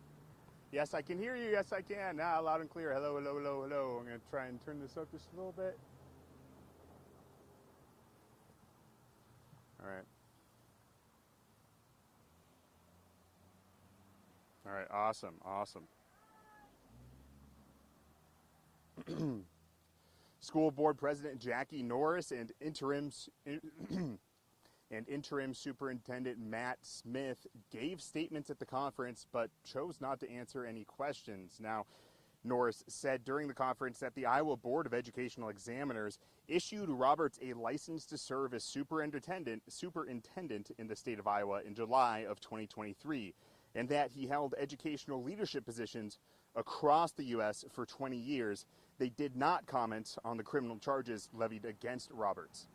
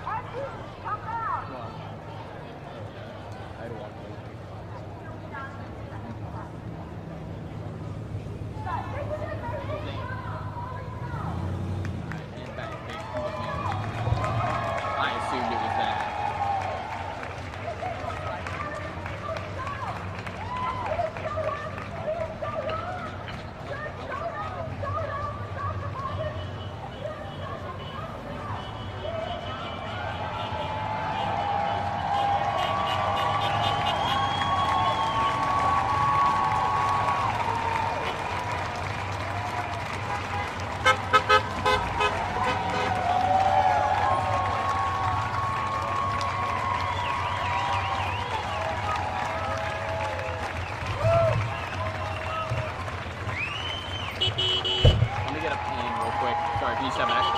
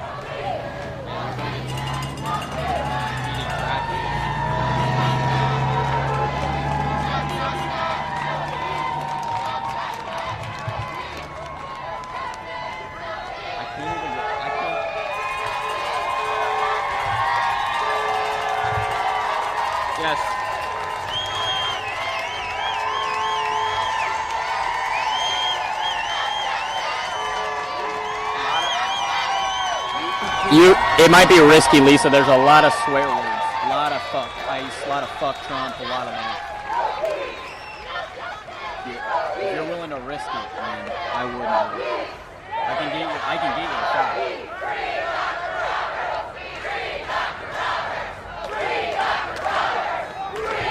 Yeah, definitely. Like this section's all clean. There's just chunks that are very fuck ice and fuck.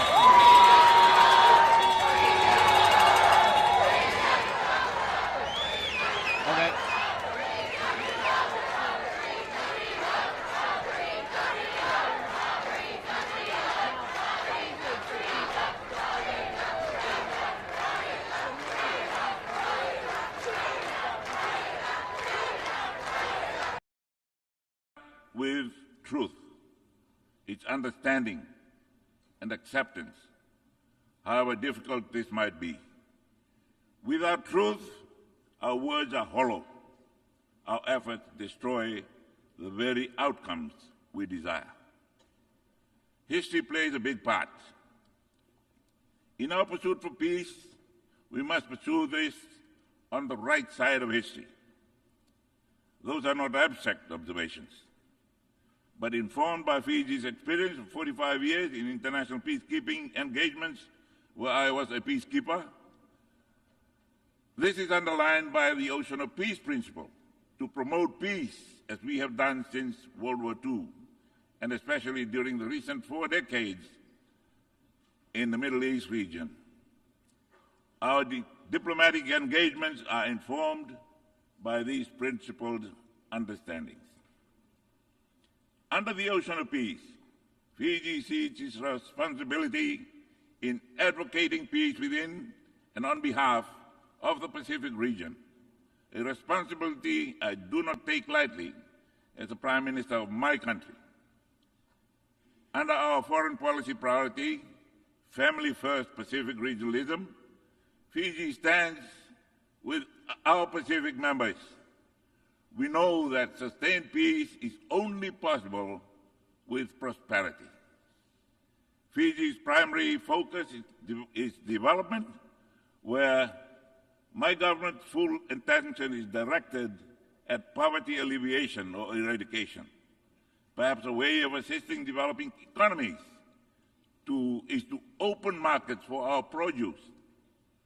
This reinstates and sustains the dignity of nations.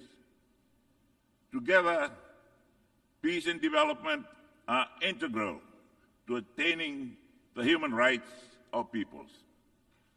Furthermore, peace and prosperity for our people mean addressing expanded definition of security with climate change high on the list. Fiji, like other small island developing states, face ominous and disproportionate climate threats with negligible fraction of global emissions. Those who shoulder the blame must foot the bill. Science is clear. The powerful G20 group has been responsible for 80% of total emissions.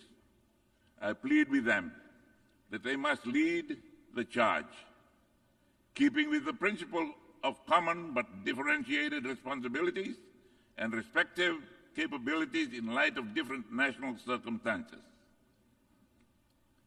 Heading to COP30, I hope that the world will push harder and members agree on pending common grounds of concern. Fiji stands strongly in support of Australia's bid to host COP31 as a Pacific COP. We need a loss and damage fund that meets the scale of the challenge and developed countries meeting their adaptation financing promises. We continue to reward polluters who wreck our planet. The fossil fuel industry continues to pocket massive profits and subsidies, while everyday people bear the costs of climate catastrophe, from rising insurance premiums to lost livelihoods. We insist on a shift from fossil fuel subsidies and investments to a just energy transition by putting a price on carbon, and to implement innovative sources of financing, including solidarity levies on fossil fuel extraction through legally binding mechanisms. Madam President, the ICJ advisory opinion on climate change on July 2025 affirms this. Countries that are liable for climate change damage must bear the full cost. Some Pacific atolls sit 1 to 2 meters above mean sea level. It is grossly unfair that when disasters hit, the costs of recovery force these countries to take on debts, a second layer of penalty for a situation they did not create. As signatories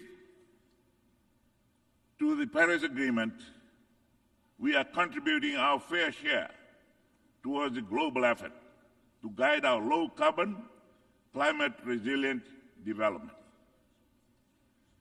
Under our family-first Pacific regionalism foreign policy priority, Fiji stands with its fellow Pacific Island neighbors. Some of our smaller Pacific Island communities are struggling to stay above sea level. The international community is faltering in its commitment to keep below 1.5 degrees Celsius. Low-lying Pacific states expect the worst. Today, my government is looking at ways to host these island communities if it is not possible to remain on their islands. The dignity of the people that are forced to leave their homes is fundamental. Let's start with the legal definition. Today, they are merely referred to as displaced people. In the Pacific, where 90% of land is communally owned, those that are being displaced will be landless before they become stateless, stripping them further of their dignity. In this situation, Fiji is coming face to face with the reality of sovereignty within sovereignty in all its details. Goodwill, time and resources are critical. This is complex, sensitive and costly work. We are setting the precedent. We have no margin for error as we are dealing with real lives whose impacts may compound existing stresses. Excellencies, one of the biggest victims of the climate crisis is the ocean itself. Fiji depends on the health and wealth of the ocean. We need to step up efforts to sustainably use and manage our ocean resources, address plastic pollution, conserve biodiversity, and protect endangered species. Fiji's ratification of the BBNJ agreement this year is intentional and deliberate. We need to safeguard our ocean resources in line with the outcomes of the third UN conference in Nice. A much-needed shift is also required to address ever-increasing share of fish stocks exploited beyond sustainable levels in our economic exclusive zones and the high seas. Subsidies is a well-known driver of overfishing and overcapacity. Fiji is not only actively addressing IUU fishing, but also deposited its WTO instrument of ratification as our contribution to addressing this emerging threat. The Plastic Treaty is an urgent goal that our global community cannot wait to end. With this, financing is the key. The convening of the fourth financing for development in Sevilla Compromise lays an important milestone in addressing global financing needs.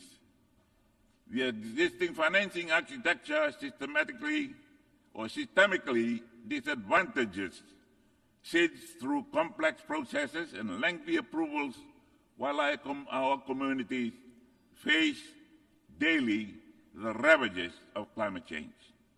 Reforms are needed now to address the widening gap that is now $4 trillion. As a small economy, we need direct funding, access modalities, simplified procedures, and SID-specific funding windows. Adaptation costs per capita are highest for the island nations. This must change to address our reality. All these are mapped out in the Antigua-Barbuda agenda for SIDS Abbas. With 2 years left, it is critical that Abbas is expedited with the implementation of its monitoring and evaluation framework. Your Excellencies, SIDS urgently require the expedited implementation of the Multidimensional Vulnerability Index, MVI, to complement GDP per capita criteria in determining development support eligibility. SIDS have championed the MVI because of its direct relevance to overcoming the institutional blindness that has long ignored the reality of our unique circumstances and structural vulnerabilities. MVI provides a more comprehensive and accurate assessment of our development needs by incorporating factors such as environmental fragility, economic vulnerability, and structural constraints that traditional income-based measurements overlooked. For Fiji, as with other SIDS, the implementation of MVI is a matter of development justice, ensuring that international support mechanisms recognize our inherent vulnerabilities and provide appropriate assistance regardless of per capita income levels. We call upon the international community to prioritize the swift operationalization of MVI, as this tool is essential to ensuring that no SIDS is left behind due to misleading income classifications that mask our true development challenges. Excellencies, as we mark the UN's 80th anniversary and discuss UN reform, Fiji notes that the UN remains an indispensable partner for development in the Pacific SIDS. Our unique challenges require the specialized support that only the UN system can provide. Striking the right balance between a strong UN presence and operational effectiveness that reflects the priorities of PSIDS is preferred. On our part, Fiji is finalizing arrangements for a purpose-built UN house that will provide a functional platform for UN operations in Fiji.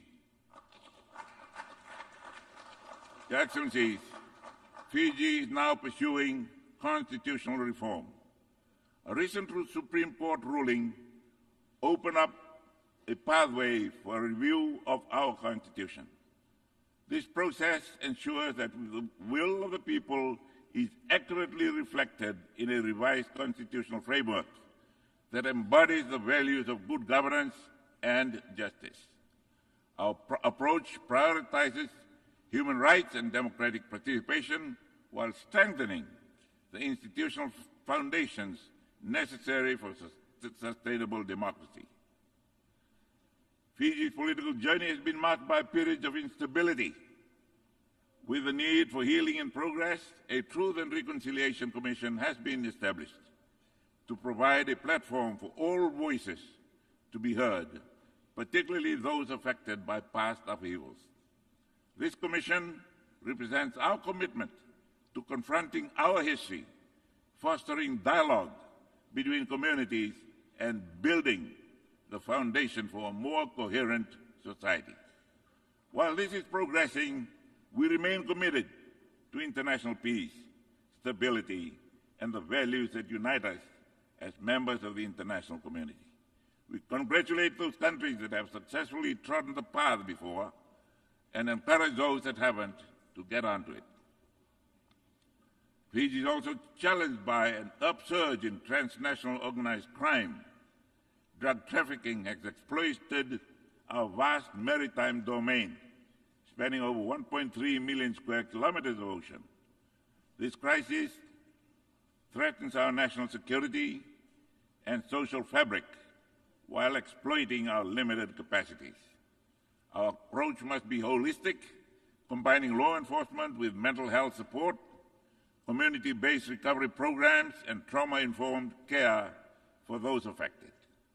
Fiji looks forward to working with partners to addressing trafficking sources of supplies, routes, enforcement, disrupting and dismantling supply, reducing demand, healing and rehabilitation of affected individuals and communities. In response to the multitude of issues confronting Fiji, following 16 years of autocratic rule and the responsibilities associated with being the regional hub, a structured way of managing the security front was needed. Fiji launched its national security strategy in June of this year.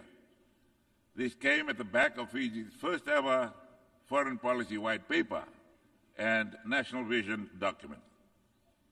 The strategy serves as the framework to safeguard Fiji's national security interests in an increasingly complex security environment. Further, the strategy embraces the tenet of regionalism in the 2050 Pacific Strategy for the Blue Pacific that also promotes prosperity, human rights, and cooperation with partners. Additionally, Fiji confronts a non-communicable disease pandemic that poses one of our greatest public health challenges in years. Our response strategy aligns with the SDG goals 3 and 4, embracing linked approaches to ensure right lifestyle choices, accessible and quality care, and scaling up healthcare workforce. We are fostering public and private partnership to leverage innovation, expertise, and resources to reduce premature mortality from NCDs by 1/3 by 2030. A health-first approach is necessary for national growth and resilience. Excellencies, for a small economy, we need all hands on deck. Fiji needs or recognizes the potential of our diaspora community of approximately 300,000 Fijians worldwide. Their remittances exceed $1 billion in 2024. Optimizing this capacity through an appropriate strategic framework will enhance their engagement as partners in national development. I believe that distance does not diminish citizenship, and their expertise and networks are bridges and catalysts for growth and global reach. Fiji welcomes the convening of the Second World Summit for Social Development to be held in Doha in November of 2025. This is a useful platform to address pressing social challenges that disproportionately affect SIDS and the Global South. The summit is an opportunity to renew our collective commitment to ensuring that social progress remains at the heart of our development efforts. Excellencies, as we stand at this juncture of human history, Fiji calls on all member states, on all of us, to embrace with far greater commitment the values which is the foundation of the United Nations. This is a defining moment. We cannot compromise on truth, love, faith, and justice. What hope do we have for the next 80 years if we lose our principles? Peace on earth and goodwill to all men came at a price. Our wisdom is in not having to keep paying that price because we abandoned the values that was the United Nations. We must act with urgency and with purpose at this moment in history as history demands. Our shared humanity depends on our courage to act as one. In those values, you will find Fiji standing with you. Thank you. God bless us all.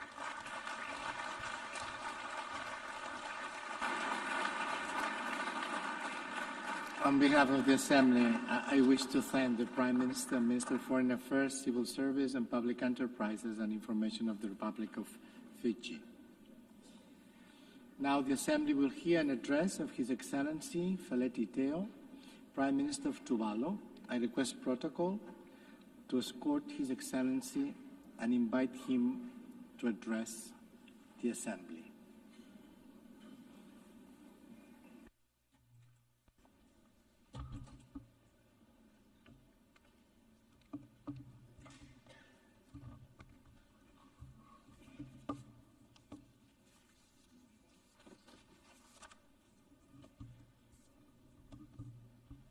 Mr. President, Excellencies, distinguished delegates, I am indeed honored to once again address this august assembly as the Prime Minister of Tuvalu. I convey to the General Assembly the warmest greetings and best wishes of the people and the government of Tuvalu. Allow me to extend my sincere congratulations to Excellency President Annalena Baerbock on her election as President of the 80th session of the General Assembly of the United Nations. I assure President Baerbock of my country Tuvalu's full support of her presidency. Allow me also, Mr. President, to express my sincere gratitude to the outgoing President, His Excellency Philemon Yang, for his exemplary leadership over the past year. Mr. President, let me also express Tuvalu's heartfelt congratulations to the entire United Nations family for this historic milestone of 8 years of existence. For 8 decades, the United Nations stood as a steadfast pillar of peace, a champion of multilateralism, and a beacon of hope for humanity. The UN's enduring presence is a testament of the transformative power of unity and the remarkable achievement made possible when nations join forces in a spirit of cooperation and unity of purpose. Tuvalu takes enormous pride in its membership of the United Nations, especially as it celebrates its 25th anniversary of UN membership this month. Mr. President, the occasion of the 80th anniversary of the United Nations should and must be a moment of reflection and re-envisioning to ensure the United Nations remains true and faithful to the objective of its foundational document, the UN Charter. Despite our historic achievement, we continue to witness conflict, persistent human rights violations, and development setbacks. These challenges run counter to the principle of the United Nations Charter and serve as a stark reminder that our quest for peace, justice, and sustainable development remain incomplete despite the maturity and the advanced age of the United Nations. That is why, Mr. President, Tuvalu fully supports the Secretary General's UN 80 initiative to make the UN more effective and impactful for the millions of lives that depend on it. Mr. President, I commend and applaud the selection of the theme Better Together, 80 years and more for peace, development, and human rights. The theme is both timely and fitting, considering the persistent challenges to global peace and security and to multilateralism. The notion of better together underscores the power of unity and working together despite the differences amongst nations, because true progress can only be realized when the limiting factors to our common objectives and goals are adequately addressed. The achievement of peace, security, and sustainable development hold little value if the poor and the most vulnerable are left behind. I therefore commend the President's pragmatic vision in guiding the direction of this important milestone session. Mr. President, climate change and sea level rise remain the greatest security threats to Tuvalu, and they continue to be the top development and security priorities for Tuvalu. Climate change and sea level rise are multidimensional and cross-cutting development issues that impact and challenge not only the future statehood and sovereignty of Tuvalu, but also the fundamental and the integral quality of lives of the people of Tuvalu in terms of food and water security, land security, and economic security and prosperity. Tuvalu continues its strong international advocacy for the special case of Tuvalu as the most vulnerable of the most vulnerable countries to the impact of climate change, especially climate-induced sea level rise.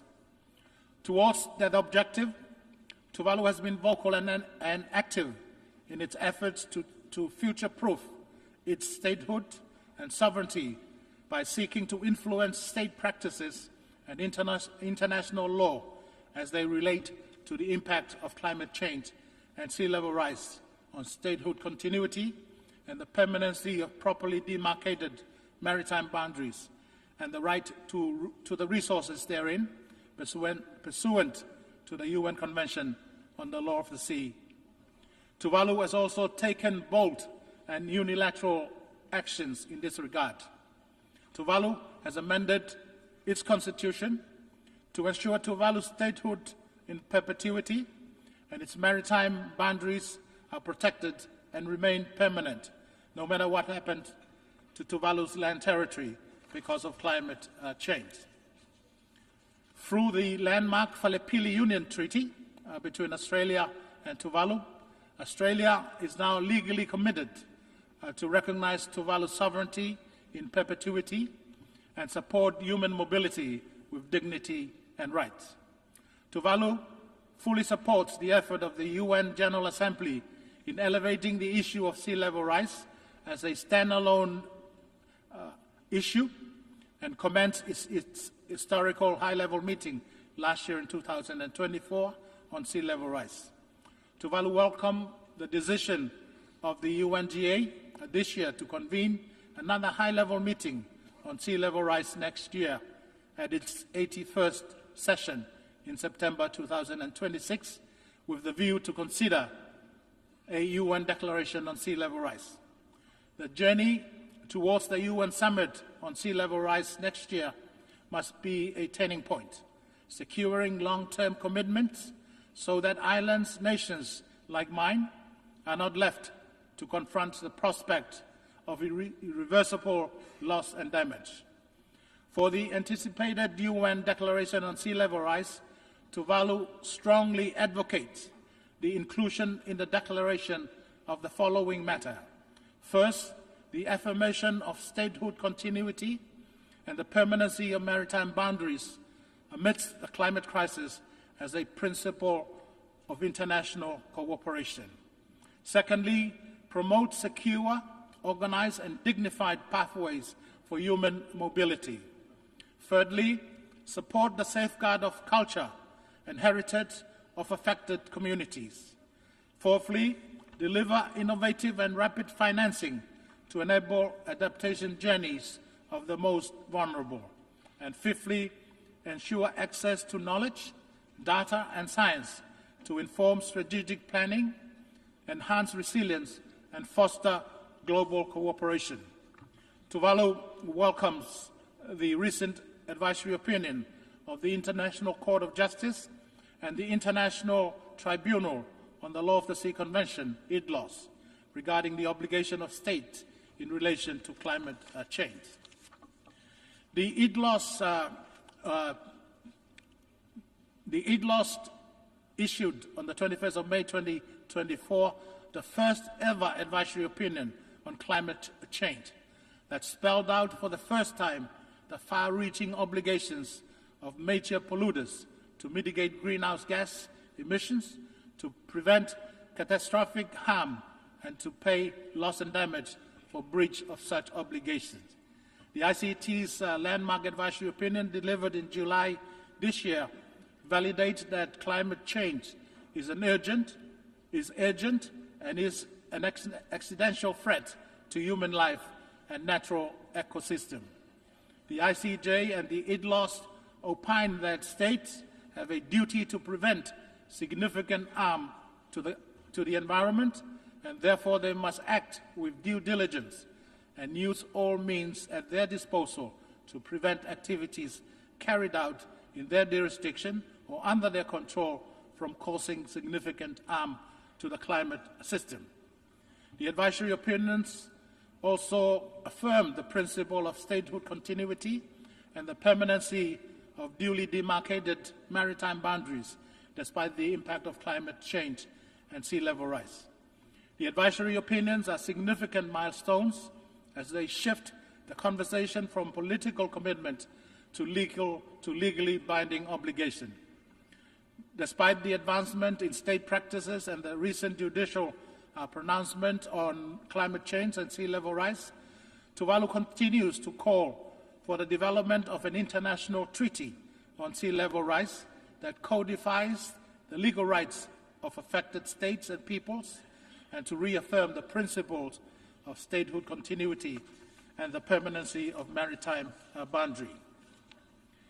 It is my hope that the urgency to address the existential threat of climate change and sea level rise will not be overshadowed by the ongoing geopolitical competition between the superpowers and the military conflict around the globe. Mr. President, while the UNGA prepares for the UN Summit on sea level rise next year, Tuvalu continues to fulfill its obligation under the UN Framework Convention on Climate Change. With a sense of pride, Tuvalu has presented its first biennial transparency report to the UNFCCC, which is a testament to Tuvalu's commitment to transparency, accountability, and climate actions. During this week, I announced the third nationally determined contribution, NDC 3.0, which is Tuvalu's blueprint to resilience and a pledge to the world, linking climate action, sustainable development, cultural preservation, and a just transition to 100% renewable energy. But the fight for the 1.5 degree centigrade threshold cannot be won with carbon dioxide reductions alone. We must tackle methane and other short-lived gases that prevent near-term warming to buy time for deeper carbonization to take root. Only then can we protect the world from irreversible tipping points like the rapidly expanding coral bleaching that is devastating our ocean. Tuvalu has also updated its National Adaptation Plan, which provides a strategic and inclusive framework to protect people, ecosystem, infrastructure, and cultural heritage from climate change, setting clear adaptation pathways in coastal protection, infrastructure, food and water security, health and disaster risk reduction, while addressing sovereignty and cultural preservation. Tuvalu also supports the Fossil Fuel Non-Proliferation Treaty Initiative for a just phase-out of the use of fossil fuel, and call on all nations that are serious about confronting the climate crisis to join this initiative and to act decisively to protect our planet and future generations. Mr. President, Tuvalu has 26 square kilometers of land just opposed against 750,000 square kilometers of exclusive economic zones, which makes Tuvalu a large ocean state. As such, the ocean is the lifeblood of our economy. The ocean defines our culture and heritage, and the ocean is our very source of existence. As custodian of the Pacific Ocean, Tuvalu reaffirmed its commitment to conserve and sustainably use the ocean, seas, and marine resources. To that effect, Tuvalu is in the process of developing its first ever national ocean policy, not only to coordinate and guide the implementation of our commitments under SDG 14, but to also discharge our obligation to save and keep our ocean healthy. Mr. President, Tuvalu has ratified the BBNJ agreement, which has achieved the requisite 60 ratification threshold to bring it into force. Earlier this year, Tuvalu joined the global community in Nice, France, for the third United Nations Oceans Conference. In that gathering, Tuvalu joined the Ocean Rise and Coastal Resilience Coalition, which aims to support coastal cities by planning and implementing the transformation required to address sea level rise. The Nice Ocean Conference reminded us that the fate of our ocean cannot be separated from the fight against climate change and sea level rise. The commitment made in Nice must be carried forward with resolve, including through strengthened partnership and predictable financing that empower frontline community to conserve and sustainably use the ocean on their own term. In recognition of the need for a holistic approach to peace and security, the Pacific Island leaders this year endorsed the Pacific Blue Ocean of Peace Declaration, an initiative that aims to elevate the peace dimension of regional security and promote a Pacific-led vision of stability and resilience. Tuvalu is also proud to announce its firm commitment to co-facilitate the Ocean Pioneers Coalition with France and Panama, and that Tuvalu has joined the Friends of the Ocean and Climate, which is an informal and inclusive group to advance ocean climate actions and discourse. Tuvalu shared the disappointment for the inability of the Intergovernmental Negotiating Committee to finalize on time the development of an internationally legally binding instrument on plastic pollution, including in the marine environment, and therefore urges the leaders and the UN system to continue the work and to expeditiously finalize negotiation of such a treaty. Mr. President, the principle of better together is more than just a watchword. It is a powerful affirmation of partnership in the face of increased challenges to multilateralism. The Antigua and Barbuda Agenda for SIDS, ABAS, and the Samoa Pathway, and the Pact for the Future are key development frameworks founded on this shared conviction that aligns with SDG 17. Genuine and durable partnership is not a choice, but a necessity. It is a principle that continues to shape international cooperation and respond to the unique and persistent challenges that SIDS and LDCs like Tuvalu continue to face. Tuvalu acknowledges the progress achieved for such genuine and enduring partnership. However, greater global efforts remain needed by those at the lower end of the global economic scale, like the LDCs and the SIDS. The Decadal Guide for Financial Cooperation, dubbed the Compromiso de Sevilla, fell short of our ambition for a truly transformative financing framework. Much to our disappointment, there is also omission of previously agreed climate financing language from the document. Nevertheless, Tuvalu reiterates the call for urgent, scaled-up adaptation finance and the rapid operationalization and replenishment of the Loss and Damage Fund, including through the innovative use of special drawing rights. Tuvalu remains steadfast in its call for increased grants and concessional financing, improved access to climate change and development funds, technology transfer and capacity building initiatives that are tailored to the special circumstances of small island developing states. Moreover, international financial institutions must reconsider eligibility criteria that prevent vulnerable countries from accessing support simply because of income classifications that do not reflect our exposure to multidimensional risk. For Tuvalu, justice in global finance means recognizing that vulnerability cannot be measured by GDP alone. It means valuing resilience, equity, and the right of every nation, large or small, to chart a secure and sustainable future. Timely and targeted assistance is not charity. It is a matter of justice and survival. For the foregoing reasons, Tuvalu has joined the Pacific Resilience Facility, which is a Pacific-led and Pacific-managed facility to cater for the specific adaptation needs of Pacific Island countries in the face of climate change.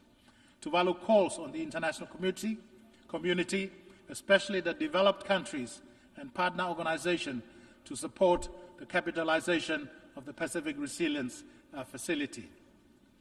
Mr. President, non-communicable disease, NCDs, are the leading cause of morbidity and mortality in the Pacific region and in the world at large, and Tuvalu is not an exception. Poor diet and obesity, intrinsically linked to the food security challenges, are key contributors to this escalating public health concern. Tuvalu therefore welcomes the political commitment demonstrated through the recent adoption of the political declaration on the prevention and control of non-communicable diseases and the promotion of mental health and well-being. The acknowledgement of the need for coordinated cross-sectoral actions reflect a spirit of collective responsibility and exemplify the critical support required by countries most affected by NCDs. At the national level, Tuvalu is fully committed to upholding the commitments outlined in the declaration in our shared pursuit of achieving the global target by 2030. Mr. President, earlier this week we commemorated the 30th anniversary of the 4th World Conference on Women and the Beijing Declaration and Plan of Action, considered the most progressive blueprint ever for advancing women's rights. Tuvalu reaffirms its commitment to gender equality and has taken important steps towards that objective.